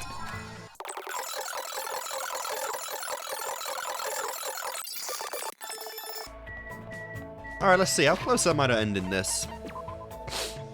Nekomaru. Alright, two more. He likes freshly washed towels and dislikes lazy people. That's kind of funny. Lectures, sour stuff, squishy. She likes squishy. I should be looking at these, honestly, a bit more. She likes traveling alone, a bit of a loner and bad manners. Mikan bathroom smells, and she likes alcohol. Now, I guess they mean medicine alcohol and whatnot, but I didn't specify that. And she dislikes oversized things. What does that even mean? She dislikes boredom, walking, napping. Hang on. Ibuki's a gamer? How did he make me fall for you even more? What the fuck? She's a gamer too. Black and Candy. Alright, I apologize I didn't look at this much, but yeah, she dislikes... Alright, Chucky dislikes alarm clocks. She likes games, even shitty crap games. Nice, she'd like the AAA shit. Working hard, okay. Lazy people, that's fair. And fresh towels. Junk food and mama, oh, that's cool. Alright, I'll look at those more when we do the characters now. Bad on me for not really doing that. I don't know if I did that for DR1 or not. I see. Because I try and get the maximum out of every character, you know, for the most part. Alright, Sand God Storm Horn. I don't know what on earth that is. That's definitely new to me. Do I have that? 89. I have 4 of these things. Cool. This is... Why do you have this? No questions! My friends, you have my gratitude from the bottom of my heart. He looks like he's deep in thought. I hope he's not thinking about anything dangerous. Oh! I've decided. It might be easier to talk to you about it since you aren't an athlete. It may run a little long, but can you listen to my story? Okay, we're only on the 4th one and we're getting this kind of personal, convo now. Let's go. Yeah, I don't mind. I see. do you remember what you asked me before about why I'm a team manager? At the time, I don't know how passionate you were about it. However, I didn't know how passionate you were. A long time ago, I asked myself that very same question. Huh? To be honest, I was born with a heart defect. Oh. The doctor told me I would only live to be 20 at my... Jesus Christ. Seriously? Because of that, I never got to play sports when I was growing up. I didn't even participate in PE either. I didn't know you went through something like that. I can't imagine what was happening to you. And yeah, he did actually live till 20 because, yeah, because, he was, yeah, because he lived through the tragedy, and he's still alive now, so, yeah, his heart is still functioning, at least. sheesh. I was teased a lot when I was young, too. My childhood consisted of being unable to make friends, and frequent trips to the hospital. However, on one particular day, I was put in the same room as this boy by coincidence, and it would completely change my life. Like me, that boy had a similar illness. He made frequent trips to the hospital too. But there was one key difference between between that boy and me. Someone always came to visit him. He would have fun conversations, and sometimes very serious ones. From what I could overhear, the boy was a team manager for a baseball team. His athletes were visiting him. Then, what you said to that boy was... Sheesh. I asked him why he would do something like that. At the time, I didn't understand at all. I mean, he couldn't even play baseball with them. But then, he said this to me. Even though I can't play baseball with them, I can still share their victory and defeat with them. That's what it means to be a team manager. You have a duty to support your team, especially if you can't be on the field with them. Was that meant to be Nekomaru's line right there? But in the end, he died in that hospital without ever seeing his team win. Perhaps he worked himself too hard gathering stats for the stakes of that important game. Or maybe he already knew that he didn't have much time to begin with. I honestly don't know. So I decided to take all the stats he risked his life gathering for the sake of his team. My very first job as a team manager was leading that boy's team to victory. After that, I threw myself into various sports. Before I even realized it, my body had become incredibly tough. To the point where it was too tough. But even so, I'm proud of being a team manager. So that's why. But why did you decide to tell me? Huh? I don't know. I don't really understand it myself, but maybe I just wanted to tell someone. The same way that boy taught me. Oh. As long as you have friends who have your back, you'll be able to clear a path to the future without giving up. Dude, oh my god, that is so tragic. Like, you never would have thought of something like that for Nekomaru. But that explains his actions in Chapter 4. That explains why he didn't care about being a robot, because if anything, being a robot is what saved his life. Like, you know, without the knowledge that we're in a simulation, that removed his art problem, and he would have been able to live as a robot, guiding people, being a team manager, or just living life however he wanted to. Like, yeah, a lot of sensations and, you know, life experiences would be lost to the life of a robot, but he honestly didn't care. As long as he got to keep living and make friends, that was a worthy sacrifice to him. Ah, that adds so much. That unironically adds so much to chapter 4. It's actually crazy. You fully get why Nekomaru was the way he was now in Chapter 4. That is great. And that's a very, like, heartwarming, like, origin story to being a team manager. Like, that is so cool. One of the friendliest guys in all of Danganronpa, you know. If I could make friends with some of the Danganronpa people, he would be near my top list, because he is just such good vibes with Nekomaru, man. He is such a bro. He is such a bro. The vibes are so strong. He gave me a lot of valuable advice from his manager's perspective, and it reminded me of just how great he is. But that's not even like the end. We still have one more to go with him. Like, damn.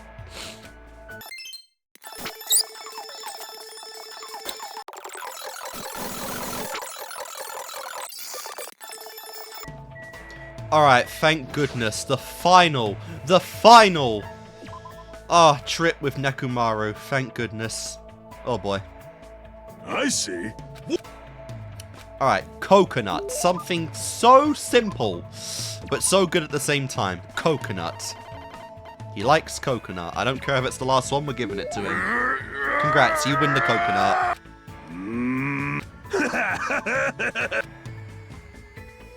Hey, Nekomaru, aren't you scared? You seem very calm, even in this situation.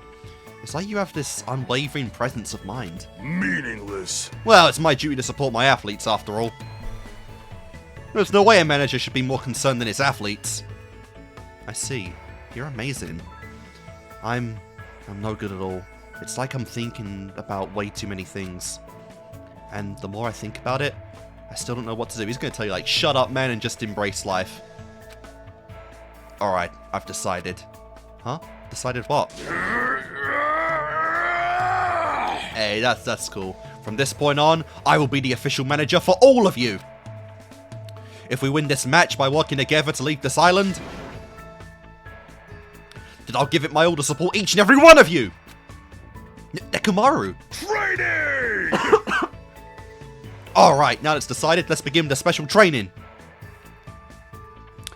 No matter what, basic physical fitness always comes first in any situation. You'll need muscles to survive. As long as you're armored with muscles, you won't die so easily. Armored with muscles? Is that something you can get in a single day? No. Well, I guess it's better to stay active than standing around worrying all day.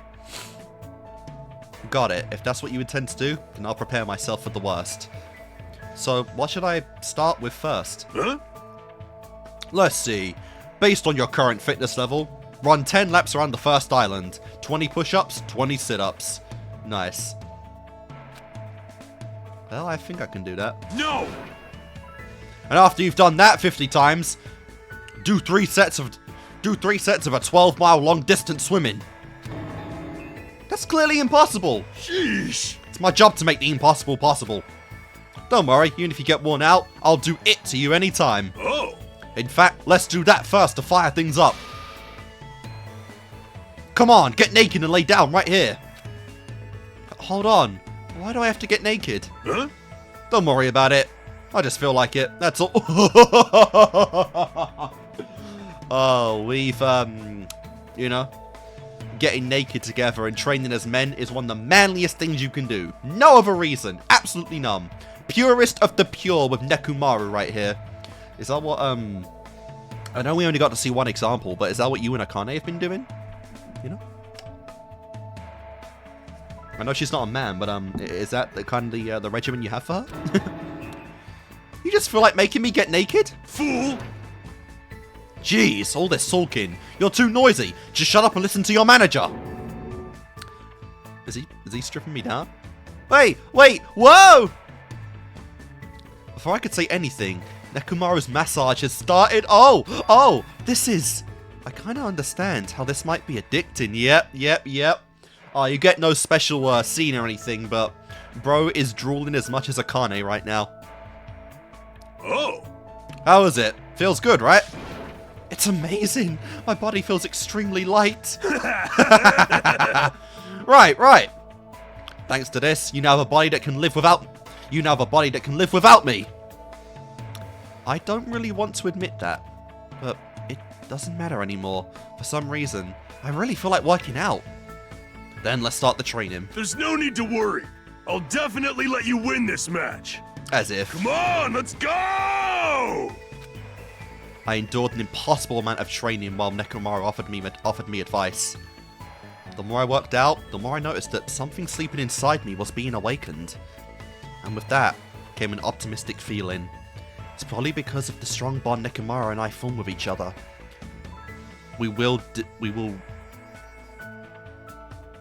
Oh my god. I think we meant definitely escape from here, all of us. I think we missed a couple of letters there. Alright, caught in the rad bromance. That is such an appropriate achievement title. That is based. Oh man. The power of life and death. I would, I'd pay good money for one of Nekomaru's massages. I just want to say I definitely would. Oh my god. Oh, crispy whites too, huh? Cool, cool, cool. Alright, I'm taking a break. My throat is fucking killing me. Alright, next up, Akane. Who is not this side. I think we only have Kazuichi from that side left, and then we're done with, completely done with the right side of the group. Let's go. I don't think there's anyone more appropriate to go after Nekomaru than Akane. This island, it's full of mysteries. Yo! There might be a tower that reaches the heavens, or a strong dude sealed up in an electric jar. I don't know if that was a Gurren reference, and I don't know what the electric jar one is. Alright, doesn't matter what it is, let's go find it. They say the world is full of treasure. Cool, cool. Oh god, this is going to be like every single snack I have for the free time events here. I spent time today getting dragged around by Akane while we search for treasure. Looks like Akane and I grew a little closer today. Let's see. All the goddamn food. Chocolate chip jerky. Simple enough. Oh, this one. I gotta have this one. As long as I got one of these, I'll be good to go for 10 days. Yo! Hey, you. Hmm? What? What's your name again? It's Hajime. Hajime Hinata. Oh, right. That sort of sounds like your name. Sorry, I kept forgetting somehow. I'll remember it easier if you keep giving me food or something. If we have worth to you, you'll remember. How nice. Are you an animal or something? Yo! Oh well, later. Huh, wait, hold on. We only just started talking. Well, even so. I'm not interested in someone who looks exactly like they have low fighting power. Just from looking at you, you probably are around a 2. I don't deal with anyone lower than trash, you know. Fuck. What kind of measurement system is that? It's the Akane system, baby. Like, why are you focusing on fighting power? That doesn't matter in gymnastics, right? Huh? Gymnastics? What are you talking about? You're the gymnast, girl. I mean, you're the ultimate gymnast, right? Oh, that. Setting records in swimming competitions is easy money. Money? You're just doing it for money? Is there a better reason? What? Yeah, that's right. I've been doing it since this really persistent old man convinced me to give it a try. Oh. I've been running and jumping all over the place ever since I was a kid. You know, it's, what's it called again? That thing where you run non-stop through a bunch of cluttered areas. Is Akane talking about that? When you keep running around and jumping around obstacles and buildings. Parkour? Is that parkour? I got it. Ah, that's it. That's exactly it. That's what the old man called it too. Well, it doesn't matter well, it doesn't matter what it's called. When you got people chasing you just naturally end up doing parkour when you're running away from them. What the actual hell? I mean, at least she enjoys parkour, but no. You should try chasing me sometime. I seriously won't get caught. What kind of situations do you get into where you need to do parkour in the middle of the city? She's pretty crazy, but I'm a little jealous of how cheerful she is. That is one hell of a way to start a backstory. I'm at least glad there's, you know, she can turn these situations into a positive and live life freely. But good lord, maybe it's better if she doesn't understand the situation she was in. After continuing my mostly one-sided conversation with Akane, I left the area. Alright, let's go. Free day so we can keep going on with the foods.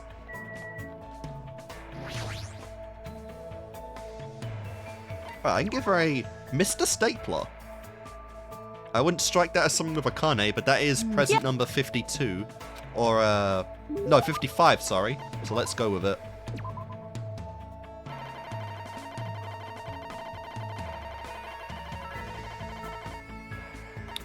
A little too high. Mr. Stapler, why not?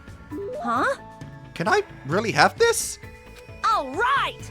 Once I accept this, I'll never return it to you, no matter what. You Nice. You look pretty bummed. Are you even eating? Hank, damn. My name is Hajime. You only got the H right. Progress. Is that going to be like the thing, like on the final free time event, she's finally going to remember my name? More importantly, why are you so full of energy? Isn't it obvious? There's yummy food, soft blankets, my room doesn't leak when it rains. This place is way better than when I grew up. Oh, seriously? Even in this kind of situation? You know how it is. It's not that strange to find a dead body at the dump in the morning. Interesting. Where are you from?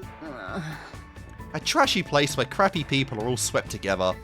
Stuff like that happens all the time. Sounds like you might have grown up in a similar place to Mukuro, because I think she was on the streets as well, in her childhood. How can you say that like it's no big deal? Desensitization, you know, it happens, but you know, no matter how horrid the thing might be, everyone can get desensitized to something. It's just how we are. What kind of environment was she raised in? Anyway, since we never had any money, I did whatever I could to earn cash, and that's why she's only about money for the job. I even sold my used panties to this nosy pig who kept oinking. Panties, what the fuck? These have got to be references, right, to something. Oh my god. By the time I was able to legally work part-time, I didn't have to run away anymore. So when you mentioned parkour before, you were talking about that. But I probably just laid the foundation for being a gymnast. What kind of part-time job did you do? I bet you probably did stuff like manual labor? Well, I did a lot of things. For some reason, my mum's boyfriends always pushed me into doing weird jobs. Oh my god. What the hell? Have you had any positive male influence in your life at all? Like, literally any? Have you ever met your dad? Huh? Like... At first, one of them told me all I needed to do was serve food. But I never expected he'd tell me to do it like that. Maid costume, I assume. I'm pretty sure Akane is talking about being a waitress, but what kind of waitress? What the hell? What did he tell her to do? Cosplay. I'm gonna go with cosplay. Did he make you do cosplay? Cosplay? Is that trashy? Okay. No panties.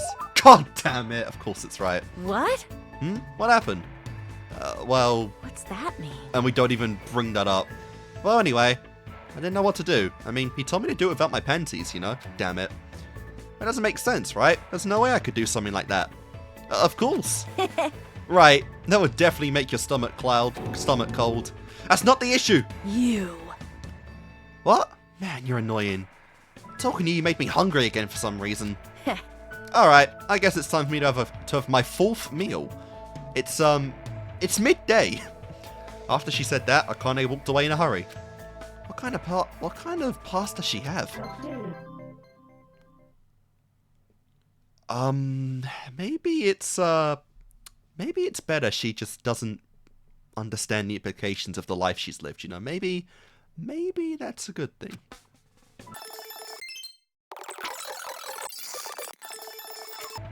Alright, simple one this time.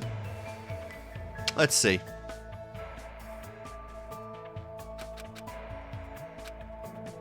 We are just gonna go with the an old classic here. I don't have it. God damn it, that was ramen and I don't have ramen. Holy crap. A cod roll banquet. What is this? Number 10. Don't have it either. Oh my god. Alright, a sweet bun bag. I don't have that! Potato chips. I didn't even look to see if that was right, but it's Akane, that was definitely on the list, yeah. Oh, this one. I gotta have this one. As long as I got one of these, I'll be good to go for 10 days. Hey, you. You're like really small. Harvey? It's Hajime, yep. Each one we're getting a singular letter, so H-A now. Alright, that's it. I was close enough. Anyway, what are you even eating? I don't really have much of an appetite, but I am eating regularly. I see. It's okay. Whenever I see small things that don't look like they're eating much, I can't help feeling worried. I don't think you showed any concern about Hiyoko in the game. But for good reason. You can't survive if you don't eat when you can, you know? Well, that's true that eating is necessary, but aren't you going a little overboard? Wait. Of course not! That's normal back home. Hey, Akane. I've been wondering about this for a while, but about your home. What? It's not that big of a deal. The only major difference is that I have about 7 little brothers and sisters, and my parents don't work. That's quite the family. The only thing? What the heck? So annoying.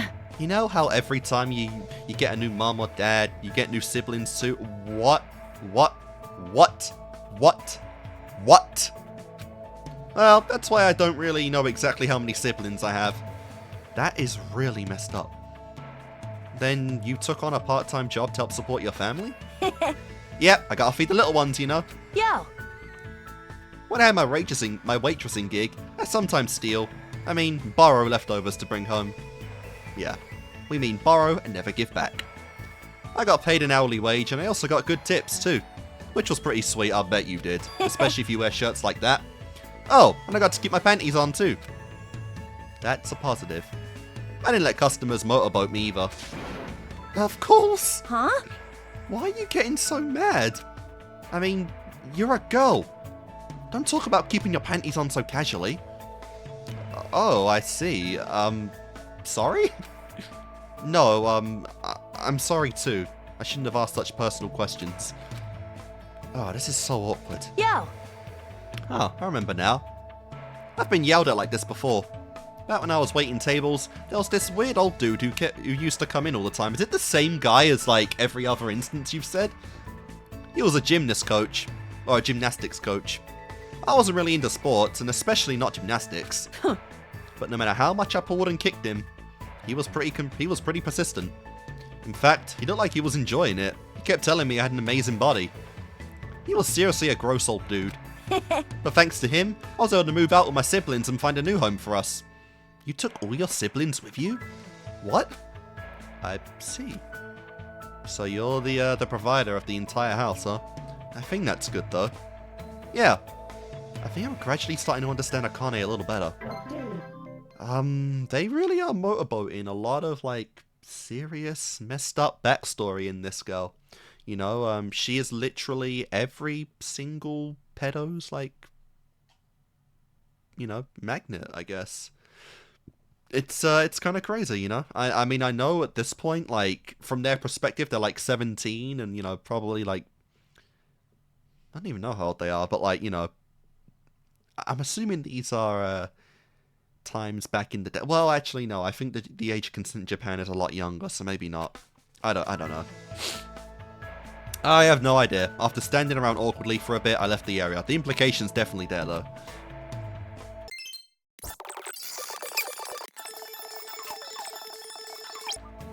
Alright, so Akane likes the bandage wrap too, which is interesting. Also, angel fruit. Let's see if I have any angel's fruit.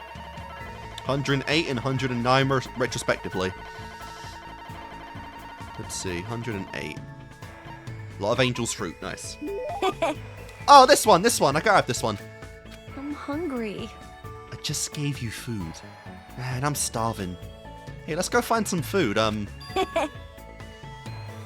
You were getting there, you were getting close, but no. Hector? Hajime. I want to believe she's just playing with me and doing this on purpose. I would not count on that. Hey, Hajime, I found a place that might have a lot of awesome things. Come on, let's go. Akane grabbed me by my arm and dragged me to... What a random destination! But I mean, I guess we're getting a change in scenery. That's quite rare in these free time events, actually. The storage room inside the old building, yeah. We haven't been in here since chapter 1. Yo. Manami let you in if you just ask her. I'm sure she sure is a pushover. I found out there's canned food here. Isn't that awesome? Since there's no one here, you can borrow as much as you want. Nice cover. It's a canned food party. Akane's eyes light up from being surrounded by food. She sort of looked like a little kid. Yeah, I definitely feel sorry for her future partner. You know, 98% of that entire salary is going to food. God, imagine if she had even more siblings or children, even more mouths to feed. An impossibility. When she looked this happy, it's hard for me to want to stop her. Score! When things don't make sense, the only thing I can do is stuff my face. I am so envious of your metabolism. Like, I know you're a very, very fitness kind of gal, but Jesus Christ. As long as I can eat and move my body, that's when I feel like I'm alive. That's all I need. That's very Akane, I think, but is that really okay? For people, things are never that simple. She might have something on her mind. She sounds like she's trying to convince herself. Maybe she really means is, are you hungry? Worried about something? Are you hurt? Are you worried about something? Are you worried about something? Huh? Huh? What are you talking about? I don't really worry about things. You? There's no way I'd have to worry about anything. Really? Everybody has things to worry about. You would feel hesitant or uneasy, and sometimes you just need to vent about it. You. That's wrong. I'm not weak yet. We're only on, like, the 3rd free-time event, bro. We are not even close yet. Oh, I thought she was hitting me. Akane swung her arm and hit the light switch. It's only dim, but I should still be careful. Bam! Ow, and I've already walked into a shelf. Where's that white thing? Oh god, what did we grab? Kia! Huh? I somehow managed to turn on the light and I saw Akane crouched on the ground, trembling next to a white sheet. It probably fell from the shelf when I walked into it. Oh. Are you scared of the dark and ghosts? Ghost? That's not a ghost, it's just a sheet. Liar. I'm not lying, see? Look at your feet. Right? Damn it! Forget about what you saw just now. Huh? If you tell anyone, I'll kill you. Even if I catch you thinking about it, I'll kill you! I'll get you for this! I don't know if I should remember this or forget about it, but I never thought I'd ever see Akane make a face like that. So, ghosts. That's Akane's fear. That feels in character. For some reason, my heart was still racing. Oh, my heart was still racing, so I left the area.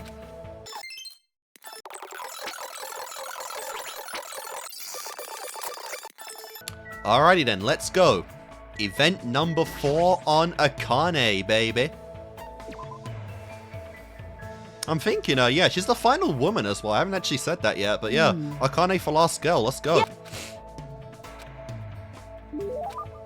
Alright, she actually doesn't have too many loves. A lot of likes, though. I think she has the most likes in the game. Viva Ice, 15. Huh? What is it, like a slushie? I can really have this? I can really have this, right? All right. Yep. Hey. There we go. It's not even the final act yet. Hajime. You made sure you forgot what you saw, right? What I saw? Oh, you mean we were in the storage room? You. I'll kill you. This anger is the real deal. I don't think she's just embarrassed about what happened. Still, I think everyone is scared of something. Plus, it's normal to be scared, and you're a girl, so wow. Damn it! Stop it! Just stop it! Don't treat me like I'm weak! Ah, so yeah.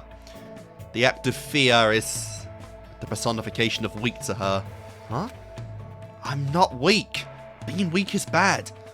If you get kicked around and beat up, or cry and scream that there's no food or medicine, no one will help you. You're very similar to Mikan I'm getting here, these kind of vibes. Because this is basically what Mikan is, right? And these are the things that Akane is fearful of becoming. And the next time I say someone's name, I might be talking about a dead body. That's the kind of place I grew up in. Or did you lose anyone personal, like your dad or whatever? Weak people die and there's nothing you can do about it. No matter what happens, you can't complain. What's wrong with being weak? It's normal to be weak. Humans feel overwhelmed sometimes and even cry. I know I do, so what's wrong with that? I don't think real strength means you can't accept your weaknesses. I think real strength means you overcome them. It's weird when I talk to you. I feel like I'm getting really weak or something. Damn it! I was much stronger when I was alone. Stop saying things that don't make sense. Akane, how can I get through to her? I need to explain it in a way that Akane will understand. As long as we all run a red light, too many cooks spoil the broth. Two heads are better than one. Two heads are better than one. Yeah, no. Alright. Too many. Oh no! As long as we all run a red light. How should I put this? You know, as long as we all run a red light? You can't do that! That's dangerous! You'd get run over! You're right. Damn it. But I get what you're trying to say. When everyone's together, they can make up for their weakness. That's what you mean, right? You! But you can't run a red light, not ever! You're right. She's probably sensitive about stuff like this because she has younger siblings. You're not weak at all, Akane. You don't need to try to be. Oh, you don't need to try so hard by yourself. Especially in this situation. We should all work together and do our best, right? I offered my hand and Akane cautiously gripped it. Nice. Just as I thought, her hands were very warm. Coach Nekomaru said something similar. But I didn't understand, so I didn't listen. But somehow, I understand now. Your words make sense to me. Hey. And that is when she starts getting heated. She is the one starting to get horny now. That's a different style. Whoa, Hajime. You're warm. This is the first time I've ever felt someone this warm. Ah, such projection. Yeah, we never heard Akane's voice like that. Such a treat. Akane gripped my hand tightly. So hard that it started to break. Started to break my hand. I feel a strong bond forming between Akane and me. That's right. We're not alone. We can move forward and overcome our worries and hesitations. I hope Akane, who's been living alone her whole life, is able to understand that, even if it's just a little. Oh, that was the end! Okay, I was a count off. Huh. Okay, I guess I just messed that one up. Oh, I would have tried to give her something she loved at that point. Well, there you go. We got Peach Muscle. I didn't actually see what the I didn't even see what the achievement name was there. That was my bad. And a grey pair of panties. All right. So another unfortunate case of a bad backstory. You know, peasantry, and not even that. Just like lower class here. Seeing bodies all the time, having an ungodly number of siblings to take care of. You know, no information on her daddy. Like her mum's boyfriend. Nothing specific about her dad in that one, which is interesting. Maybe he's out of the picture completely, I'm going to assume from that. But, yeah, that was definitely something for Akane indeed. And I guess a magnet for very pervy men back in the day, especially old-timers. That's memes. That's got to be a reference to something, right? Because Danganronpa does love its references. But yeah, that was a fun time.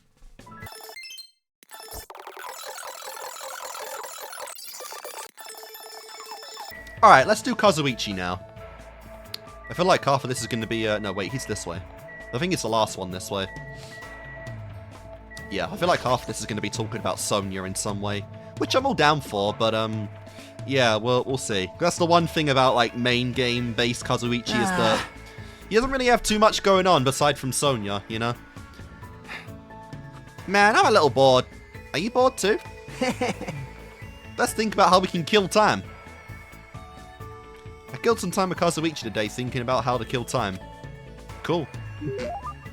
And we grew closer. Let's give him a present. What do we have?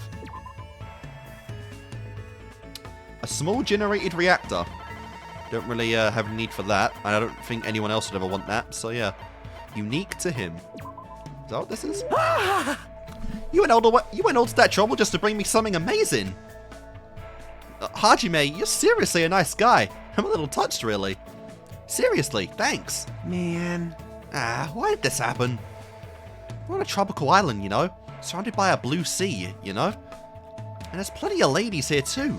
So why do we have to be involved in all this killing nonsense? Although Kazuichi's intentions are probably not pure, I agree with what he's saying. If this was a normal tropical trip, or if this was a normal school trip, it would have been really fun. Man, and here I thought I was finally going to go on a school trip for the very first time. Huh, you didn't go on one during middle school? I was supposed to, but I ditched it. Fake being sick and stayed home. Fair. Well, I had a lot of reasons, but my family is really poor. Another poor family. My classmates are pretty much a bunch of boring turds, so I was like, who cares if I don't go to school? Well... But my old man found out later and beat the crap out of me. Oof. Well, obviously a parent would be mad about that. Yeah, but that doesn't justify abuse, you know. But I sometimes got yelled at for ditching school during events during elementary and middle school too. You even ditched in elementary school? What the hell? Hey. My damn old man, he knew better than anyone else that we didn't have any money. We ran a bike shop at my place, but it's seriously hard to sell bicycles these days. The only customers we got now just need a flat tire fix or air pumped. But yeah, despite that, I'm the genius mechanic in my family. I can take one look at a bike or a car if a bike or a car needs fixing, and I can fix anything from kids' toys to household appliances. That's very, very cool. Oh, that's pretty amazing. Of course. As expected, the ultimate mechanic. Well, I've been surrounded by junk food and tools ever since I was born. So, I just have a habit of taking things apart and putting them back together. I see. So that's the environment the ultimate mechanic was raised in. Hey. My old man is just hopeless though, so I'm always the one who's helping out at the shop. In fact, to tell you the truth, I was really excited when we first arrived at this island. Everyone here has pretty colourful personalities, but they all seem like interesting people. I was really looking forward to enjoying my youthful days here. Until all this crap happened. Damn it. It's my dream, you know. I've always wanted to go on a trip with my friends and stuff. Man. Really? That's your dream? Simplicity, I guess. Oh wait, we're not close enough yet to call each other friends, huh? I don't know about people suddenly deciding they're friends or not. But since we seem to have the same goal, maybe we can at least start by calling each other comrades? Comrades, huh? That sounds pretty awesome. I'm looking forward to working with you, comrade. What the hell?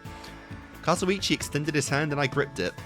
I mean, we did start, you know, secretly going around together in the game in free time events, or secret events, I guess, you know.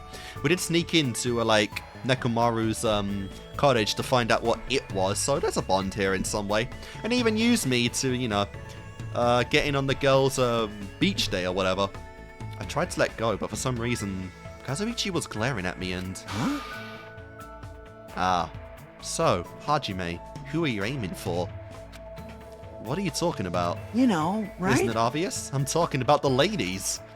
Depending on your answer, the alarm clock in your room may be modified into a time bomb. If you have time to make something like that, you should spend it actually being productive.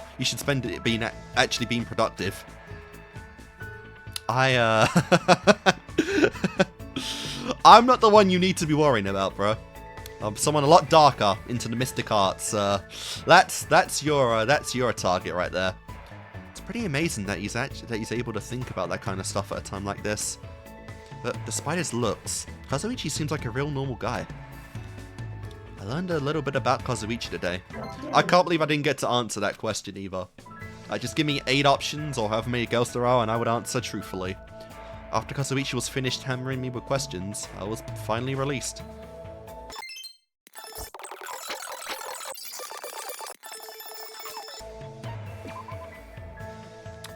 Alright, we can give him an old Timmy radio. Or a broken warhead. Alright, those are pretty high up there numbers. Let's see, what do we got? What do we got?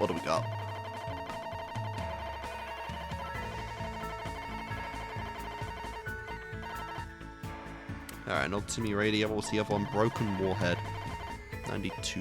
Alright, got a lot of those. You went to all the trouble just to bring me something amazing.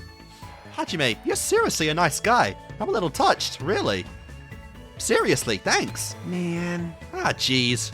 Are there any vehicles with engines on this damn island? At this rate, I'll take anything. A go-kart, RC toys, a baby carriage. Just let me tinker with something. Baby carriages don't have engines. Aw, man. The ones he makes would. There's nothing I can't disassemble. So I took apart the alarm clock inside my room. And when I did that, I couldn't put it back together. Oh, so there are times where even the ultimate mechanic can't fix something. Wow. Of course, that sort of thing happens to me all the time. One time I was tinkering around without thinking, and before I realized it, I made some kind of a car thing. For some reason, the things I fix always end up being some kind of vehicle. Well, you know, got a passion, you've got a target, that's fair. I don't understand that at all. I don't mind messing around with the frame and connecting the electrical equipment. But guys definitely need something with a rumble and some bam ba bam. Hey Hajime, you know what I'm talking about, right? You know what I really want, right? A hairdryer and engine. You're talking about an engine, right? That's what you want to mess around with? Of course. That's right. That's exactly it. Disassemble, reassemble, see how it goes. Disassemble, reassemble, see how it goes. Doing that over and over gets my brain moving. I really miss the smell of oil. You're right. I haven't really smelled anything like that since we came to this island. And even if there was a car here, you couldn't drive it since you don't have the driver's license, right? How annoying. I don't think that's something that would, you know, get in the way of that, you know? There's no way I'd do something annoying like that. I'd just get motion sickness anyway. I think we did actually see that in the roller coaster event. I just really like the feeling of an engine running. I like all kinds of machines, but vehicles are definitely the best of the best. After all, they look so awesome. Oh man, I really want to go home soon and start working on my bike again. What kind of bike are we talking about here? A motorbike? Did you turn a regular bike into a motorbike? Oh, you're even making a bike, huh? Awesome! Man, maybe you were making bikes or repairing bikes even for the ultimate biker gang and his crew at some point, you know? Wink wink. My dream machine is seriously awesome, you know? According to my calculations, it has a top speed of 585 miles per hour. A little over the speed limit, you know? Man, I really miss tinkering with that thing. Oh, but it obviously wouldn't be street legal, yeah. And since I get motion sickness, I can't ride it anyway. God damn it. What's the use of making a ride that you can't even use? I don't understand that at all. You know, just, you know, a passion, a hobby, you know? I mean, you know, there's passions and hobbies, you know, collectors, collecting things they don't ever use, just, you know, hang and present, you know, like, that's a thing, passions. After talking to Kazuichi some more, I went back to my room. What? That one was pretty difficult, but I don't care anymore. Fuck your tests.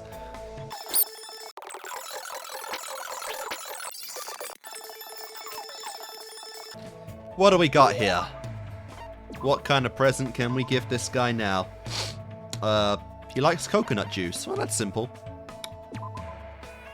Oh my god, he likes a men's manma and a kiss no. Oh, we gotta see if we have those next time. Hey Hajime, do you have a dream for the future or something? I never really thought about it. Maybe I've forgotten what it was. How about you? Do you have one? Huh? Well, you know, sort of, since I'm a mechanic. There's not much a guy like me can do besides tinker with machines. So if I'm gonna reach for the stars, then that's the only one for me. Do you mean an F1 racer? That's obviously wrong. Wow, hell no! Something bigger and faster. Oh, never mind. Don't even think about it. You'll just laugh. You'll definitely laugh at me. I already know. See? I told you. Your face is totally giving it away. I'm making a face? Ah! Don't you get it? Hey. I mean, if I'm talking about the best machine, then I'm obviously talking about that. Just don't even think about it. Forget about it already. Is it wrong to guess or not? A jet plane, a train, a rocket ship. Let's go. Could it be a rocket ship? Laugh all you want. I don't care. Why would I laugh? That sounds amazing. You serious? Seriously? Yeah, I see. Don't you think rockets are amazing? They're the biggest and fastest. They're at the very top of the vehicle food chain. Hey, But still, there's just one thing I'm worried about. No matter how hard I work to make such an awesome machine, there's no way I can give a girl a ride in one. Yeah, if you get motion sickness in a car, you'd have a really bad time inside a rocket. But a fantasy like that is very you, I guess. Yeah, delusional. If you ever overcome your motion sickness, I can totally imagine you riding a motorcycle with a girl. Maybe get some tips from, again, the ultimate biker gang leader when he was still around. You'd probably hang out with a bunch of delinquents and get into all kinds of trouble too. So you think so too? I mean, it's normal to think like that. Kazuichi, did something happen all of a sudden? man. It's nothing. I just remembered something I need to do, so later. For some reason, Kazuichi abruptly walked away. I don't really know why his attitude changed. I definitely wish in the main game they would have been able to incorporate more of Kazuichi's passions for, like, you know, devices and vehicles and whatnot, because, like, yeah, he set up the two-way radio thing in chapter 3 so we could communicate at the hospital. But like I said, most of his screen time was dedicated to Sonia simpage, you know, which it's fine. It can definitely be an aspect of his character, but it's definitely not the main. It's definitely should have been an aspect and not the main drive, you know. Like, ironically, I feel like if he was more open with Sonia about his own passions, like, you know, vehicles and whatnot, he might have actually gotten closer to her. He would have had a better chance with her if he just, you know, was honest about what he wanted to do in life. But, you know, when the Guna brain is in full effect, you know, logic like that and just other stuff gets thrown out, you know, and that's the unfortunate reality of it all.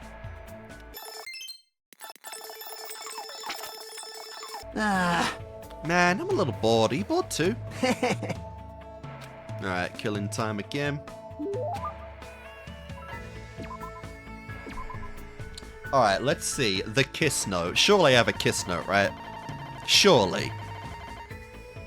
One kiss note. Alright, maybe not. A razor. Simple. Every man can appreciate that. That's right. Oh, that's it, that's it. I was just thinking about how I wanted that. Fair. Right on, Hajime. You're a man who knows the difference. Damn it. Somehow I'm already losing confidence in myself. Well, it's not like I had any confidence to begin with. Oh, really? Damn it, why did this have to happen? I want to go home already. Kazuichi seems pretty depressed, both physically and mentally. Get a hold of yourself. I'm sure there must be some way. Come on, you know what they say. Oh, come on. You know what they... Well, there's a will, there's a way, right? Alright, I think they meant to say that. There's been a few in these free time events. Notice a few hiccups in the grammar and whatnot, but it is what it is. I'm not one to complain. Hajime, Are we screwed? isn't that kind of lame? It's your fault for complaining. Well, that's true. Sorry. Alright, let's get pumped up and look for a way to escape. He sure recovers quickly. But still, all the machines here that have engines like airplanes and ships, they're no good. We might as well put pedals on the ship and a pedal boat and pedal off this island. We could even make it swan-shaped too. What do you mean might as well? That reminds me. I would get yelled at a lot for modifying various things at school or at home. So you couldn't stop yourself, huh? How many times have you broken the refrigerator? My greatest invention was attaching an engine to a machine that draws the chalk lines for the soccer field. Well... But it escaped through the school entrance at full speed without curving or stopping. Obviously you'd get yelled at for that. Probably fined too. Hey Hajime, if by chance... what if it's impossible? That Monokuma bastard's rule is that only one person is able to escape. That rule doesn't matter. We'll never kill anyone. It's that simple, right? Sure. That's true. Can you really believe that nobody here will ever betray us? If you start doubting now, you'll never stop. They want you to feel like this. I mean, I'm pretty sure at this point that, like, this is the full free time event. I'm pretty sure you can't get this in chapter 1, so that would have already happened, guys. A little off on the continuity there. Well, obviously, but You know, right? humans are creatures that betray each other, you know? If they aren't, then... Oh? Kazuichi, what does that even mean? Sorry, let me think about it alone. You've experienced some personal betrayal before, I guess? After saying that, Kazuichi briskly walked away.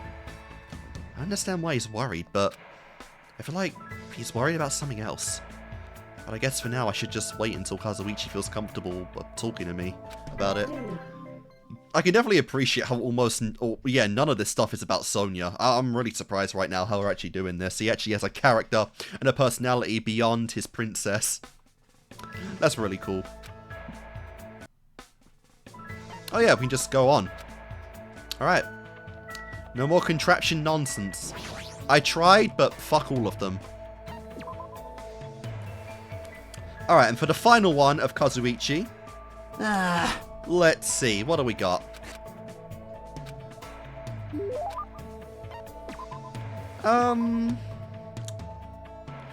You know what, let's go with something silly.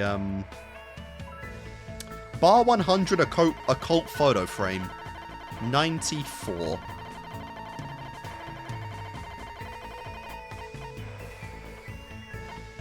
Wait. Oh no, these are different. These are different. Oh, I read that all was one. My bad. A bar. Woo! I can seriously have this? I feel bad, but thanks. Well... Hajime, about that thing from before. For now... Let's go somewhere else. After he said that, Kazuichi walked away by himself. Okay. I ran after Kazuichi until I arrived at the beach. Everyone is like... Almost all of these are ending at the beach, man. Let's go in your cottages, man. I want to see how you people dress things. Woo! What are you doing? Shut up! Shut up! Can't you see? I'm breathing deeply. You... I gotta prepare myself for lots of reasons, you know? Alright, I'm ready. Come on, come at me, bro. What? No, hold on. I don't really understand what's going on at all. Hey! Dumbass, isn't it obvious? There's only one thing for two men to do when they come to a beach. What? What can two men do when they come at a beach? Date, hit on girls. I know, hit on girls, right? That's right! Okay, not right, but he did agree with me. That's right. At such an open tropical beach, you can run full steam ahead toward all the older ladies. That's obviously wrong! Wait, what the hell? There are no older ladies here in the first place, but why does it have to be older? Like, we're all the same age here, aren't we? You're so funny. Date? I see, this is a date, huh? That's right! Nice. Hey! Yeah, no. You want to get into a fist fight? Are you talking about a fist fight? Not exactly. You're going to punch yourself. What? You... If you don't, my mind won't be settled. It's like I feel lost or something. You believe in me, but I can't believe in you at all. It's like I betrayed you or something. Kazuichi. To be honest, I'm wearing contacts. Oh, cool. What is this now? It's not like my hair is this color because I wanted it to look like this.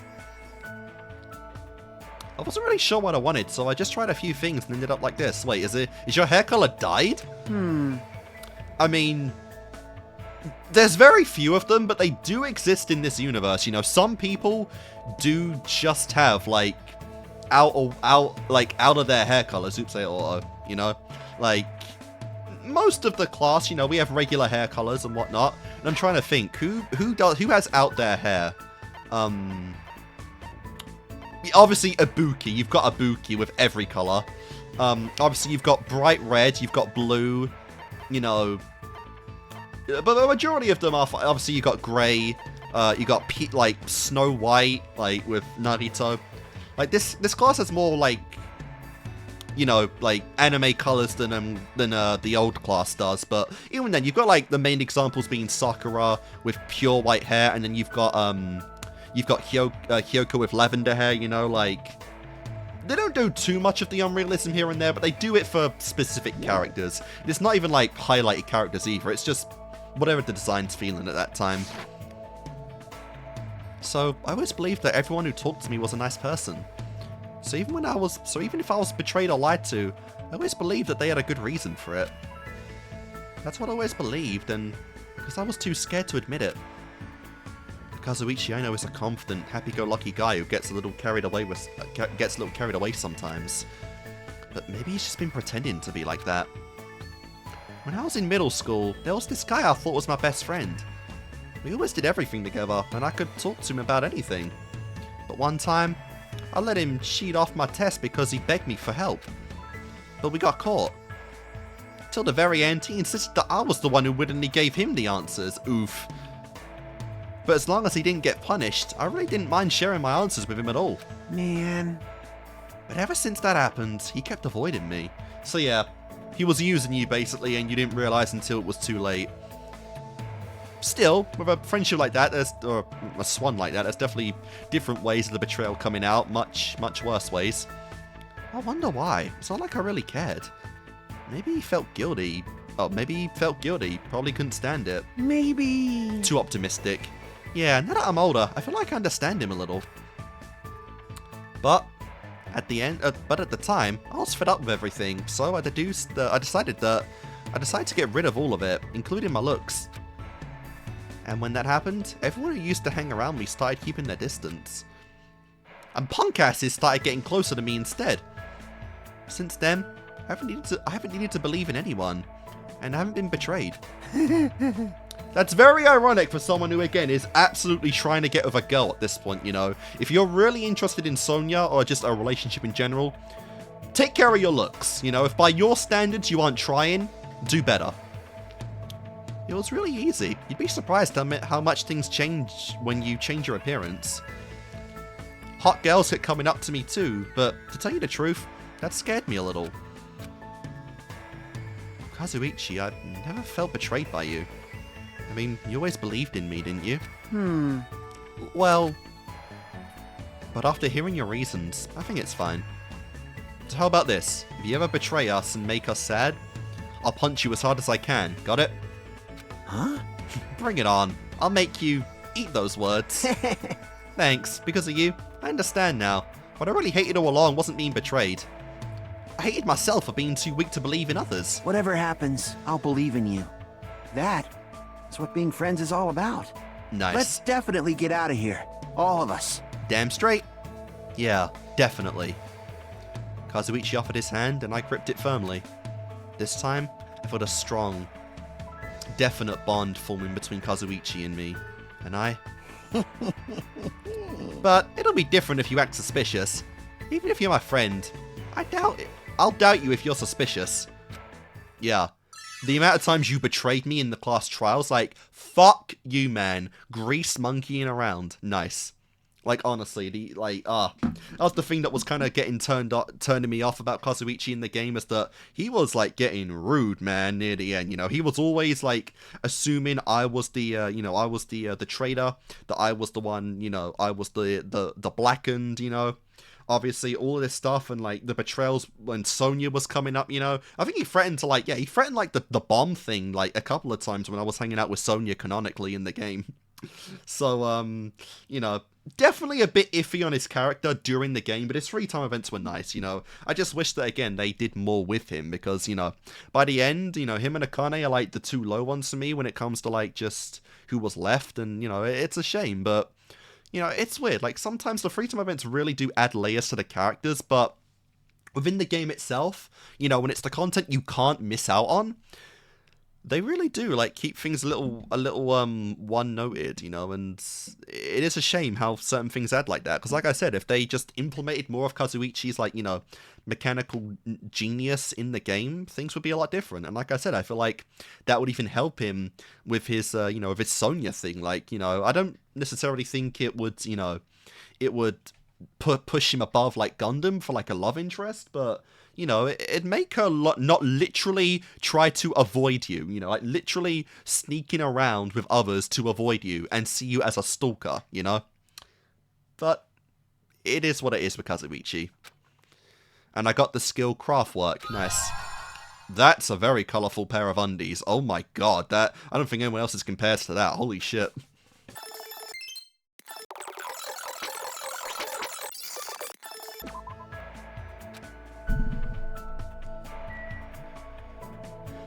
Alright, so 2 more boys. And oh, here we go, right next to each other. Nice.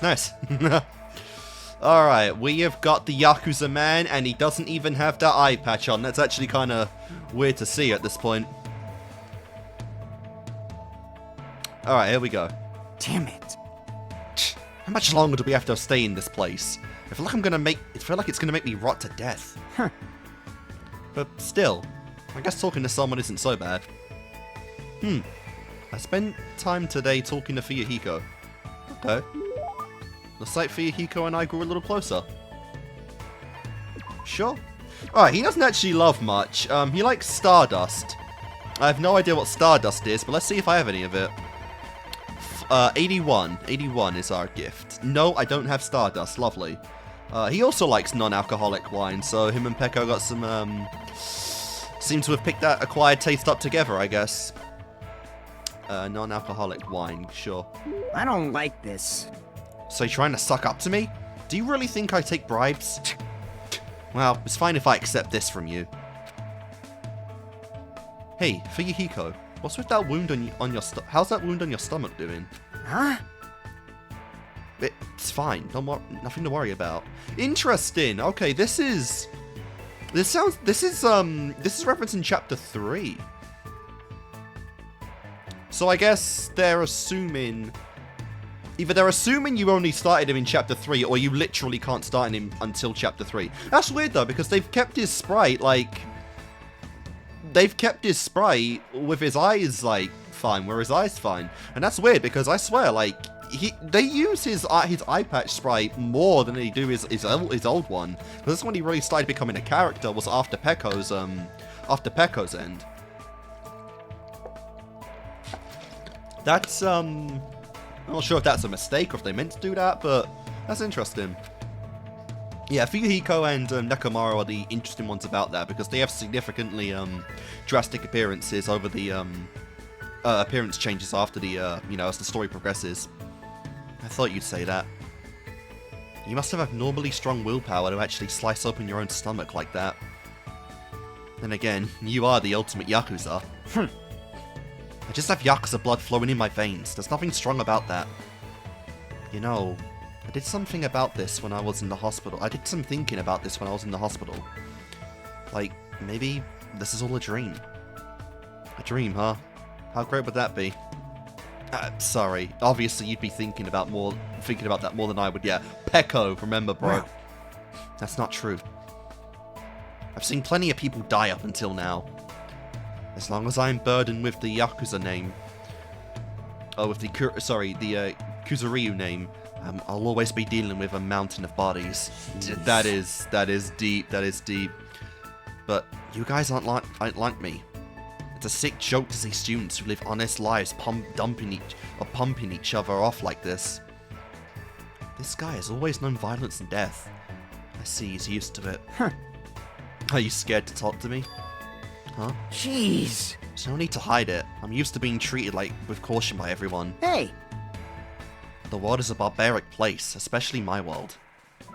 Everyone I know tries to settle things with violence. You guys have different values than I do. My old man likes to say, predators are always stronger than their prey. He's a hothead. Even if it's just a minor argument, he'll come at you with everything he's got. And that's what you were kind of emulating in chapters 1 and 2, honestly. And when him and my mom fight, she seriously tries to kill him. Being a Yakuza means you can even kill the man you love to get your point across. I've been hearing stuff like that since before I was old enough to understand what's going on around me. That's a pretty outrageous home life, but it's, it's two completely different worlds. The worlds we both live in couldn't be more different. Like... There are a few times where I nearly got killed in the aftermath of my parents' fights. Peko, ooh. But whenever something like that happened, Peko was always there by my side. They hired her just to protect you when that happened, because they knew that would happen a lot. I'm sorry. I made you remember something painful. Huh? What? You don't need to apologize for that, you strange bastard. But still, I'm the rightful successor to the Yakuza clan. Well, I keep saying that, it's the Kuzuryu clan. I don't get overwhelmed very easily. By the time I was in 2nd grade, I didn't cry even if I lost a fight. I see. Good for you. Hey, bastard! Good for me? Don't treat me like a kid. I don't really know what else to say to him. Anyway, it's not much, but I am starting to get to know Fuyuhiko a little better. I'll definitely say, I really do appreciate how, obviously, in the world Kuzuryu has lived in, it's very easy to not only have your own, like, morals and perceptions strayed, but not even that, just not have a grasp of, like, you know, the average person's, like, morals and values anyway, but Fuyuhiko clearly has those, and despite the life that he's lived, and as he said here, he's been hearing these influences since before he could even understand what they mean, he has relatively kept a very normal moral compass, which, you know, is very, very shocking. I've been rewatching some, you know, some Better Call Saul and some Breaking Bad universe, and you just see, like, you know, the cartel members there, and just how desensitized they are to any kind of humanity, while comparing that to Fuyuhiko, who's had a relatively normal, or a relatively similar lifestyle to that, while not being the same. He is very much a normal person with values who, as we know, doesn't wish harm upon anyone, who keeps it as an act. So it is quite admirable to think, like, he's still able to actually be human. You know, he has humanity in a way, which is really cool to see. And obviously got actually brought out in his character arc, chapter 3 and beyond. So I really do appreciate that for Fuyuhiko. He is great in that regard. After talking to Fuyuhiko about some other things, I parted ways with him and returned to my room.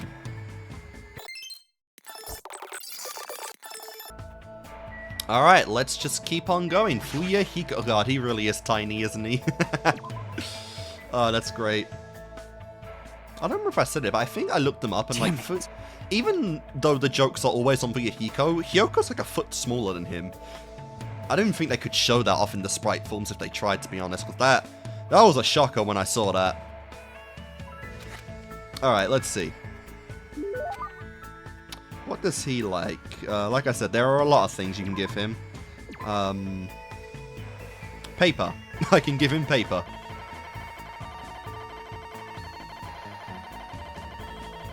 Alright, let's see. The Paper 10th Act verse. I don't like this. So you trying to suck up to me? Do you really think I take bribes? Yeah. Damn right. Hey, Hajime. Nah, never mind. It's nothing. Huh? Now I want to know. Shut up! But mind your business! It's just, you know, I'm just looking for something. Huh? I mean, shut the fuck up! It's not like I'm looking for anything.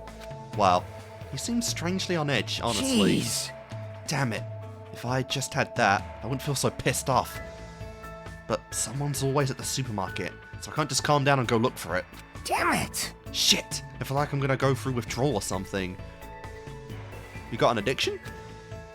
At the supermarket? He's starting to sound a little dangerous, but this means there's something he wants, right? I wonder what is Fuyuhiko looking for? Vitamin C, something sweet, calcium. What about calcium? I heard that calms people down. Huh? I don't need that at all. Nice.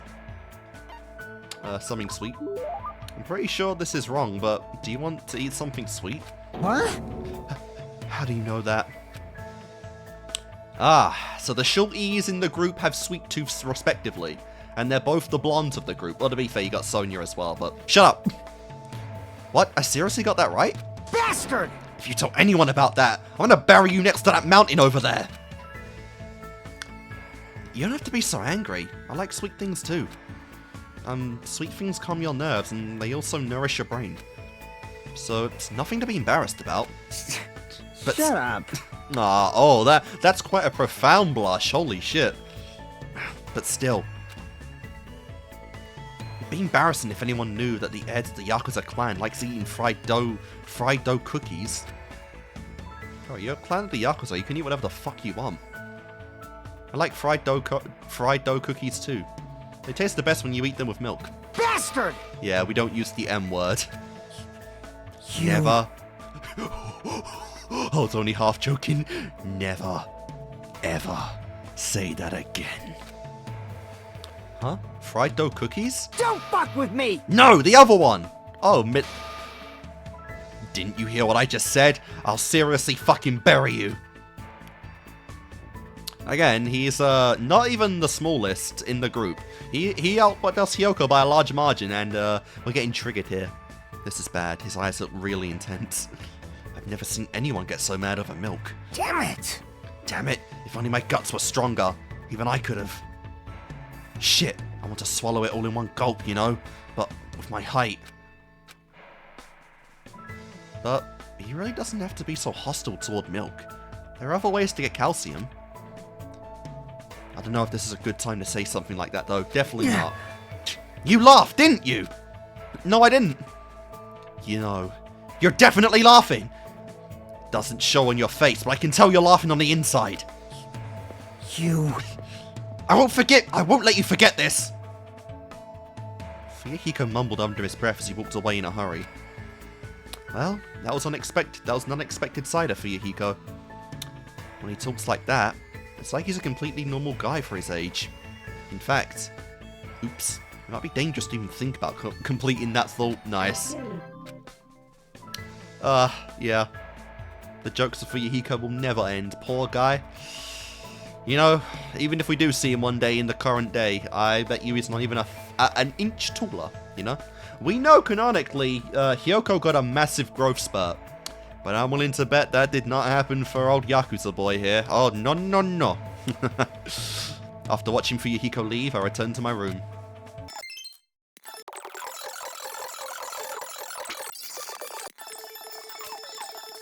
Damn it. Oh, no, I'm an idiot. No, obviously, he hasn't got his fucking eye patch because he didn't get hit in this universe. Despite what they're talking about, yeah, this is chapter 1 still. Oh, I'm such an idiot for thinking that. Oh my god. Still though, it's cool they coded these with both in mind. Same with Nekomaru. Alright, let's see. So, a Japanese teacup will do him, right? AD2.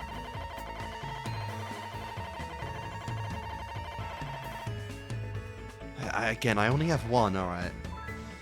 Maybe not. Mini wave dispenser? Nope, only one. 101 lust. No, I've already tried that. I don't think I have any of that. Alright, a secret wind sword book, 110.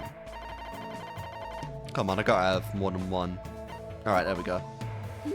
God knows what I'm gonna give Nagito. I see. So you're giving that to me. That's pretty considerate. Huh.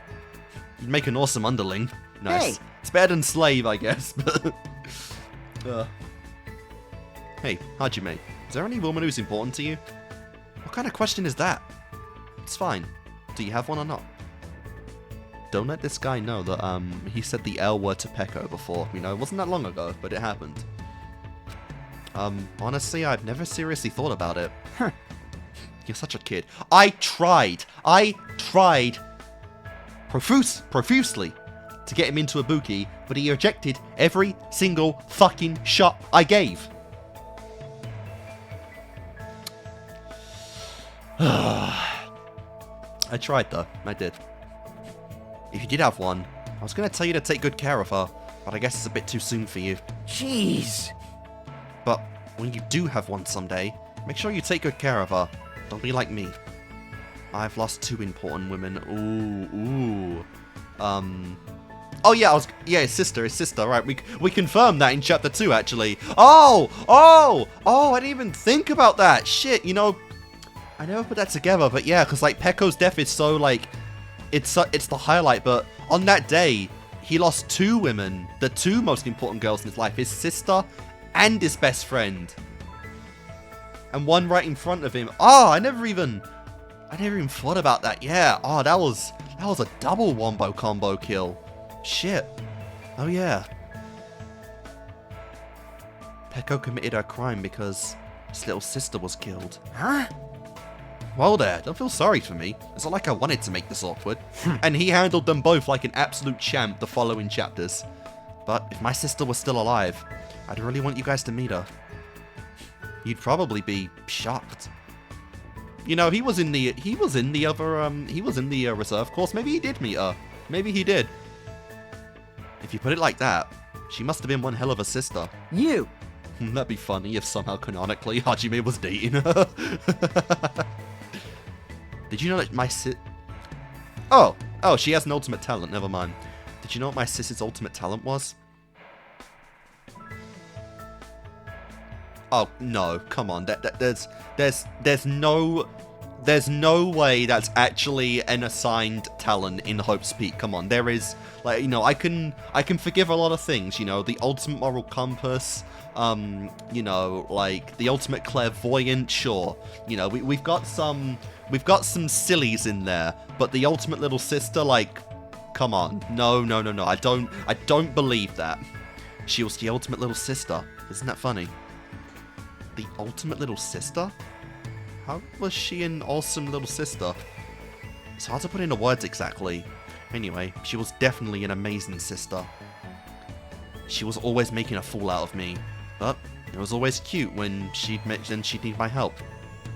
Plus, if she cooked fried noodles during the temple festival, a huge line would form outside the temple. I'm willing to bet this girl's like 2 feet above you, even taller than Peko. And she got an insane number of contracts from that hand towel companies, you know? She was self-centered, selfish, extremely arrogant. But even so, she had this subtle way of making people do what she wanted. So... I think that was because she was a Yakuza. She definitely deserved to be called the ultimate Yakuza. Within the clan, she was even called the reincarnation of my uncle, who was the most powerful of the Yakuzas. Ooh, nice. The most sorry, I keep saying that. The most powerful of the Kuzuryus. I'd like to know more about that too. Well, it's before my time, so I don't really know the details, but apparently he was known as the Overlord of the South. Nice. They say his final confrontation with the detective who was pursuing him nearly destroyed the world. Well, that's obviously just a rumor. Oh no, we got detectives here. Could the last name of that detective have been Kirigiri by any chance? Of course it's just a rumor. It'd be outrageous if it wasn't. Well, anyway, she was a really annoying little sister who pissed me off. But even so, she was the only little sister I've ever had. Even when a faction within the Kuzuryu clan wanted to make her our next leader, she said this: "I don't want to lead the clan. The reason I'm so amazing is because I'm your sister." Aww. She said that even though she was better than me at everything. To you, your little sister must have truly been the ultimate little sister. Maybe. Jeez. But still, when she said that to me, I couldn't accept it. All I could do was yell at her and say, "You lead! I can live by myself!" Just how small was I? Fuyuhiko. Why am I even talking to you about this? Huh? It's probably, you know, that harmless looking face of yours. Is that a compliment or an insult? Who knows? Anyway. But anyway, sorry about that. I guess I got all sentimental and shit after all. I don't really mind. If you think I look like someone who's easy to talk to, then I'll listen to you as much as you want. Don't act like hot shit, you virgin. Damn. I see. So you're not... You... Oh, and there's only one woman who would have taken that, you know? Shut up! Don't talk back to me so calmly. Even though it's happening gradually, I know Fuyuhiko is slowly opening up to me. Way more than we've gotten with like half of these people we've actually opened up to. That was a long one, and that was only the second one. Like, yeah, we got a big dump there for Fuyuhiko and his whole family gig, but a lot of his development ties around this family anyway, so that is really cool to see. Once again, I feel like I was able to understand Fuyuhiko a little bit. Nice.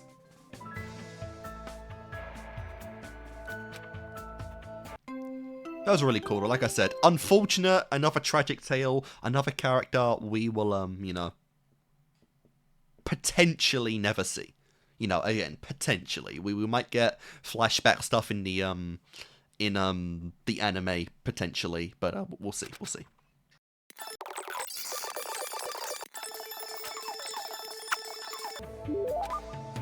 Alright, so we got something called Another Battle here, which is what he likes. 74. Another battle. What could this be? Oh. What is this? Oh, a set of Yakuza films. Fair enough. I don't like this. Yeah, I definitely have said these would belong to Fuyuhiko at some point, and possibly Peko as well. Damn right. Hey, Hajime, what's the first thing you want to do when you get out of here? Let's see. First, I want to find a safe place to relax and get some decent sleep. That sounds great to me. Jeez, compared to this place, I'd rather stay at a prison. Alright, I wouldn't go that far. That's not comparison. But I guess you are a Yakuza, you'd be treated like a king even there.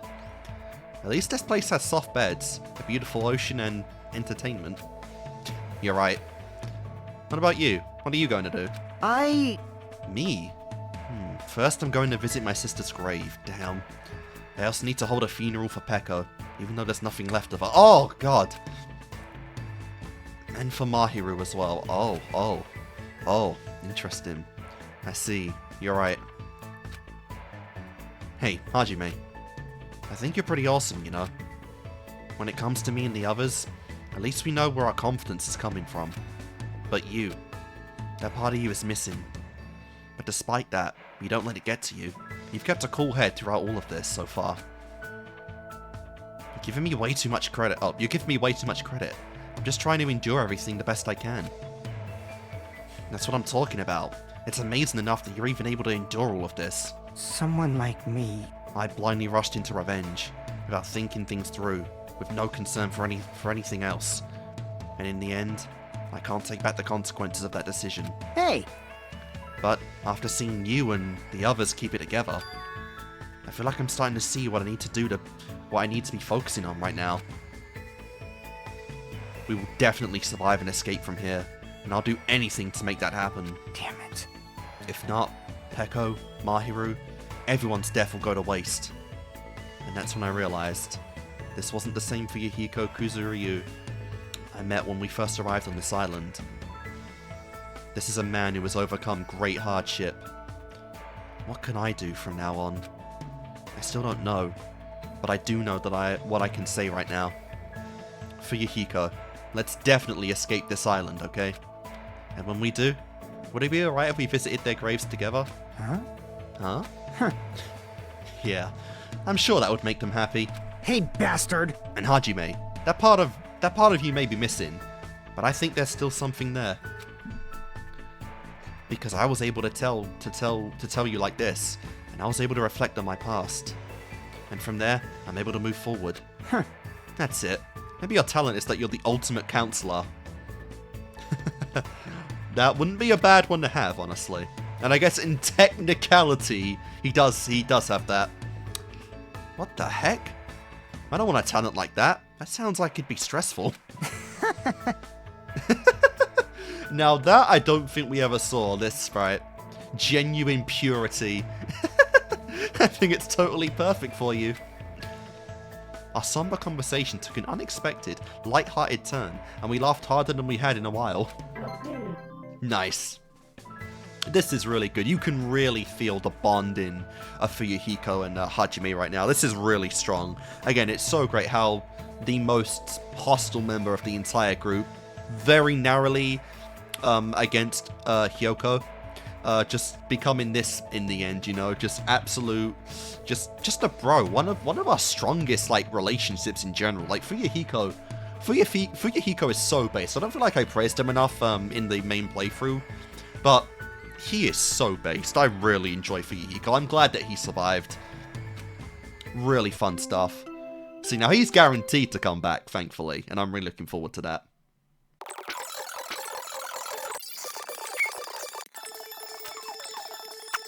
Alright, so this time we're gonna try a many-sided dice set.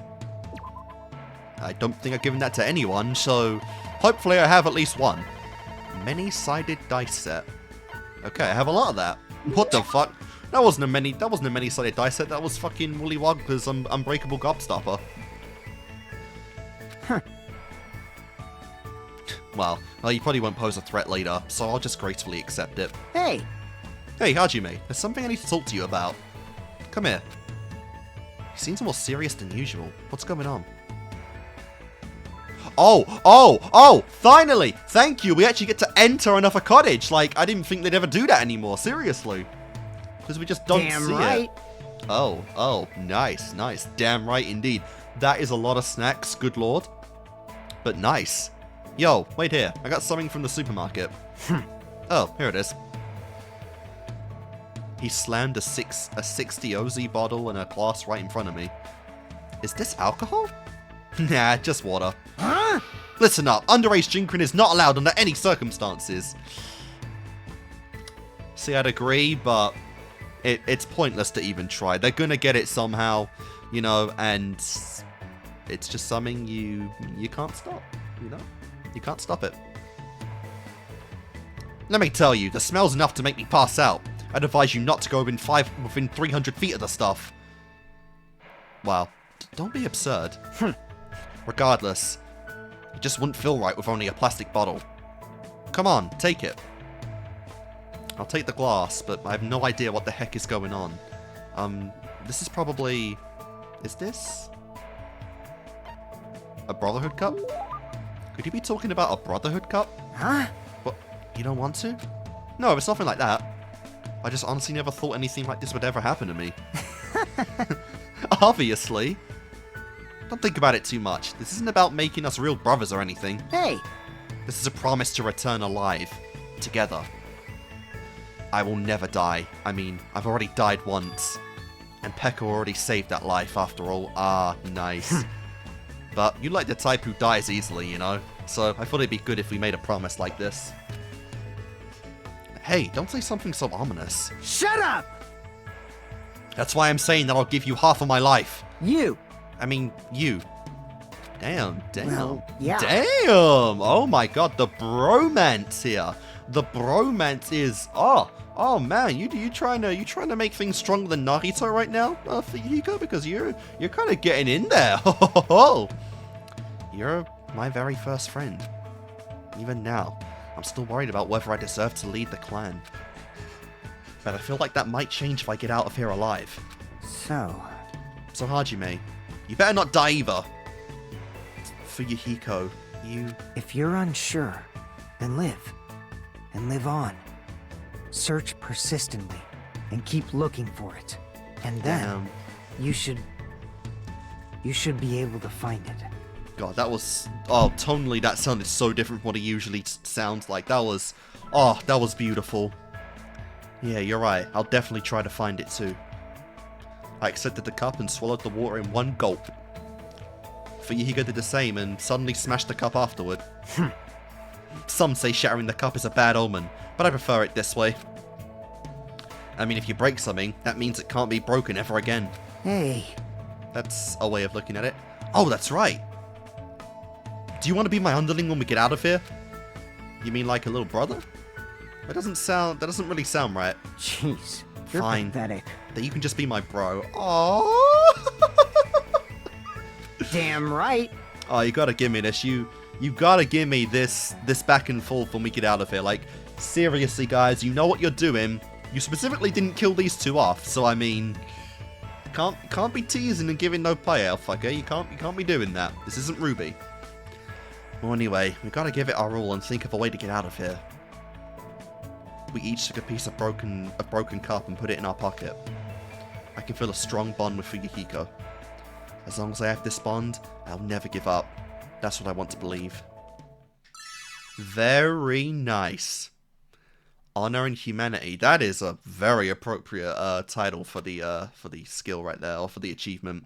Silver Spoon. Nice. And of course, a thong. How nice.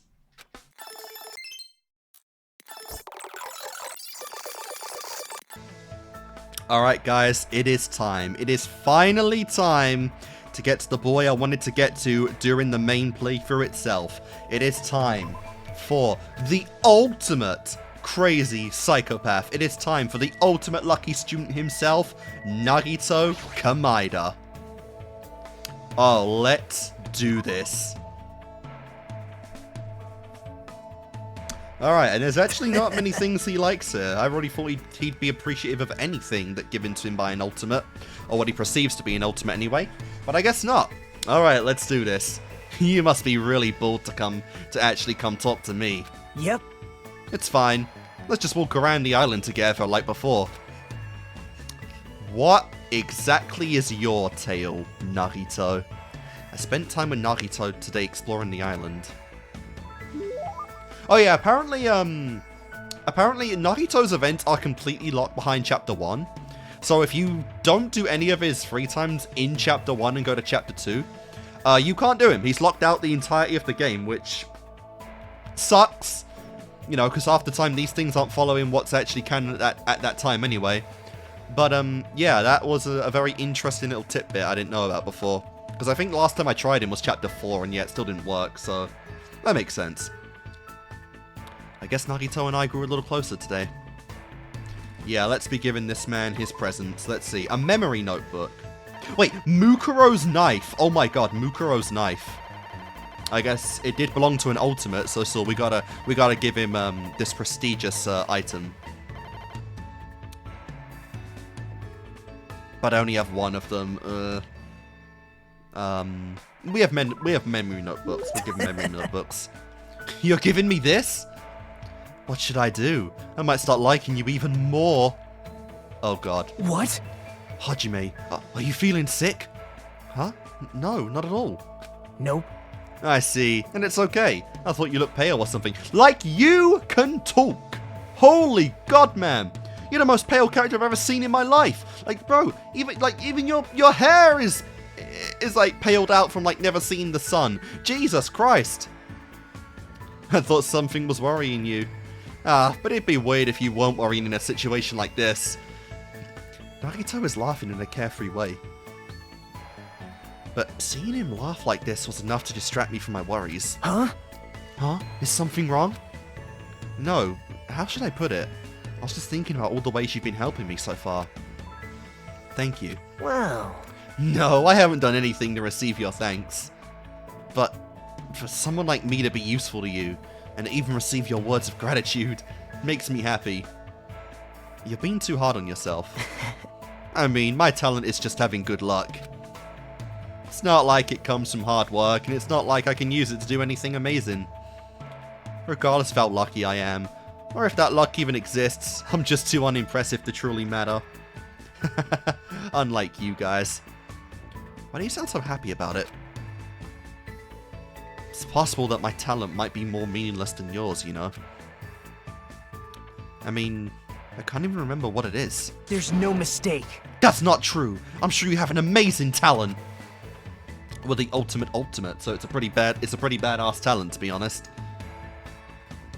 I mean, if you didn't, you wouldn't have been accepted in the Hope Speak Academy. Somehow, when I see the way Nagito doesn't doubt me at all, I start to believe he's right. He really does help me in so many ways. Hey. I know. If you'd like, let me help you remember. Let's see, a talent that suits Hajime. I see. What about the ultimate sincerity? Which part of me did you look at when you came up with a title like that? Is that even a useful ability? I'm pretty sure the ability to bring sincerity to others just by being there is pretty amazing. Let's see. What about the ultimate clumsy student, the ultimate unlucky student in a way? Well, considering that I suddenly forgot what my talent was, that might be fairly accurate. What are we, just literally like, just brainstorming right now? Then what about the ultimate scatterbrain? Don't go that far. I don't want an ultimate talent like that. Wow. Hey, don't take it so seriously. It was just a little joke. Then... How about the ultimate spiky hair? Nice. Again, you kinda won that yourself. That's not an ability at all! I know, right? Right? But it's going to be fine. I'm positive you have a talent that's brimming with hope. Jeez, he's totally messing with me. But thanks to him, my feelings are lighter than they ever were. Could it be? Was that his goal all along? If so, he's a good person after all. About that. Well, I guess it's too early to say. I need to get to know him better from now on. I hope we get to understand each other better, even if it's just a little bit at a time. And there we go. That's what I needed to unlock in order to get all the other pieces of content with Nagito. And here we go. I was completely exhausted from hanging out with Nagito all day, so I returned to my room.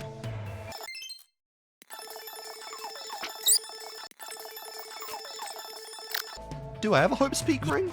I've given rings out.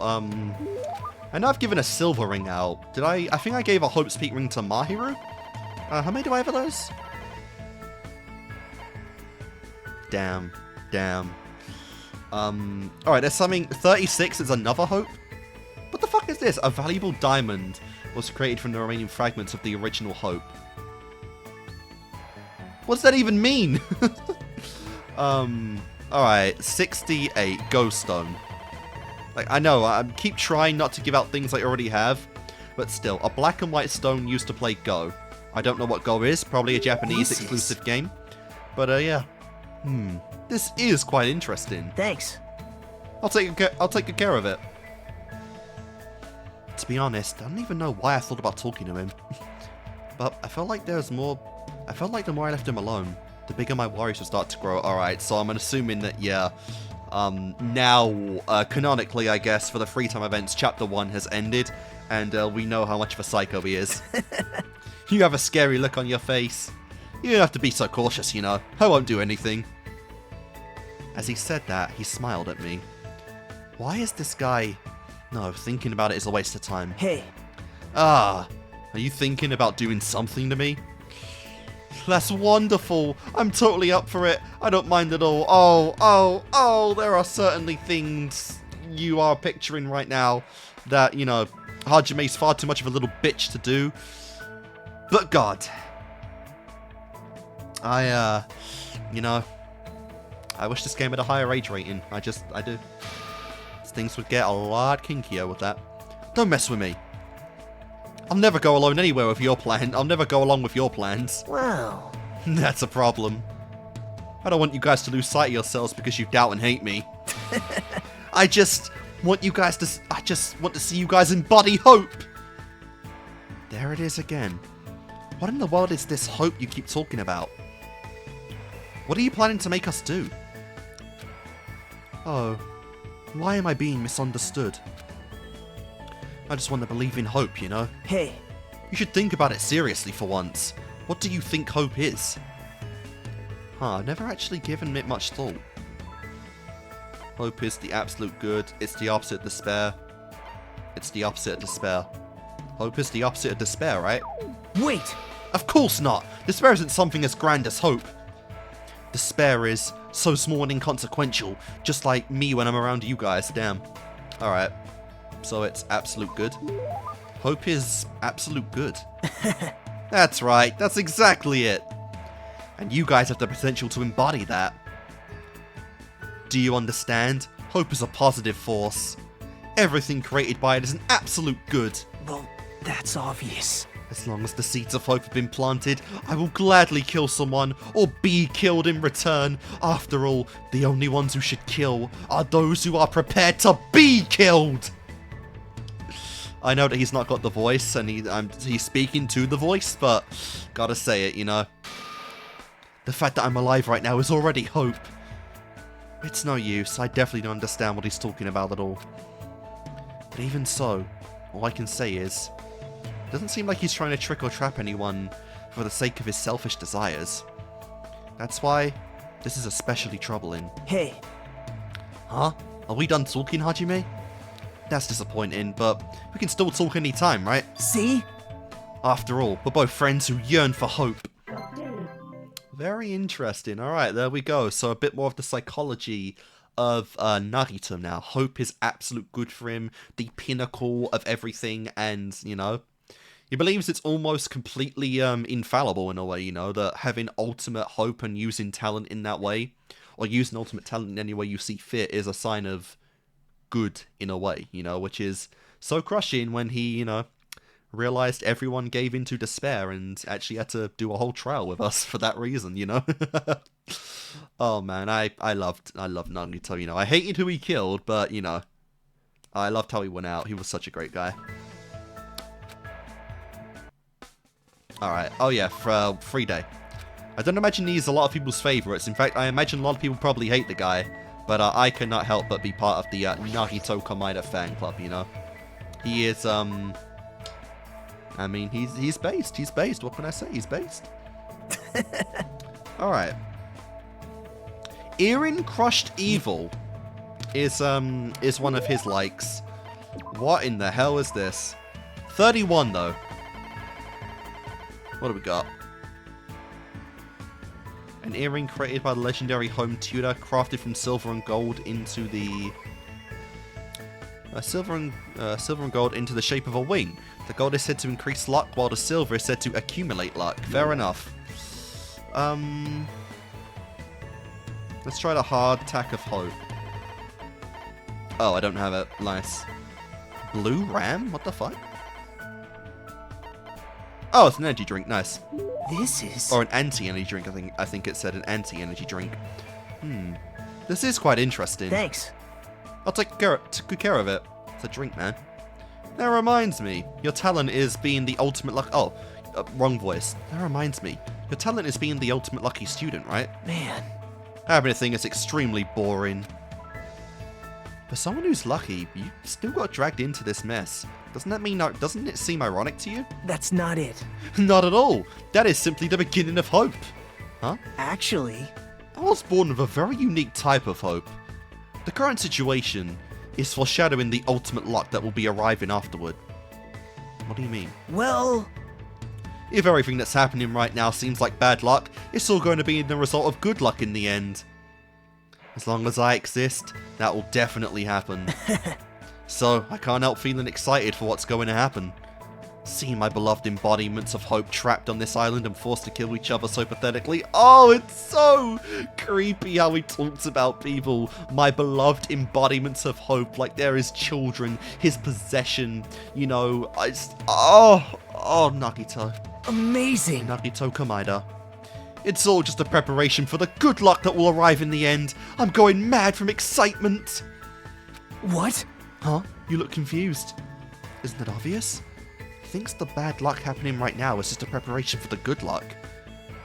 What's wrong with him? Hey. Then, allow me to give you an example. Let's say you end up in a car accident and are hospitalized.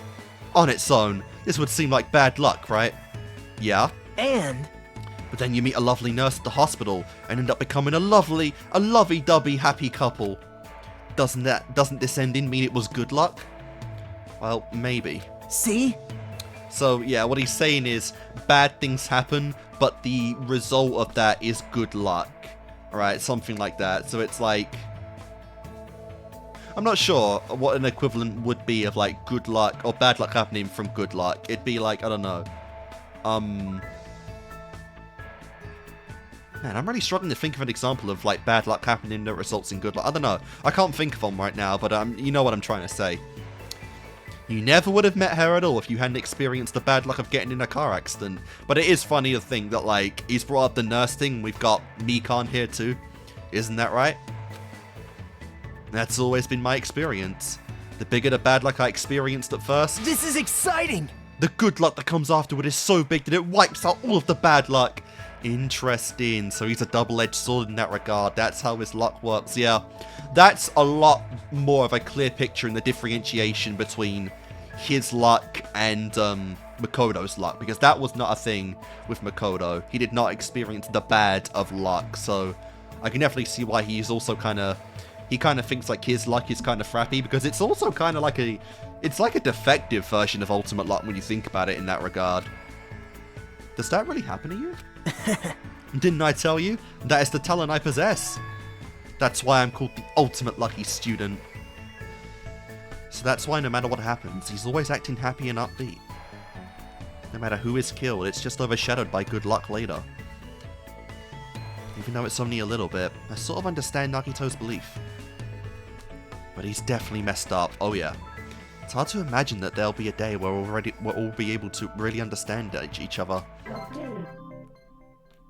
That is such an interesting, like, that's such an interesting theme for a character, right? Because obviously there's so many, like, different characters in fiction that have, like, good luck, and it's interpreted in different ways, but kind of having it literally be, like, the opposite, like, you know, like the double-edged sword effect, where it's like, you know, bad luck happens first, and the good luck is like, it's such good luck, it's literally worth enduring the bad luck, or at least with Nagito's mental, you know, stability, it in his own mind is worth the bad luck. Like, that's so cool. You could do so many things with a character like that. That is so interesting. I love it. Love this boy, man. He is so based.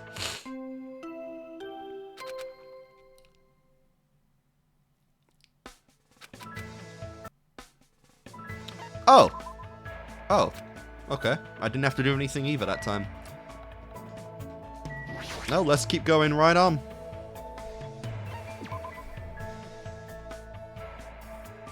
What do we got now? You must really be bored to actually come to me. Alright, let's see. I think I'll give him the hope ring at the very end. Oh, crap, I can't check right now what I'm on for Nagito. Let's see. Viva Ice? Oh, this thing again, yeah. Alright, well, what am I on for him? Alright, yeah. Thanks. Nice. To tell you the truth, I'm really happy, Hajime. With everything you've learned about me, you're still talking to me like this. Don't get the wrong idea. I'm just a coward. I'm scared to leave someone like you alone when I don't understand you at all. How admirable. Personally, I think it shows great courage to try to understand someone you don't understand. Or something you don't understand. You are definitely someone who embodies hope. Hey. I wonder what kind of light your talent is going to unleash. This is exciting! Bro never found out that in the end, we were the ultimate hope. We are the ultimate. We are literally his dream personified. We had every ultimate talent hope ever in existence. Now, sure, it was artificially given to us, which goes against his belief in Chapter 2, but it was still effective results, you know? And in the end, you can't argue with that. I really want to find out soon. Who cares about me? Let's talk about you. Sure thing. I'll talk about anything you want. So let's start by talking about the moment I came into this world. Do you even remember that? Good point. Hey. But before that, can I ask you something? Hajime. What do you think good luck is? Good luck, huh? Interesting. The opposite of bad luck, absolute power, being like the absolute power. Are you trying to say good luck is absolute power? It's obvious. Precisely. For me, that's exactly what good luck is. Regardless, it's a power that has terrible results due to the fact that I can't wield it with my own will. An absolute power you can't wield with your own will. Isn't that a dangerous thing to have? No, I see. That's just how Nagito views it. Hey. Now then, let's start talking about me. Where should I start? I know, this happened to me when I was in elementary school. Actually... One day my family and I were planning to board an airplane from the San Chris something accented airport. Where in the world is that? But surprise, surprise, when we boarded, the airplane was hijacked. Oh damn. Don't you think that's the worst luck? But surprisingly, a meteorite fell at exactly the right time. What? Well, for a meteorite, it was only the size of a closed fist. Anyway, the falling meteorite struck the hijacker and prevented any further problems. Don't you think that's an amazing act of good luck? What? Yeah, that's definitely some probability manipulation right there. Man. But the meteorite also hit my parents and they died instantly. Jesus! Holy fuck! Therapy.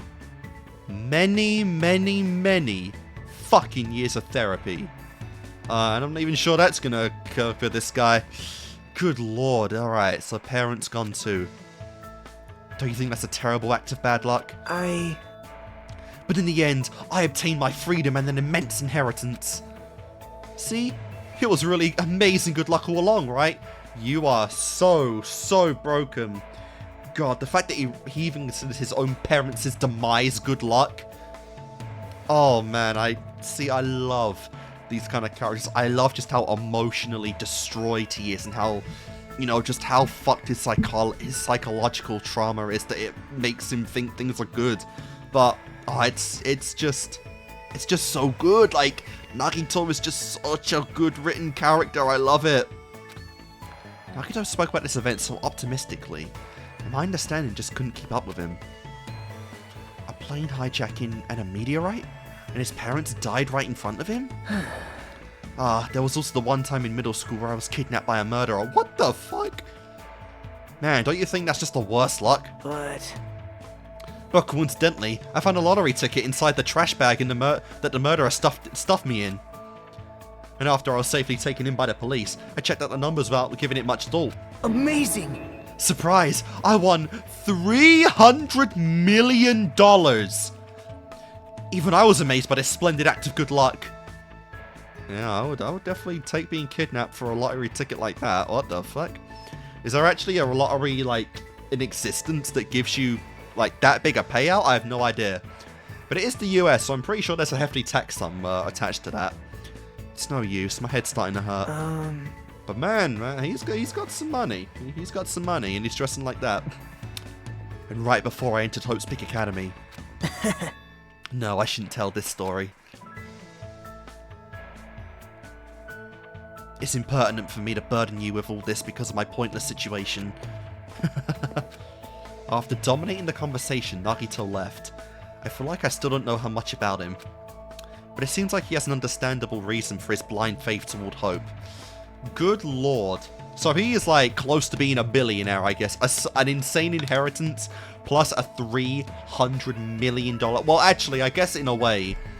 I don't think he could claim that because he was a minor at the time, so maybe that was his inheritance after his family got it, but you know.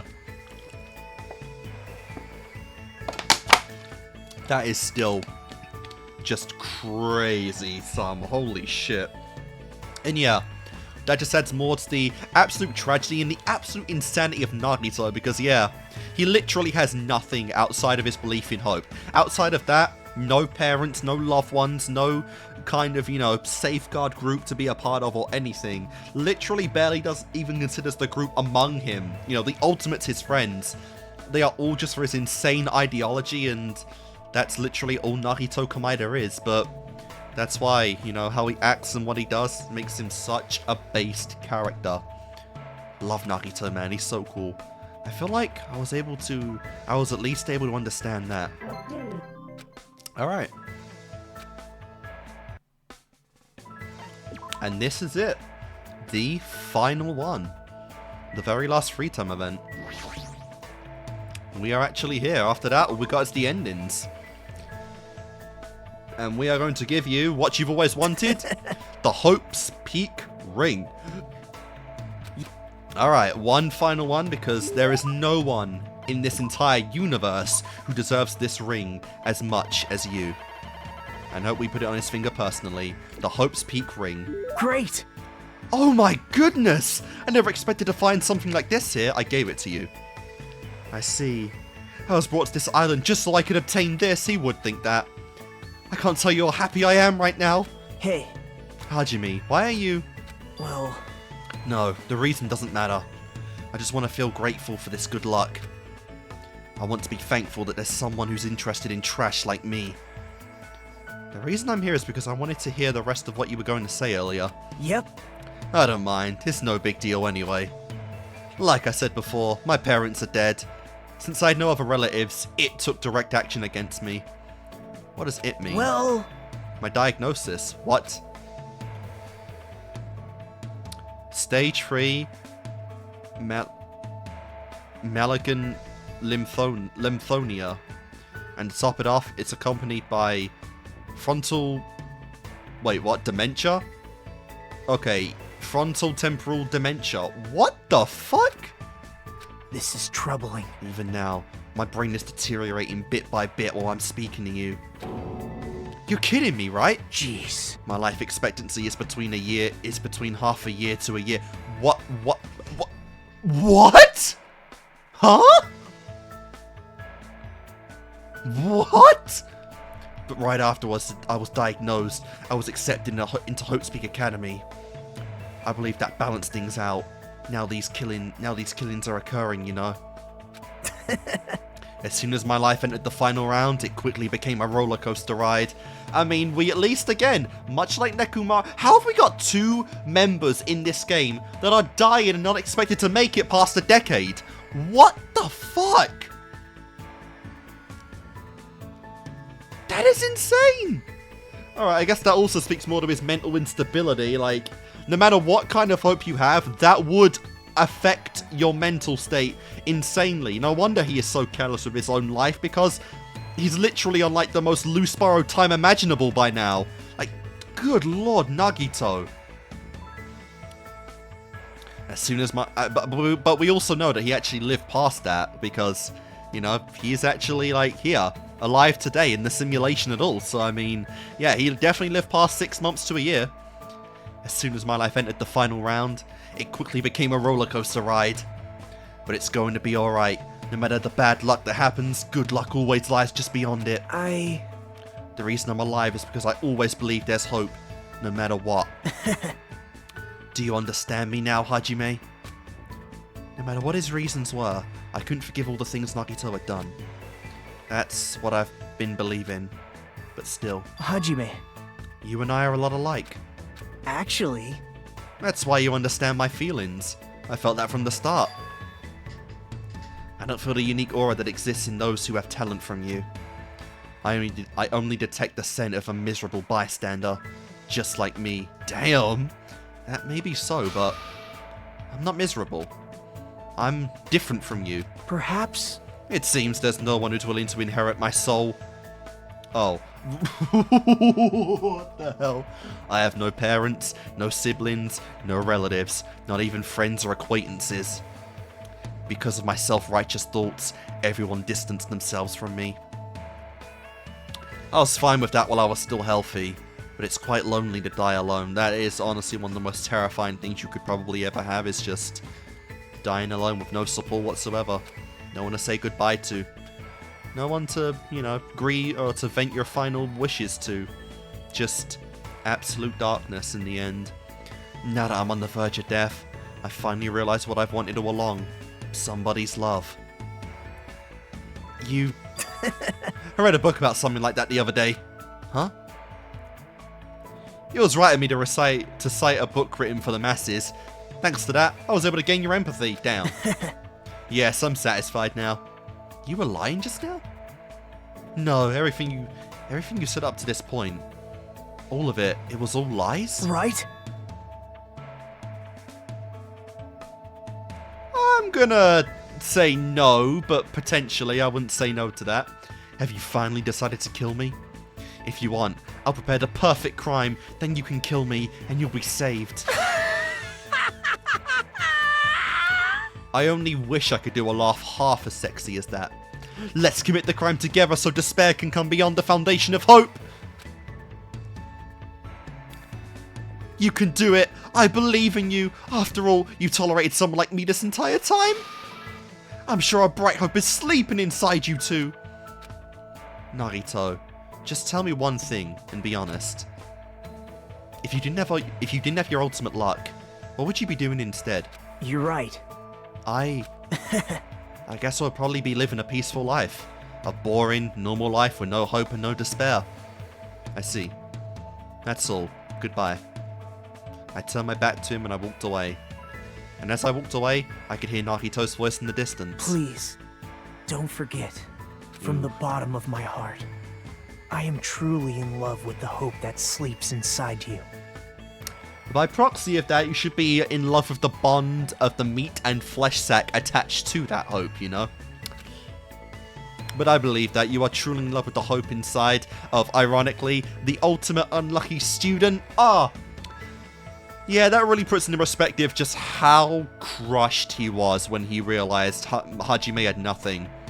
Like, genuinely, you know, all memes aside, one of the most tragic things about, like, the game is genuinely just Nagito's path. How he really, by the end, he truly felt like, outside of the trader, who he didn't even know the identity of, he felt like there was no one. Even though he was starting to feel some stuff for Hajime, just to see and be confirmed that in the end, there was nothing to him at all that he wanted. There was no hope or anything, and he just gave up everything in the end for that.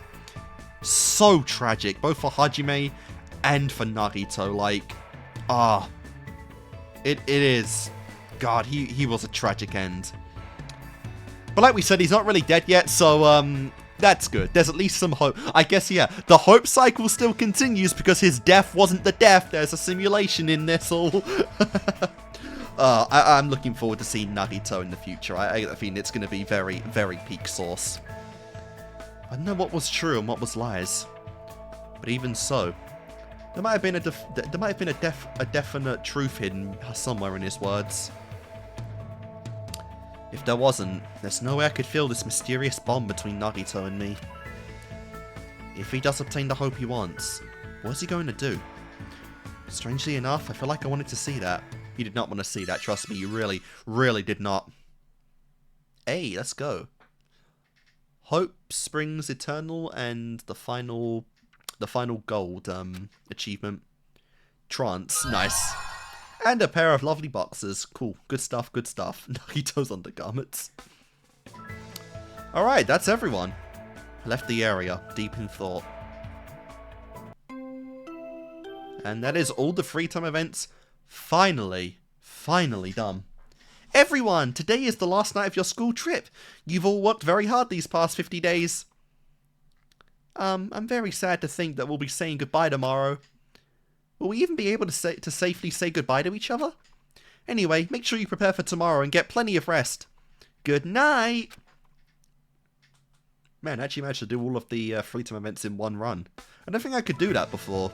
I think in DL1 I had to redo at least Mukuro I think I had left. I'm not sure exactly how many it was. That morning, Usami looked at each of our faces and nodded softly. Just by that, we immediately knew that the time had come. We had finally completed the 50 days, and we were finally going to go home. I guess we should say goodbye to this island now. It's strange. Our time here felt a little too long and a little too short. Yep. Yep. It was like a normal school trip. No, I don't think this can really be called normal. You serious? Huh? This isn't what a normal school trip is supposed to be like? Yeah, you wouldn't know, would you? God damn it, you tricked us. No wonder I thought it was so lame. No, a normal school trip is even lamer. I see. You're right. School trips don't normally abduct students and force them to survive on a tropical island, yep. Who cares about the details? I mean, it was super fun. You're right, I had a lot of fun too. Hey! Wow, I knew Hiyoko was coming after Mikan. Why are you stealing my lines? I was just about to say that. Yeah. There, don't cry, it doesn't matter. That's right, stop fighting. Come, look at my loins and be at peace. Yes. After all, Teruteru's tenderloins can be only useful in situations like this. That's something. Good old sweet innocent Sonia. Personally, I'm disappointed. I'm still here and you're all still here. Nobody died. Sheesh! You're still acting all depressed?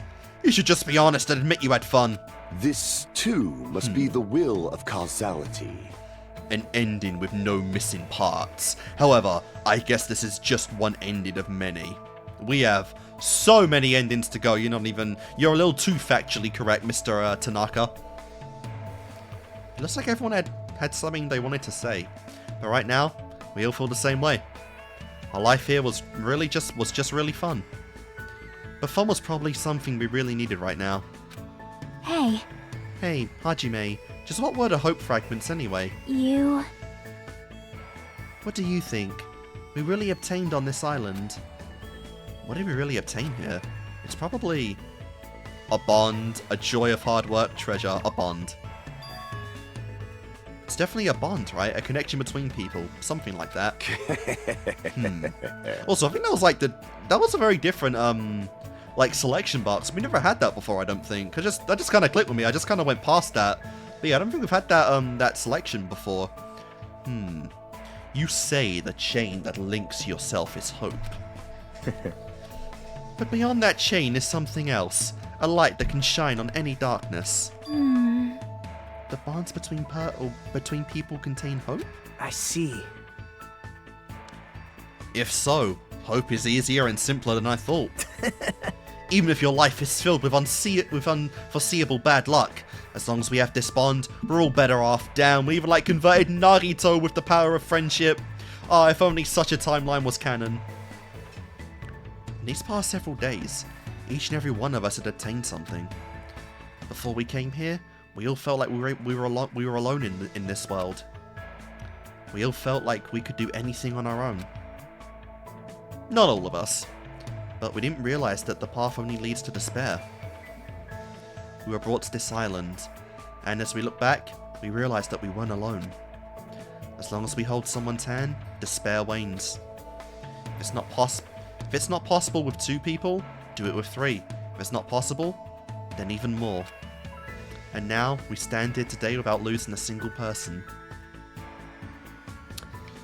Oh, how dare you show me Chiaki, because once again, even if this was the canon timeline, Chiaki Nanami doesn't exist.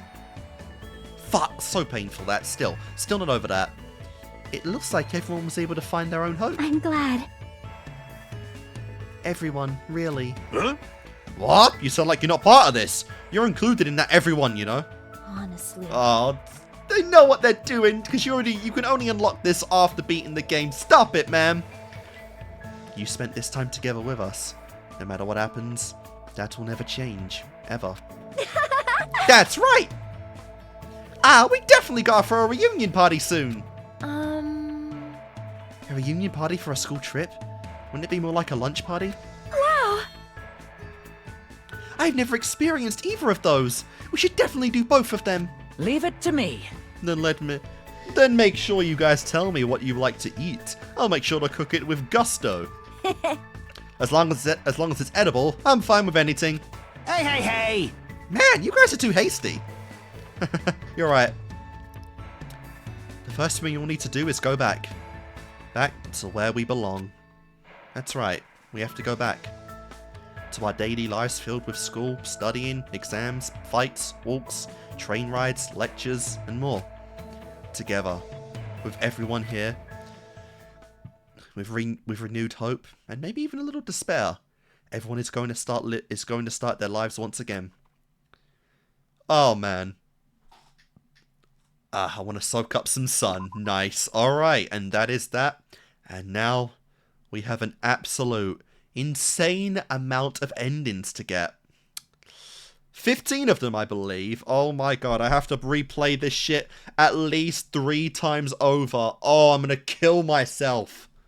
Alright, I just grinded the hell out of this morning, and we've got all of the characters now in the end game on different save files. So, yeah, we are, we're ready now, boys. Alright, so, let's see. I just got a line up right off the bat. Let's start out with Teruteru. Why not?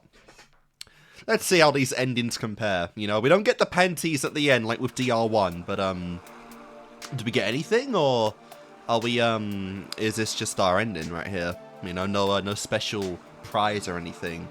For how shitty these, you know, these cleanup sections are, that you want to give me something here. I expect full-on hentai for everyone, not even just the girls, everyone. Okay, in exchange for the dog shit this you know, this franchise has for its extra mode playthrough. But yeah, today is the last day we'll get to see this place together like this. Looking back on it, it was a pretty crazy survival experience, but it was fun too. Regardless of everything that happened, nobody died. This fun school trip is finally coming to an end. Wrong voice. I didn't know what was going to happen when we were suddenly taken here, but I'm glad I came to this island, and that's how I feel. That goes for me too. Thanks to this trip, I became friends with you and the others. Yep, it was so much fun. Though it was pretty hard for me to handle these customers and their strong, unique personalities. After all, everyone has different foods they like. Jeez. I sure did spoil them. You're right, we had people who were willing to eat anything. But we also had an actual princess too. Love how Sonia's title is still brought up to this point. I guess Teruteru had a pretty hard time listening to everyone's orders. To tell you the truth, It's a worthy challenge of the ultimate chef. But still, based on my experiences here, I feel like I've grown as a cook too. Yep, that's what I'm saying. And thanks to my time with you, you helped me remember something important. Well done. So, since you're basically my benefactor, I'd like to extend you an invitation. Invitation? To where? Isn't it obvious? The restaurant where my culinary journey first began. My home. I would absolutely appreciate that. Love it. Teruteru's home. If I remember right, that place is a... Oh god, a diner. It's a diner. Remember now, your home is a diner, right? Hey now, I prefer if you call it a fashionable, frosky, intimate Japanese restaurant. Hey. The Hanamura Diner is pretty well known, you know. Well, that's mainly because the next closest restaurant is 2 mountains over. Alright, I thought I got that wrong there for a second. They didn't give the, like the pump-up music they give when you get an answer right in these usual parts. That's kind of weird. So that restaurant is pretty much the only choice. I never knew your hometown was in the countryside. Well, I don't care about the location or my pretty siblings, but I definitely want you to meet my ma. Understand? And not just that, my dishes truly shine when they're cooked in the Hanamura Diner's kitchen. I want you to experience eating there for me. Teruteru? I'll definitely go there, you know. All jokes aside, I don't think there'd be any kind of special sauce or anything in these dishes. I would trust eating this food because it's a risk I'm willing to accept, you know. I could go for some lovely, you know, gourmet cuisines. I look forward to the day when I can eat the world-class dishes you prepare.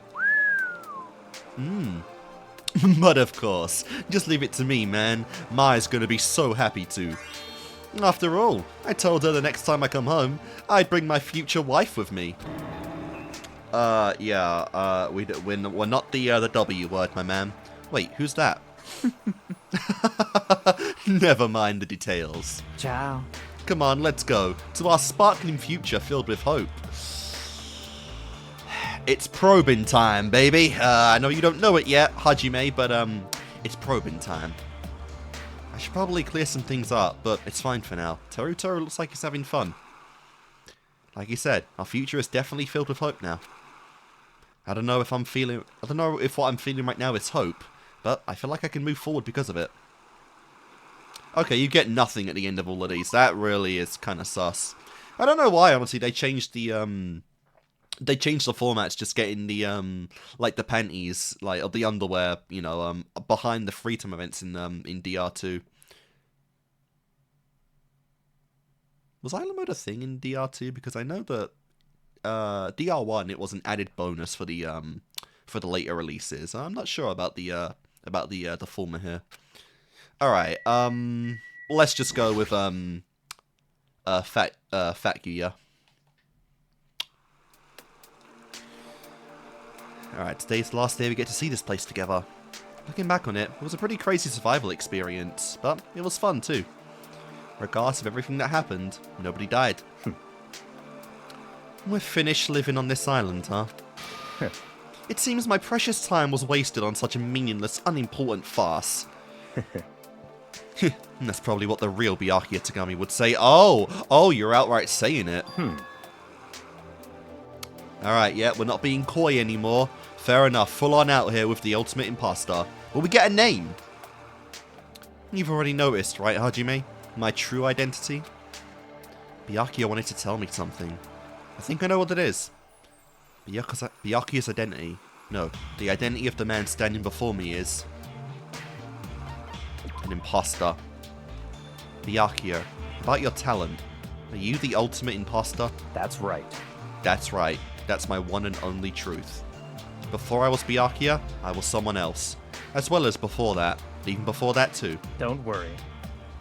Even if I'm just an imposter, I'm not out to obtain money or power. I just want to exist. Exist. Yeah, that would have fucked up at some point anyway, because regardless of like this class was before our DR1 class, like Byakuya was coming to the school at some point, right? And so you would have had to out yourself eventually, you know, because you can't have two Byakuyas, two Byakuya Tagamis at least, in the school at once. That's a little sus, you know, a little sus. So we'll see.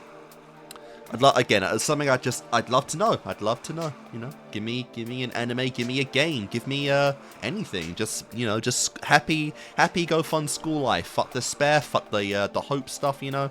Just see what was going on. I don't have a family or a name. I can't even exist unless I assume someone's appearance. That would be called identity theft.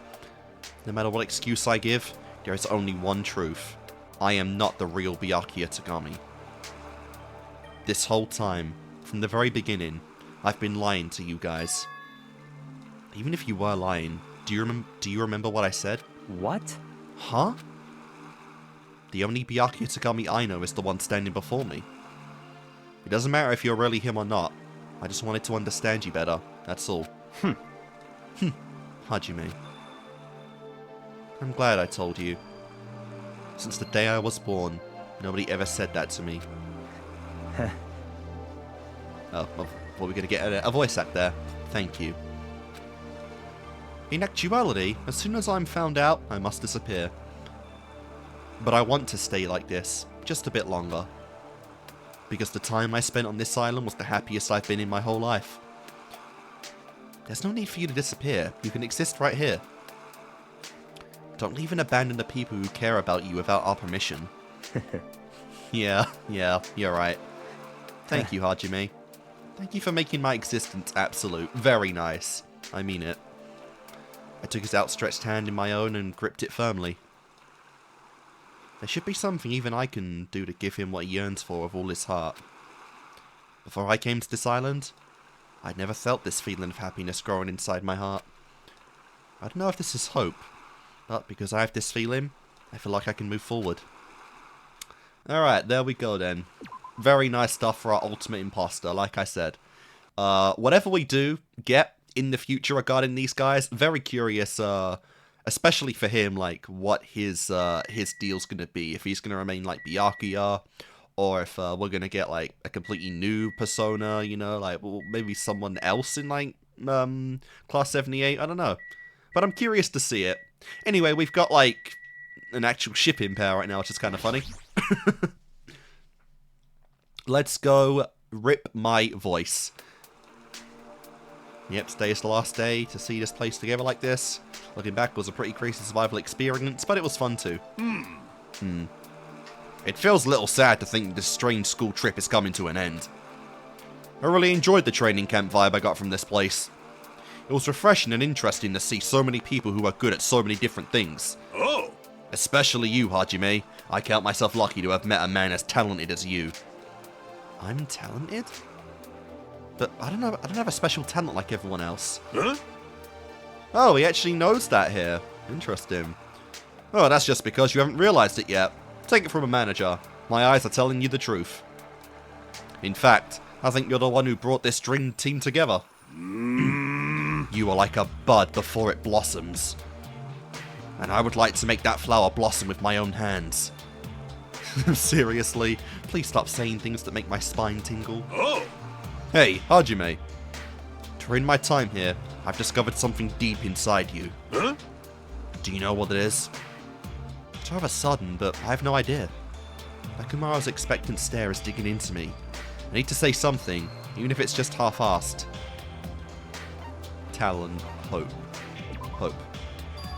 Don't tell me it's something like hope. What are you blushing about? That's it! All this time, I've always felt like I was missing something. However, I finally met someone who has it. The reliance and fortitude that you naturally display. You're someone I can invest all of my passion into! Hold on, you're overestimating me, like, honestly. I was talking about the probing with Teruteru, you know, it's just dick in ass with Nekomaru, you know. I can't even sugarcoat it with Nekomaru. It is just that raw dog, you know. Split in two, easy. No, that's not true. I've seen even your smallest efforts. Stick with me, and we won't just be able to take on the world. We'll take on space too. What are you planning to do in space? Anyway, I don't really understand, but that sounds impossible for me. There's no need for boring modesty. You should feel more reassured. I've got your back after all. What is it? There's no need to worry. From now on, I'll do it to you anytime. Now that, I would actually quite enjoy. My back does get a little tingly when he brings that up now. Now then, as soon as we return, we'll begin our training. Let's go, Hajime! You and me will go to the end of the universe! I feel like he just overpowered me, but since Nekomaru looks happy, I guess it's fine. I can't really see myself as Hope, but when I'm with Nekomaru, I feel like I can really do anything. I don't know if what I'm feeling right now is hope, but I feel like I can move forward because of it. Yeah, honestly, because I've mentioned it a couple of times, one of the more tragic things we might get in the future of DR is, like, of all people on this island to die at this point, it would be Nekomaru, and I'm curious if we'll get a time skip in any way that expands to the point where his heart problems actually, like, take effect, and, like, we have, like, an end all to Nekomaru, or we literally just skip it. I don't know. I don't know if the anime or, like, any kind of, like, additional game and whatnot, if they are in Ultra Despair Girls or V3, if they would count on you actually playing the free time events for each individual character. Because like I said, unlike Trigrabi Havoc, we are guaranteed to see these guys again in the future. I hope. So, I don't know. I would hope so anyway. Alright. One more on this island. Let's go. Akane.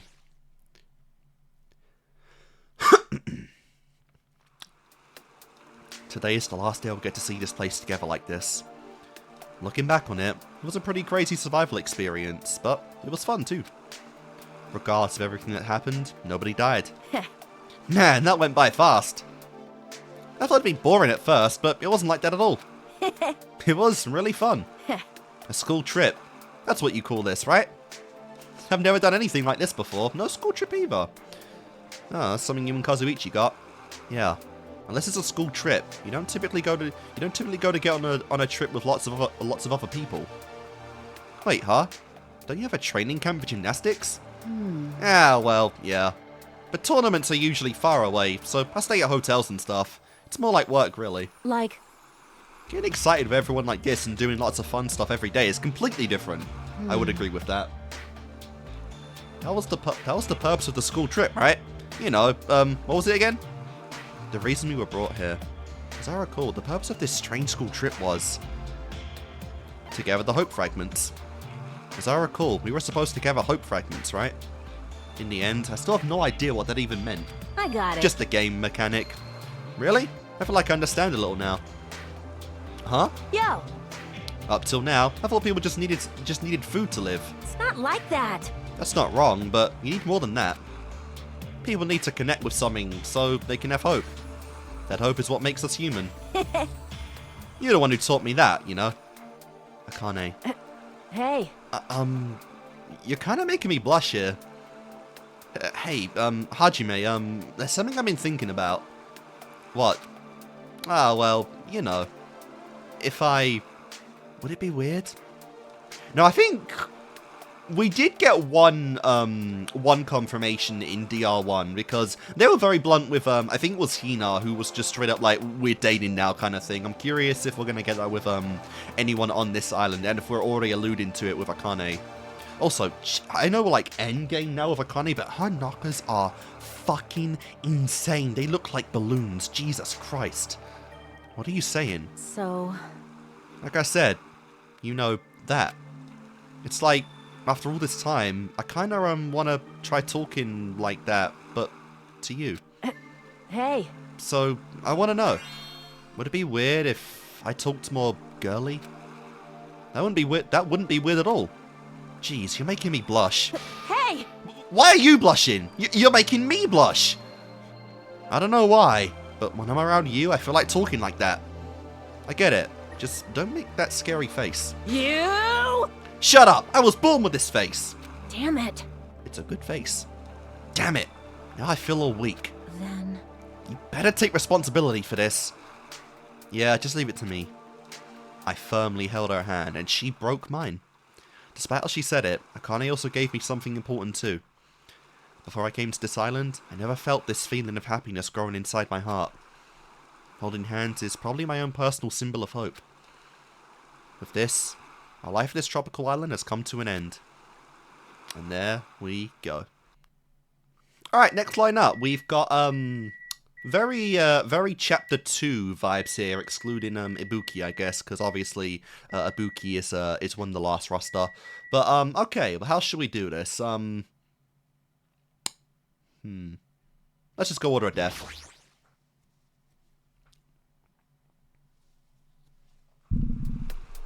Today is the last day we'll get to see this place together like this.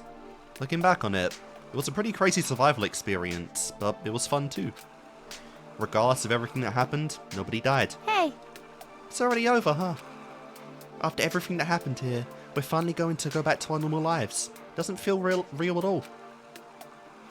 It felt a little long and a little short, too. I'm glad. But I guess spending time with you like this was nice. Hey, do you remember the promise we made? Oh shit, what did we make? The promise I made with Mahiru, was it? Wow. About us dating. I kinda wanna see some of these wrong options. Wow. Was it our promise to date each other when we get back? What? What are you saying? I didn't promise that at all! Then... I mean, well... Oh, maybe I should be going with some of these wrong options. We get a little spice to these. I mean, well, I wouldn't mind dating you, but looks like I was wrong.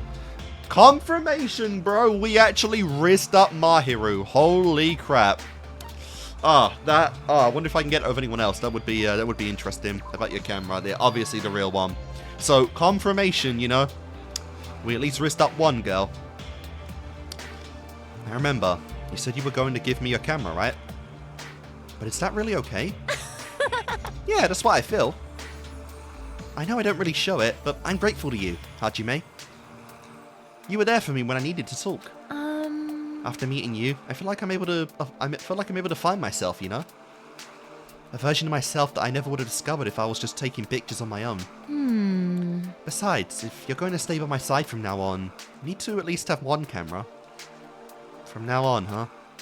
You're right. From now on, we're going to be together. That's very direct of you. Thanks for always being there, Mahiru. Jeez. What is this? Yeah, but I feel the same too. If you weren't here with me, I wouldn't have realized something important. This feeling of cherishing someone like this. I feel like I forgot about it this whole time. Hey. So, thank you, really. Thank you for finding me. And also, I like you. There you go. I firmly held her hand. Yep, I like that blush. No matter what happens, I will always protect Mahiru. Before I came to this island, I never felt this feeling of happiness growing inside my heart. I don't know if this is hope, but because I have this feeling, I feel like I can move forward.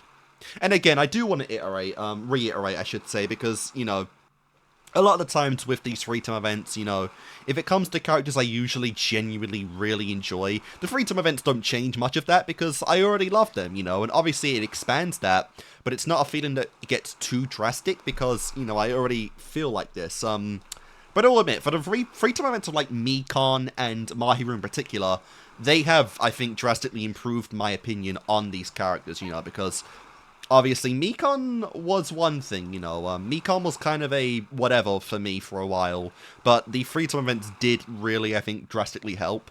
Mahiru's were also really cute, and that did help me with her character a little bit, because, like I said, the canonical, like, the mandatory stuff with her, oh boy, that was rough, but, ironically, the bonus content, the side content with her, even extra side content in island mode, really good. I really do like it with Mahiru. But yeah, let's keep going.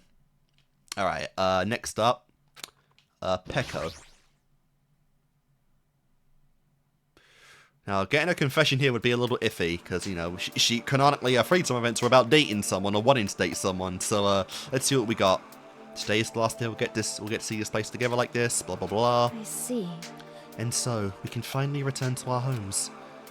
You might think this is strange, but the time I spent on this island was pure peace for me. I do wish we could live here in peace forever. You very well might. You very well might. After all, even I have a dream now. Does that mean you're going to ask that guy you like on a date? What? Wow. Wrong! It's nothing like that! I mean, yes, that is also important. Alright, so we can't really allude to much here, bringing this back up again. Anyway, until now, I've always thought of myself as a mere tool. And as long as I remained his tool, I thought that was good enough. However... But now, I want to reach the same goals that he's aiming for. I want to try seeing the same sights as him. Not as a mere tool, but as a fellow warrior. Anyway... Hajime, I am truly grateful to you. I stand before you as a new person now, thanks to you. That's a little over the top. All I wanted to do was try to talk to you, Peko. That's all. No. Your actions have helped me remember what it means to smile. You're the one who taught me, a mere tool, this emotion. Talking to you fills me with this strange calmness. I never felt anything like this before. I wonder what it is. This emotion I feel toward you. I don't even know how to respond to that, but let's see. It's friendship. I think it's friendship. Hmm? I see. So that's what it is. I see. So this is what it feels like to care about your friends. Every time she said the word friend, it felt like a dagger in my heart. Damn! Oh! I actually really enjoy that because, yeah, all the other, like, you know, okay, I do appreciate how even though, like, the purpose of the free-time events and, like, the extra island mode endings, they always allude to, like, you know, shipping fuel for a lot of people. The fact that they don't break away from what is canonically the case for Peko in particular, I do like how they keep that going, but in response to that, the fact that it's not like the typical romance ending you get with everyone, it ironically actually hurts Hajime to not get that typical ending. That is honestly really funny. I really do appreciate that. Oh shit, not auto. I missed something there. What did I miss? Hajime, I don't know how to express my gratitude toward you. Until now, I've never had anyone to call a friend. And so... That's why it's so important that you're my first real friend. Hajime, will you always be my friend? Of course. If you need life advice or love advice, I'll hear you out. So don't be so modest about coming to me. It makes me happy to hear you say that. And then if anything does happen, I shall rely on you. Thank you, Hajime. I look forward to being friends with you. I took her outstretched hand with my own and gripped it firmly. I do feel a little sad, but I'm really happy that Peko, of all people, trusts me. Yeah, you went the wrong route here, bro. You did not get the girl in this one. Before I came to this island, I never felt this feeling of happiness growing inside me. And in general, you know, it really does. Ironically, it really feels like two of the people we got the closest to in these free-time events was Peko and Fuyuhiko. You know, they are like a pair. They are literally a ship. They are like a pair in this game, and you know, somehow even one-on-one time, like we basically become like, you know, brothers. You know, like one shy away from blood brothers with Fuyuhiko, and here we get like a deep connection of friendship with Peko. So you really do get like that big sense of connection with both of these two, which is really cool. You know, that's actually really fun. Like, damn, bro's gonna be like the fucking best man and the bridesmaid at this bloody wedding. Oh my god, no pressure. You know, big Yakuza wedding. I don't know if this is hope, but because I have this feeling, I feel like I can move forward. Yes. All right, time for some lolly action. It's probably gonna be a little less, sentimental, or not sentimental, but a little less heartwarming this time around. But let's try it. So we're getting these silly options here for the option list for the answers. Let's see. We're finally getting off this island, this weird island.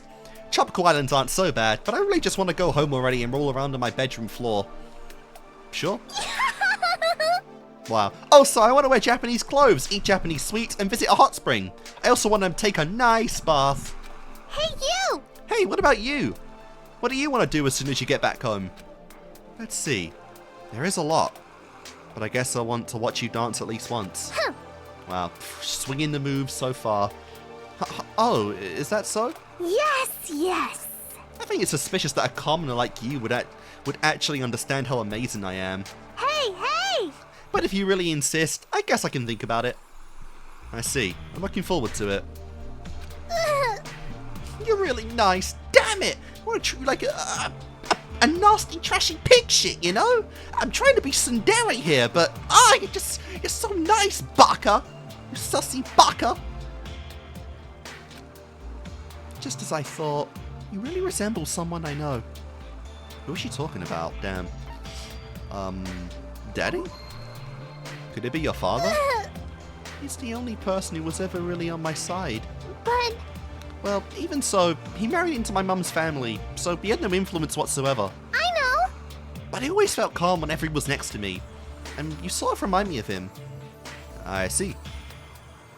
You're gonna be calling me daddy, but in a non-kinky way? That is, I guess we can work with that. No matter what happens, I'll always be on your side. I'll stand by you anytime. Hajime! Wow. No, duh!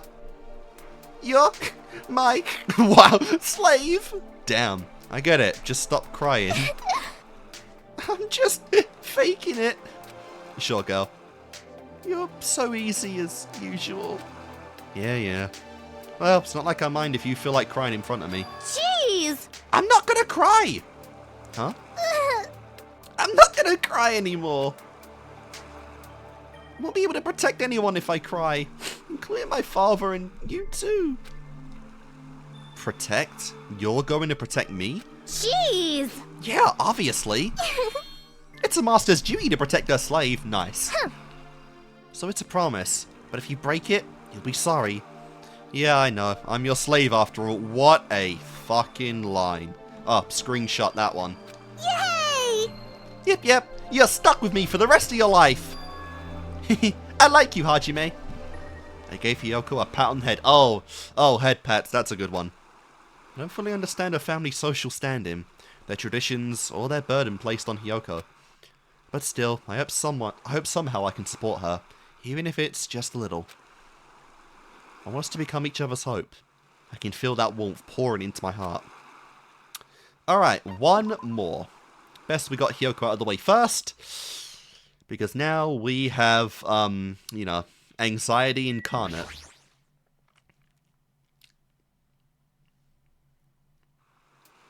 Today is the last day we'll get to see this place together like this. Looking back on it, it was a pretty crazy survival experience, but it was fun too. Regardless of everything that happened, nobody died. So our life here is ending now? I was worried about everything at first, but now I feel like I don't ever want to go home. Because if I'm here, you'll always be by my side, right? Huh? Of course. But even if we're not here, it's fine, I already know. When we get back home, you probably won't care about me anymore. Well... Oh, they actually... Oh, we're getting yandere, Mikan. Oh, let's go, peek. This shot of hers is probably my favorite. It is so peak. That's why I've been thinking about what I should do to keep you all to myself. Like I said, I don't know who her VA is, but, the actress's just tonal shift when she's being yandere Mahiru Mikan is, peak. Oh, it's so good. Kind of a turn on. For example, I could do something to you so you need to be nursed for the rest of your life. Maybe I should go through with it. Okay, I take that back. What the fuck? It's okay. You don't need to do that. Huh? Well, personally, if it's possible, I just want to do lots of fun things with you. I'm sorry. Honestly, Nani? Shenanigans? I'm terribly sorry. That's so wrong. It's not like I really wanted to do that to you. It's just my first time being treated like a normal person, like a normal human being. And I just didn't want to lose that. You are a normal human being, but you're also much more than that to me. You're an important girl too. Hajime. But... Honestly, don't go too far. You know, yandere's too many compliments, and dangerous things will start happening to the people on this island not called Hajime. You know, people will start disappearing, even on the boat or the plane or whatever. You know, bodies will start piling up and going. But I'm really worried.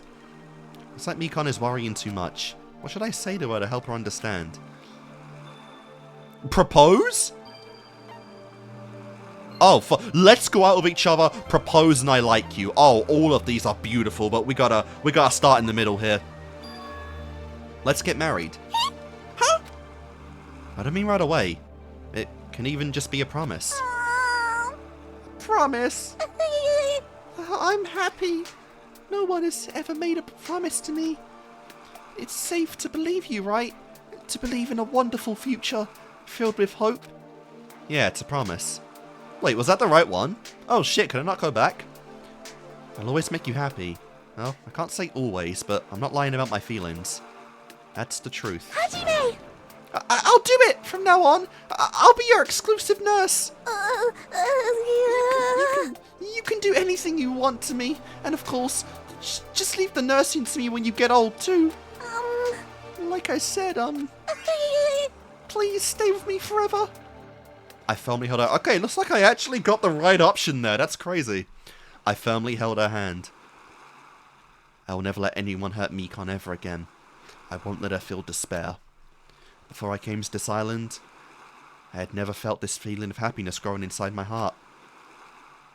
I don't know if this is hope, but because I have this feeling, I feel like I can move forward. With this, my life at this tropical island has come to an end. Damn, I'm still kind of shocked I got that right. Holy shit. Damn, son. Cool stuff. Alright, I actually managed to get 5 this time. Let's go. I think the max amount of people you can get in one run is 5. And I actually managed to do it, so that's pretty sweet. So yeah, let's, should we go by height? I don't know. Let's start with Kazuichi. He's definitely the least favorite on here. Today is the last day we'll get to see this place together like this. Looking back on it, it was a pretty crazy survival experience, but it was fun too. Regardless of everything that happened, nobody died. I can't believe I finished living on this island. It went by so fast, but at the same time, I feel like it was pretty damn hard. But still, now that it's actually over, it's pretty sad. You're right. It's lonely to think we'll suddenly be alone starting tomorrow. Right? I'm not confident I'll be able to handle it. Maybe I'll die from loneliness. What are you, a rabbit? Hey. Wow. Remember what I told you? I've seriously never experienced anything like this before. I had so much fun spending time with you and the others here. Thanks for listening to all my stupid stories, Hajime. What are you saying it like that for? It's not like it's the end of the world. You can go on a trip with your friends anytime. You're right! You're totally right! After all, we're friends! That's right! You know, after everything that's happened on this island, I feel like I've been reborn or something. I feel like I can do anything. There's a lot of stuff I want to do. Come on, I told you before, remember? About my dream? Shit, what was this dream? Have kids. Oh yeah, getting a girlfriend, make a rocket ship. You want to make a rocket ship, right? Right! Yep. I mean, it's the top of the vehicle food chain. For now. And to do that, I gotta study a lot. Right now, I don't have enough knowledge or skill to do that. But thinking about what'll happen down the road is exciting. I can't sit still even for 1 second. I never thought about the future and felt excited about it before. Until I met you. What's up? That way, from now on, you're gonna ride shotgun with me forever. Cool. Ride shotgun, even in the rocket too? That's right! Damn right! Doesn't matter if it's a rocket or a car, you're gonna ride everything I'm planning to make. God have mercy on this soul. You better prepare yourself. Fine. But in exchange, make sure you drive safely, okay? Of course! Even if you beg me, I won't speed up. Just watch, Hajime. With these hands of mine, I'll definitely stand on top of the vehicle food chain. What's up? From now on, I look forward to working with you, partner. I took his outstretched hand with my own and gripped it firmly. I'm a little worried about what he's planning to build, but I'm honestly just happy that he trusts me so much. Before I came to this island, I never felt this feeling of happiness growing inside my heart. I don't know if this is hope, but because I have this feeling, I feel like I can move forward. Oh yes, let's keep going on. Alright, we'll definitely be doing, yeah, let's do Yakuza Boy next.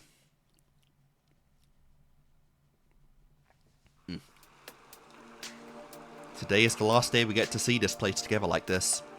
Looking back on it, it was a pretty crazy survival experience, but it was fun too. Regardless of everything that happened, nobody died. Now we can finally get back to the free world, huh? I was ready to kill everyone responsible for abducting us into this crazy place. But surprisingly, now that it's over, it wasn't that bad. Jeez. Instead of being scared of me and my name's reputation, all you idiots were really nice to me. Well, how should I put it? It was fun. Yeah, it really was. If this whole thing hadn't happened, I probably never would have had the opportunity to meet you. Never mind, like, in a universe where the tragedy never happened. Never mind the issues that would arise from kidnapping, like, you know, a clan, or like an heir to the Yakuza clan, and a literal fucking princess, you know? You know, this wasn't like the end of the tragedy or anything, but it wasn't a good route either to go. Yeah, seriously. I don't usually cross paths with a regular bastard like you. Don't say that so happily. But this school trip ended up becoming a good memory. I never thought I'd go on a trip with people of the same age as me. We can do it again. Huh? Huh? Let's go somewhere again, even if it's nearby. Let's do it with everyone.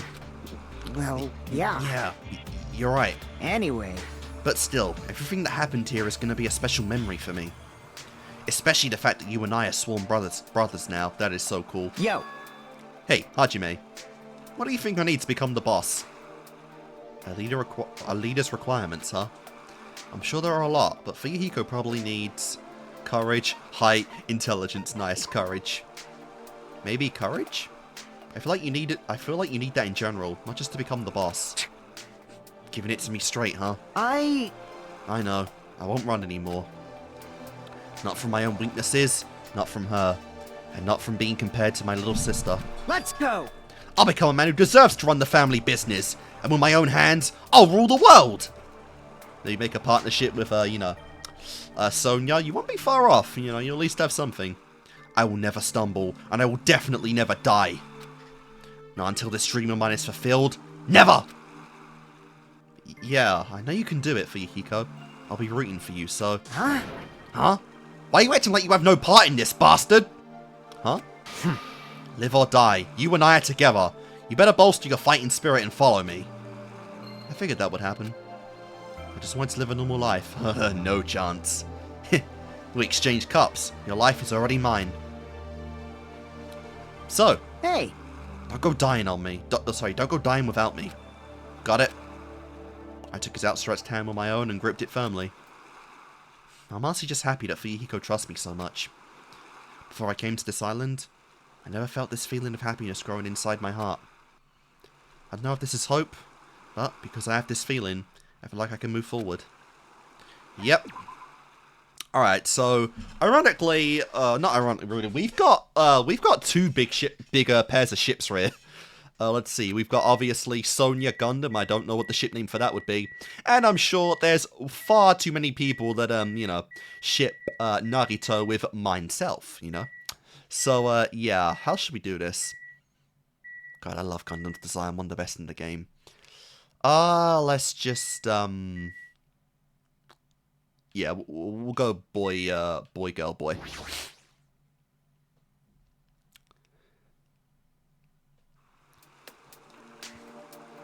Today is the last day we get to see this place together like this.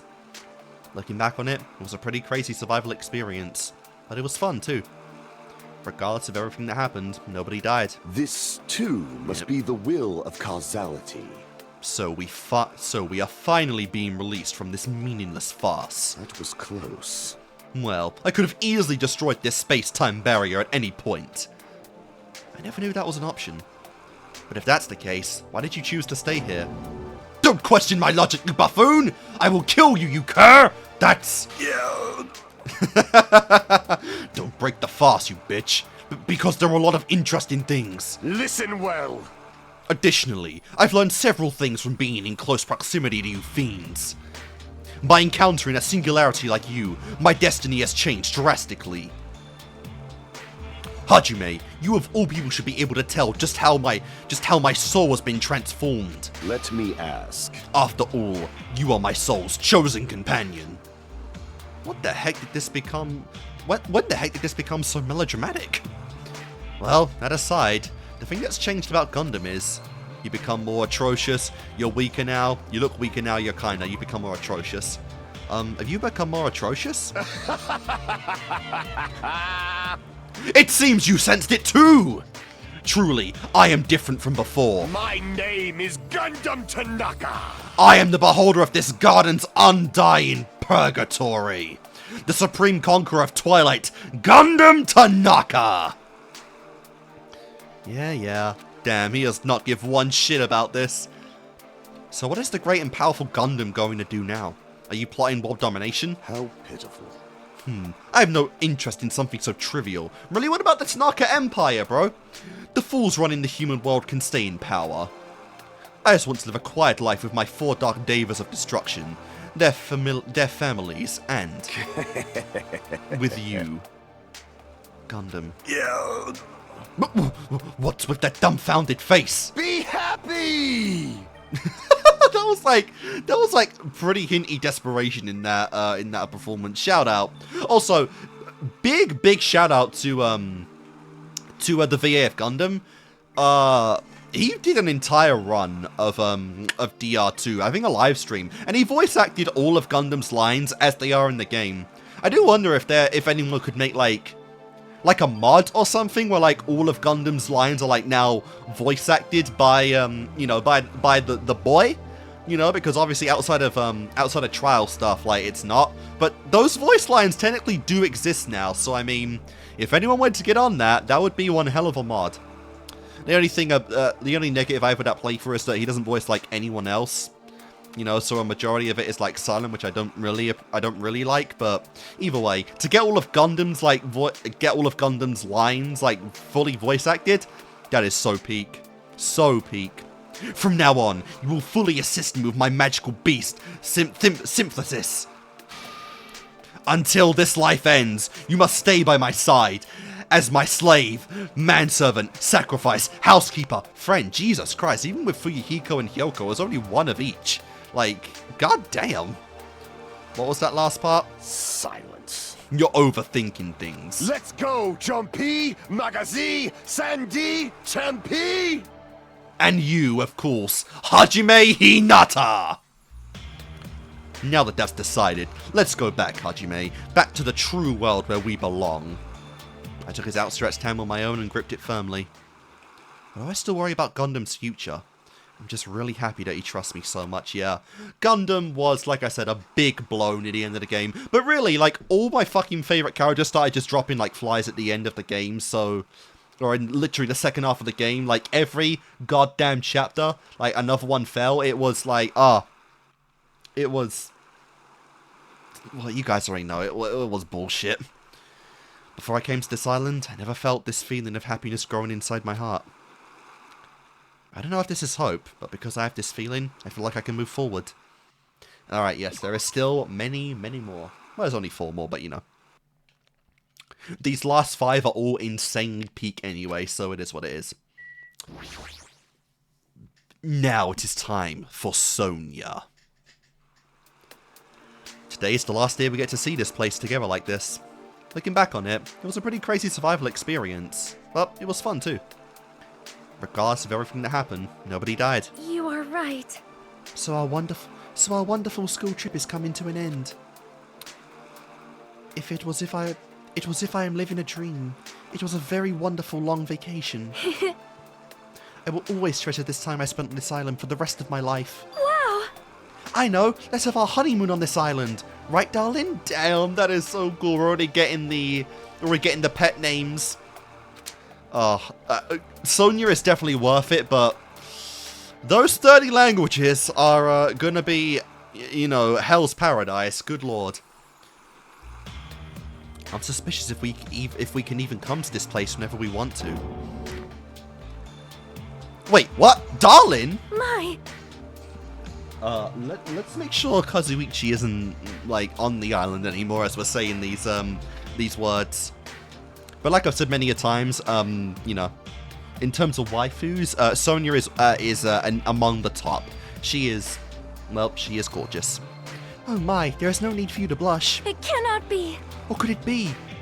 Is there no way you forgot about your there is no way you forgot about your promise, right? The promise was that, right?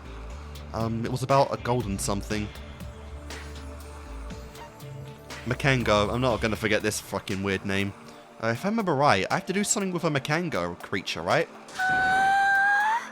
Oh, that actually sounded really cute and kind of sad. It is not do something, we must work together to defeat it. And when that time comes, we will finally become an adorable, lovesick couple for the first time. It's already decided that we're going to be a lovesick couple? Are you complaining? When I return to my country, I will no longer have any freedom. As a member of the royal family, I must fulfill my destiny and dedicate my life to my country and people. That has been my promise since the beginning. But are you really okay with that? Yes. Yes. The fun I experienced on this island has given me all the more reason to prepare myself. However... But in exchange, there is one thing I've decided I will never hand over. Even if I must give up on being a normal girl, I just cannot give up you. Aww, that is so sweet. Because you are my hero. Your hero, huh? Do you really think I'm qualified for that? Bow down! Yes, mistress. Queen. Not even mistress, I should be calling you my queen.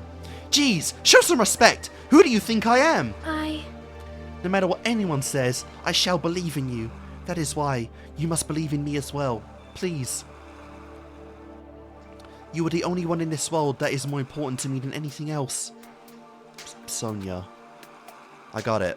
I'll make sure to do something about that Makango or Makandonia, what the fuck, or whatever it's called. Amazing! As expected of my Hajime. Alright! Let us defeat the golden Makango together and have a lovely rendezvous afterward, whatever. I shall be relying on you, my hero. I firmly held her hand. Though I'm filled with uncertainty, I really just want to make Sonia happy. That is such an adorable face. They really did just add so many blush faces in these events. Oh, it's so adorable. Before I came to this island, I never felt this feeling of happiness growing inside my heart. I don't know if this is hope, but because I have this feeling, I feel like I can move forward. Let's go. There is one more person on this particular path. The boy. The one that is, you know, hot as well as a little intimidating, you know, just a little bit.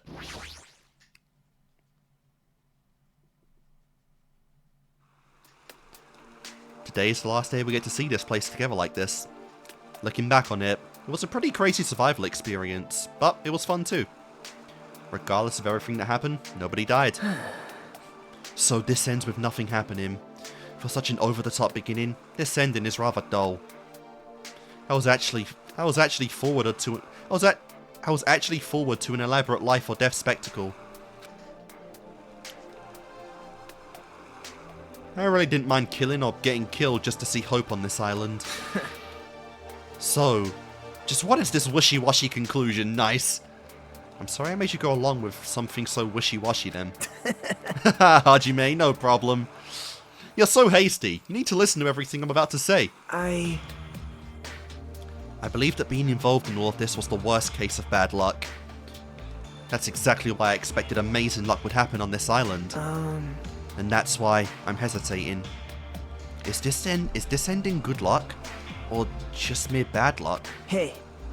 What do you think, Hajime? How am I supposed to know that? Honestly, it's good luck. I think it was good luck. If you think about the situation when we came here, the fact that we can go home safely must be good luck. Huh? Really? Do you really think something this silly is good luck? well, just keep in mind that if this is the good luck portion, then I'm petrified of getting on a plane, because the last time this fucker was on a plane, it didn't end well.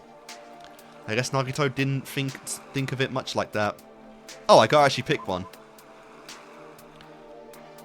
Alright, in the end, this wishy-washy ending, as you put it, is probably bad luck. Hajime. I thought I would die on this island. I thought I would finally be released from the cycle of good and bad luck. But I was clinging to false hope. I was always looking for hope somewhere within my sight, or within my reach. But now it's different. The times I've spent with you on this island has taught me that hope was inside me from the very beginning. Then isn't it good luck that you were able to realize that? Wait! That's such a naive way of thinking. I mean, how would I even find something as abstract inside me? Jeez. But even so, I found out that there's hope inside my heart. Then you can't really talk about dying or killing anymore, huh? You don't want to erase your own hope, right? Seriously, this is such bad luck. Listen carefully. I think it's time I was blessed with some good luck, even if it's just a little bit. Now then. That's why I feel like I can finally say it. What? Hajime. Will you be my friend? Huh? Oh, that's it? So that was all just for fun. Of course I can do that easily. I took his outstretched hand in my own and gripped it firmly.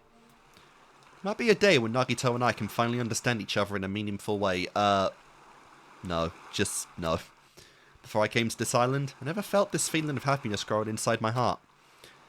I don't know if this is hope, but because I have this feeling, I feel like I can move forward, yeah. With this, our life at this tropical island has come to an end. Like I said, with all the shit Nagito has going on with himself as well, much like Nekomaru, we might actually get a death scene for him in the future as well, you know? Unfortunately, two of our guys, like two of our bros, they don't have long for this world, you know, but we'll see for the future.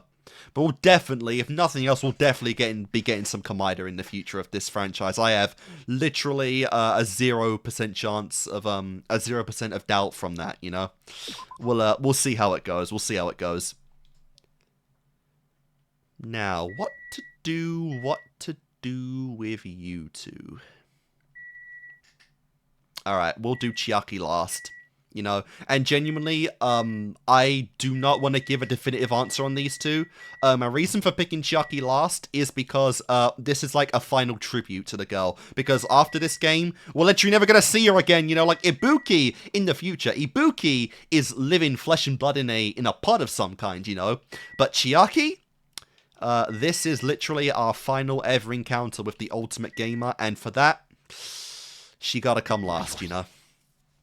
But like I said, I'm not strong one way or another. I love these two to death. Today is the last day we'll get to see this place together like this. Looking back on it, it was a pretty crazy survival experience, but it was fun too. Regardless of everything that happened, nobody died. Aww. The school trip's finally ending. No! And it was just getting fun too! Ah, jeez, I don't want to go back! I want to make lovey-dovey honeymoon with Hajime just to last just a little longer on this island. I want my lovey-dovey honeymoon with Hajime to last just a little longer on this island. I do too, Ibuki. I do too, my one of my goddesses, you know. I don't know what you're talking about. Stop! Fucking! I'm gonna kill this man! Stop! Stop rejecting Ibuki! I'm going to fucking kill you! Oh! Oh, what were they thinking with this goddamn dynamic? Whose fault was this? Whose fault was this? He's accepted, like, so goddamn many of them. Even some of the guys. But he does not bite at all with Ibuki. I'm fucking furious. Good lord. What are you saying? We've already done this and that. It's about time I gave you my full It's about time I gave you full membership. What do you mean membership? You're right. What kind of membership do you want? Decide now. Ibuki will allow anything. Love that face. Well, if that's the case, lovers, band members, lovers. Then lovers? Yes. Hey, you said anything, and you just said lovey-dovey. Denied!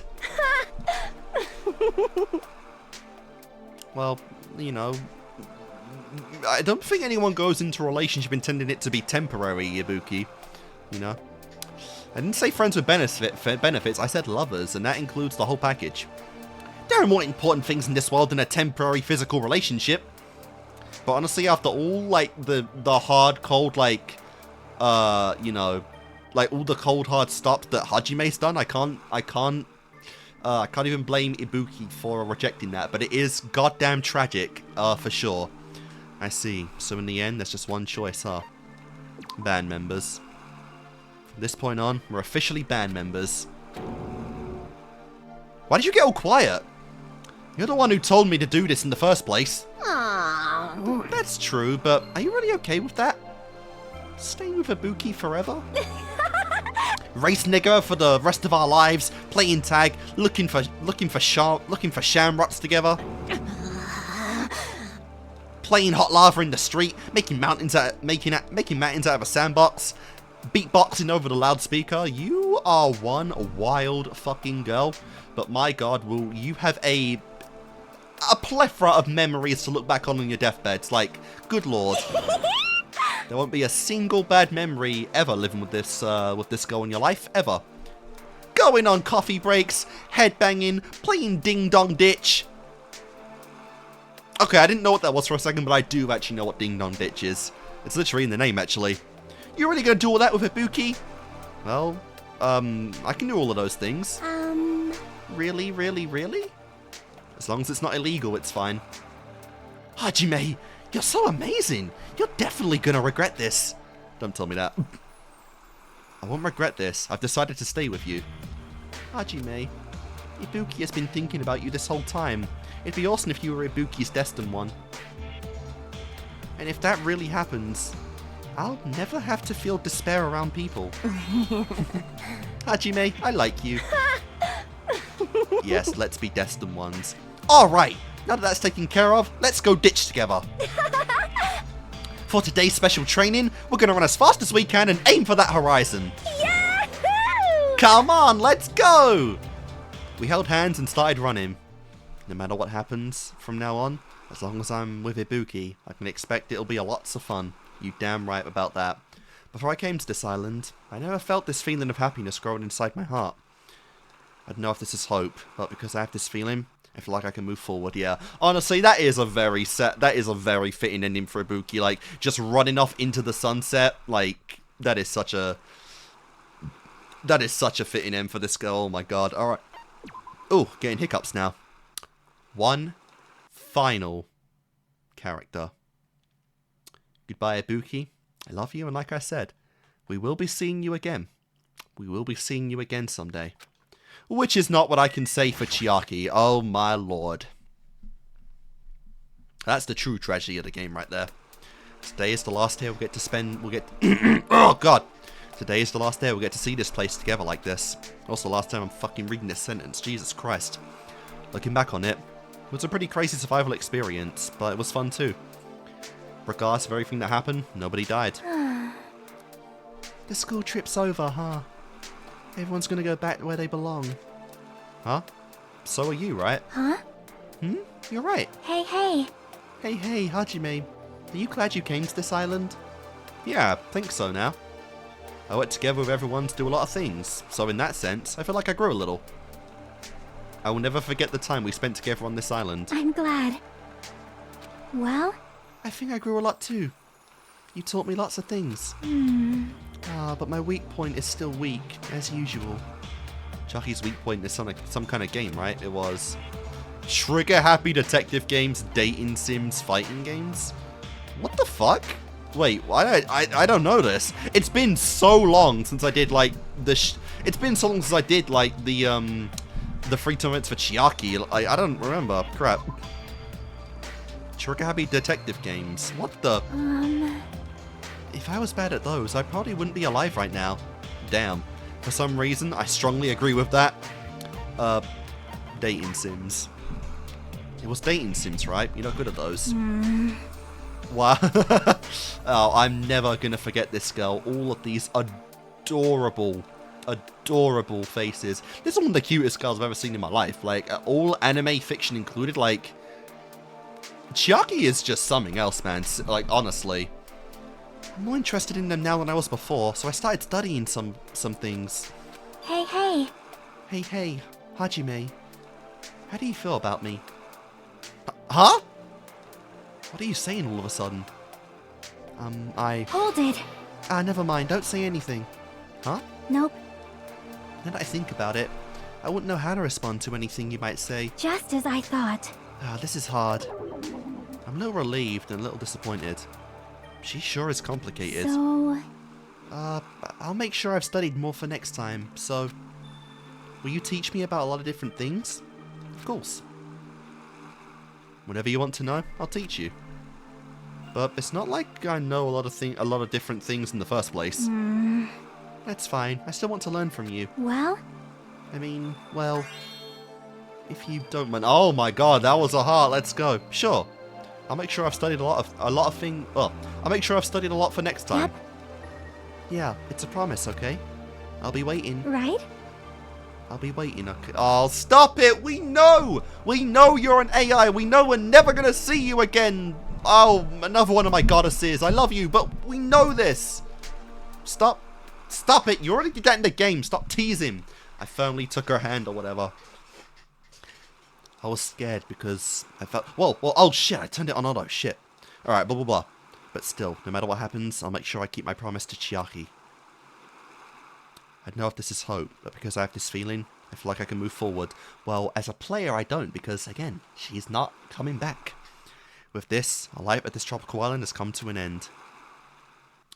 And that is actually, non-ironically, the end for me. Holy god.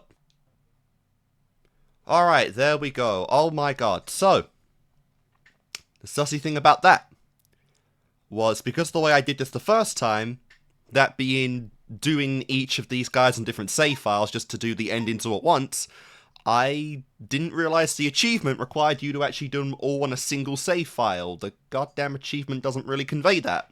So, I had to go back, replay the entire damn mode again, all those trip tickets twice, to get that achievement. I am beyond sick of this mode now, and I am ready to put Danganronpa 2 to rest after one more video. So yeah. Oh my god, guys. That is island mode for Danganronpa 2. Like I said, I'm not, you know, in favor of these modes. I am not with these modes at all. I don't mind the concept of them, you know, a way to get the free tournaments and whatnot. But the fact that no matter how good you get at these modes, the fact that you have to play them at least 3 times over no matter how good you are, that is fucking bullshit, and that is horrible game design. They take like an hour each time, or maybe more than that, I think, like an hour and a half to get through this each and every time, and it is so goddamn boring after a while. Oh my lord.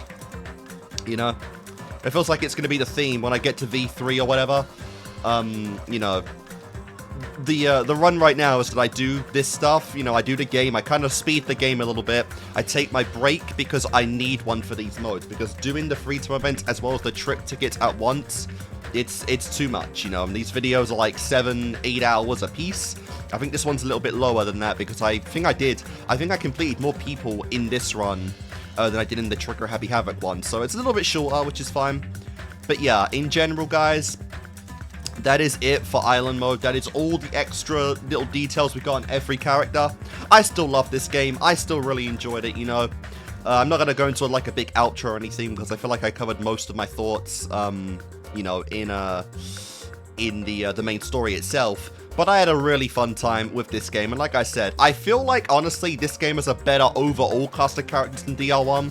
You know, I've got, like, my favorites from DR1, you know, which are obviously on par with some of the people in this game. But I think, collectively, the group, the class, is better in this game, you know, because I feel like, with the exception of maybe 1 or 2, I like pretty much everyone in the game, you know. I feel like Teruteru is probably my bottom one. But, you know, DR1, there are a number of characters I just don't really care about, you know, like, Hero, he's kind of whatever, you know. Like Sayaka, Leon, the two beginners, they're whatever. You know, Hifumi, yeah. You know, Toko's okay, but like, she's mainly for Jill. So you know, there's definitely more of a mix in DL1's cast outside of the ones that I just adore. But in this game, I feel like it's a lot more of a collective, really. You know, I like pretty much everyone. But the consistency of the series seems to be that some of my least favorites end up actually surviving at the end, you know, because we had first game weakest ones, we had obviously Hina and Hiro. Here we had Akane, which I like Akane, but she's definitely one of my lower ones. And Kazuichi, you know, like, Kazuichi's fine enough, but, you know, he was really acting kind of annoying at the end of the game, to be honestly, and it's like, I don't really care. But yeah, anyway, guys, I'm gonna put this video up first. I'm kind of recording these in reverse order, to be honest, but yeah, Island Mode should be the first extra video up. This should go up right after Rise from the Ashes is concluded for Ace Attorney, because that's already started up. But yeah, I had a really fun time with the free-to events in this one, you know, and the trip ticket stuff, whatever. But in terms of recording, we have one more video to record, which is going to be all the extras, getting all the extra game mechanics in Danganronpa, you know, all these lovely, jubbly extra things, and then I'll get all of the Mono Machine ending items, and then in terms of recording, that'll be done. So yeah, guys, hope you've enjoyed this video. It's ungodly long, like all of these extra free-to-event triple ticket things are. I had a really good time. Hope you guys enjoyed this video as well, and I will see you guys next time with all the extra unlockable content of Danganronpa 2. So I'll see you then.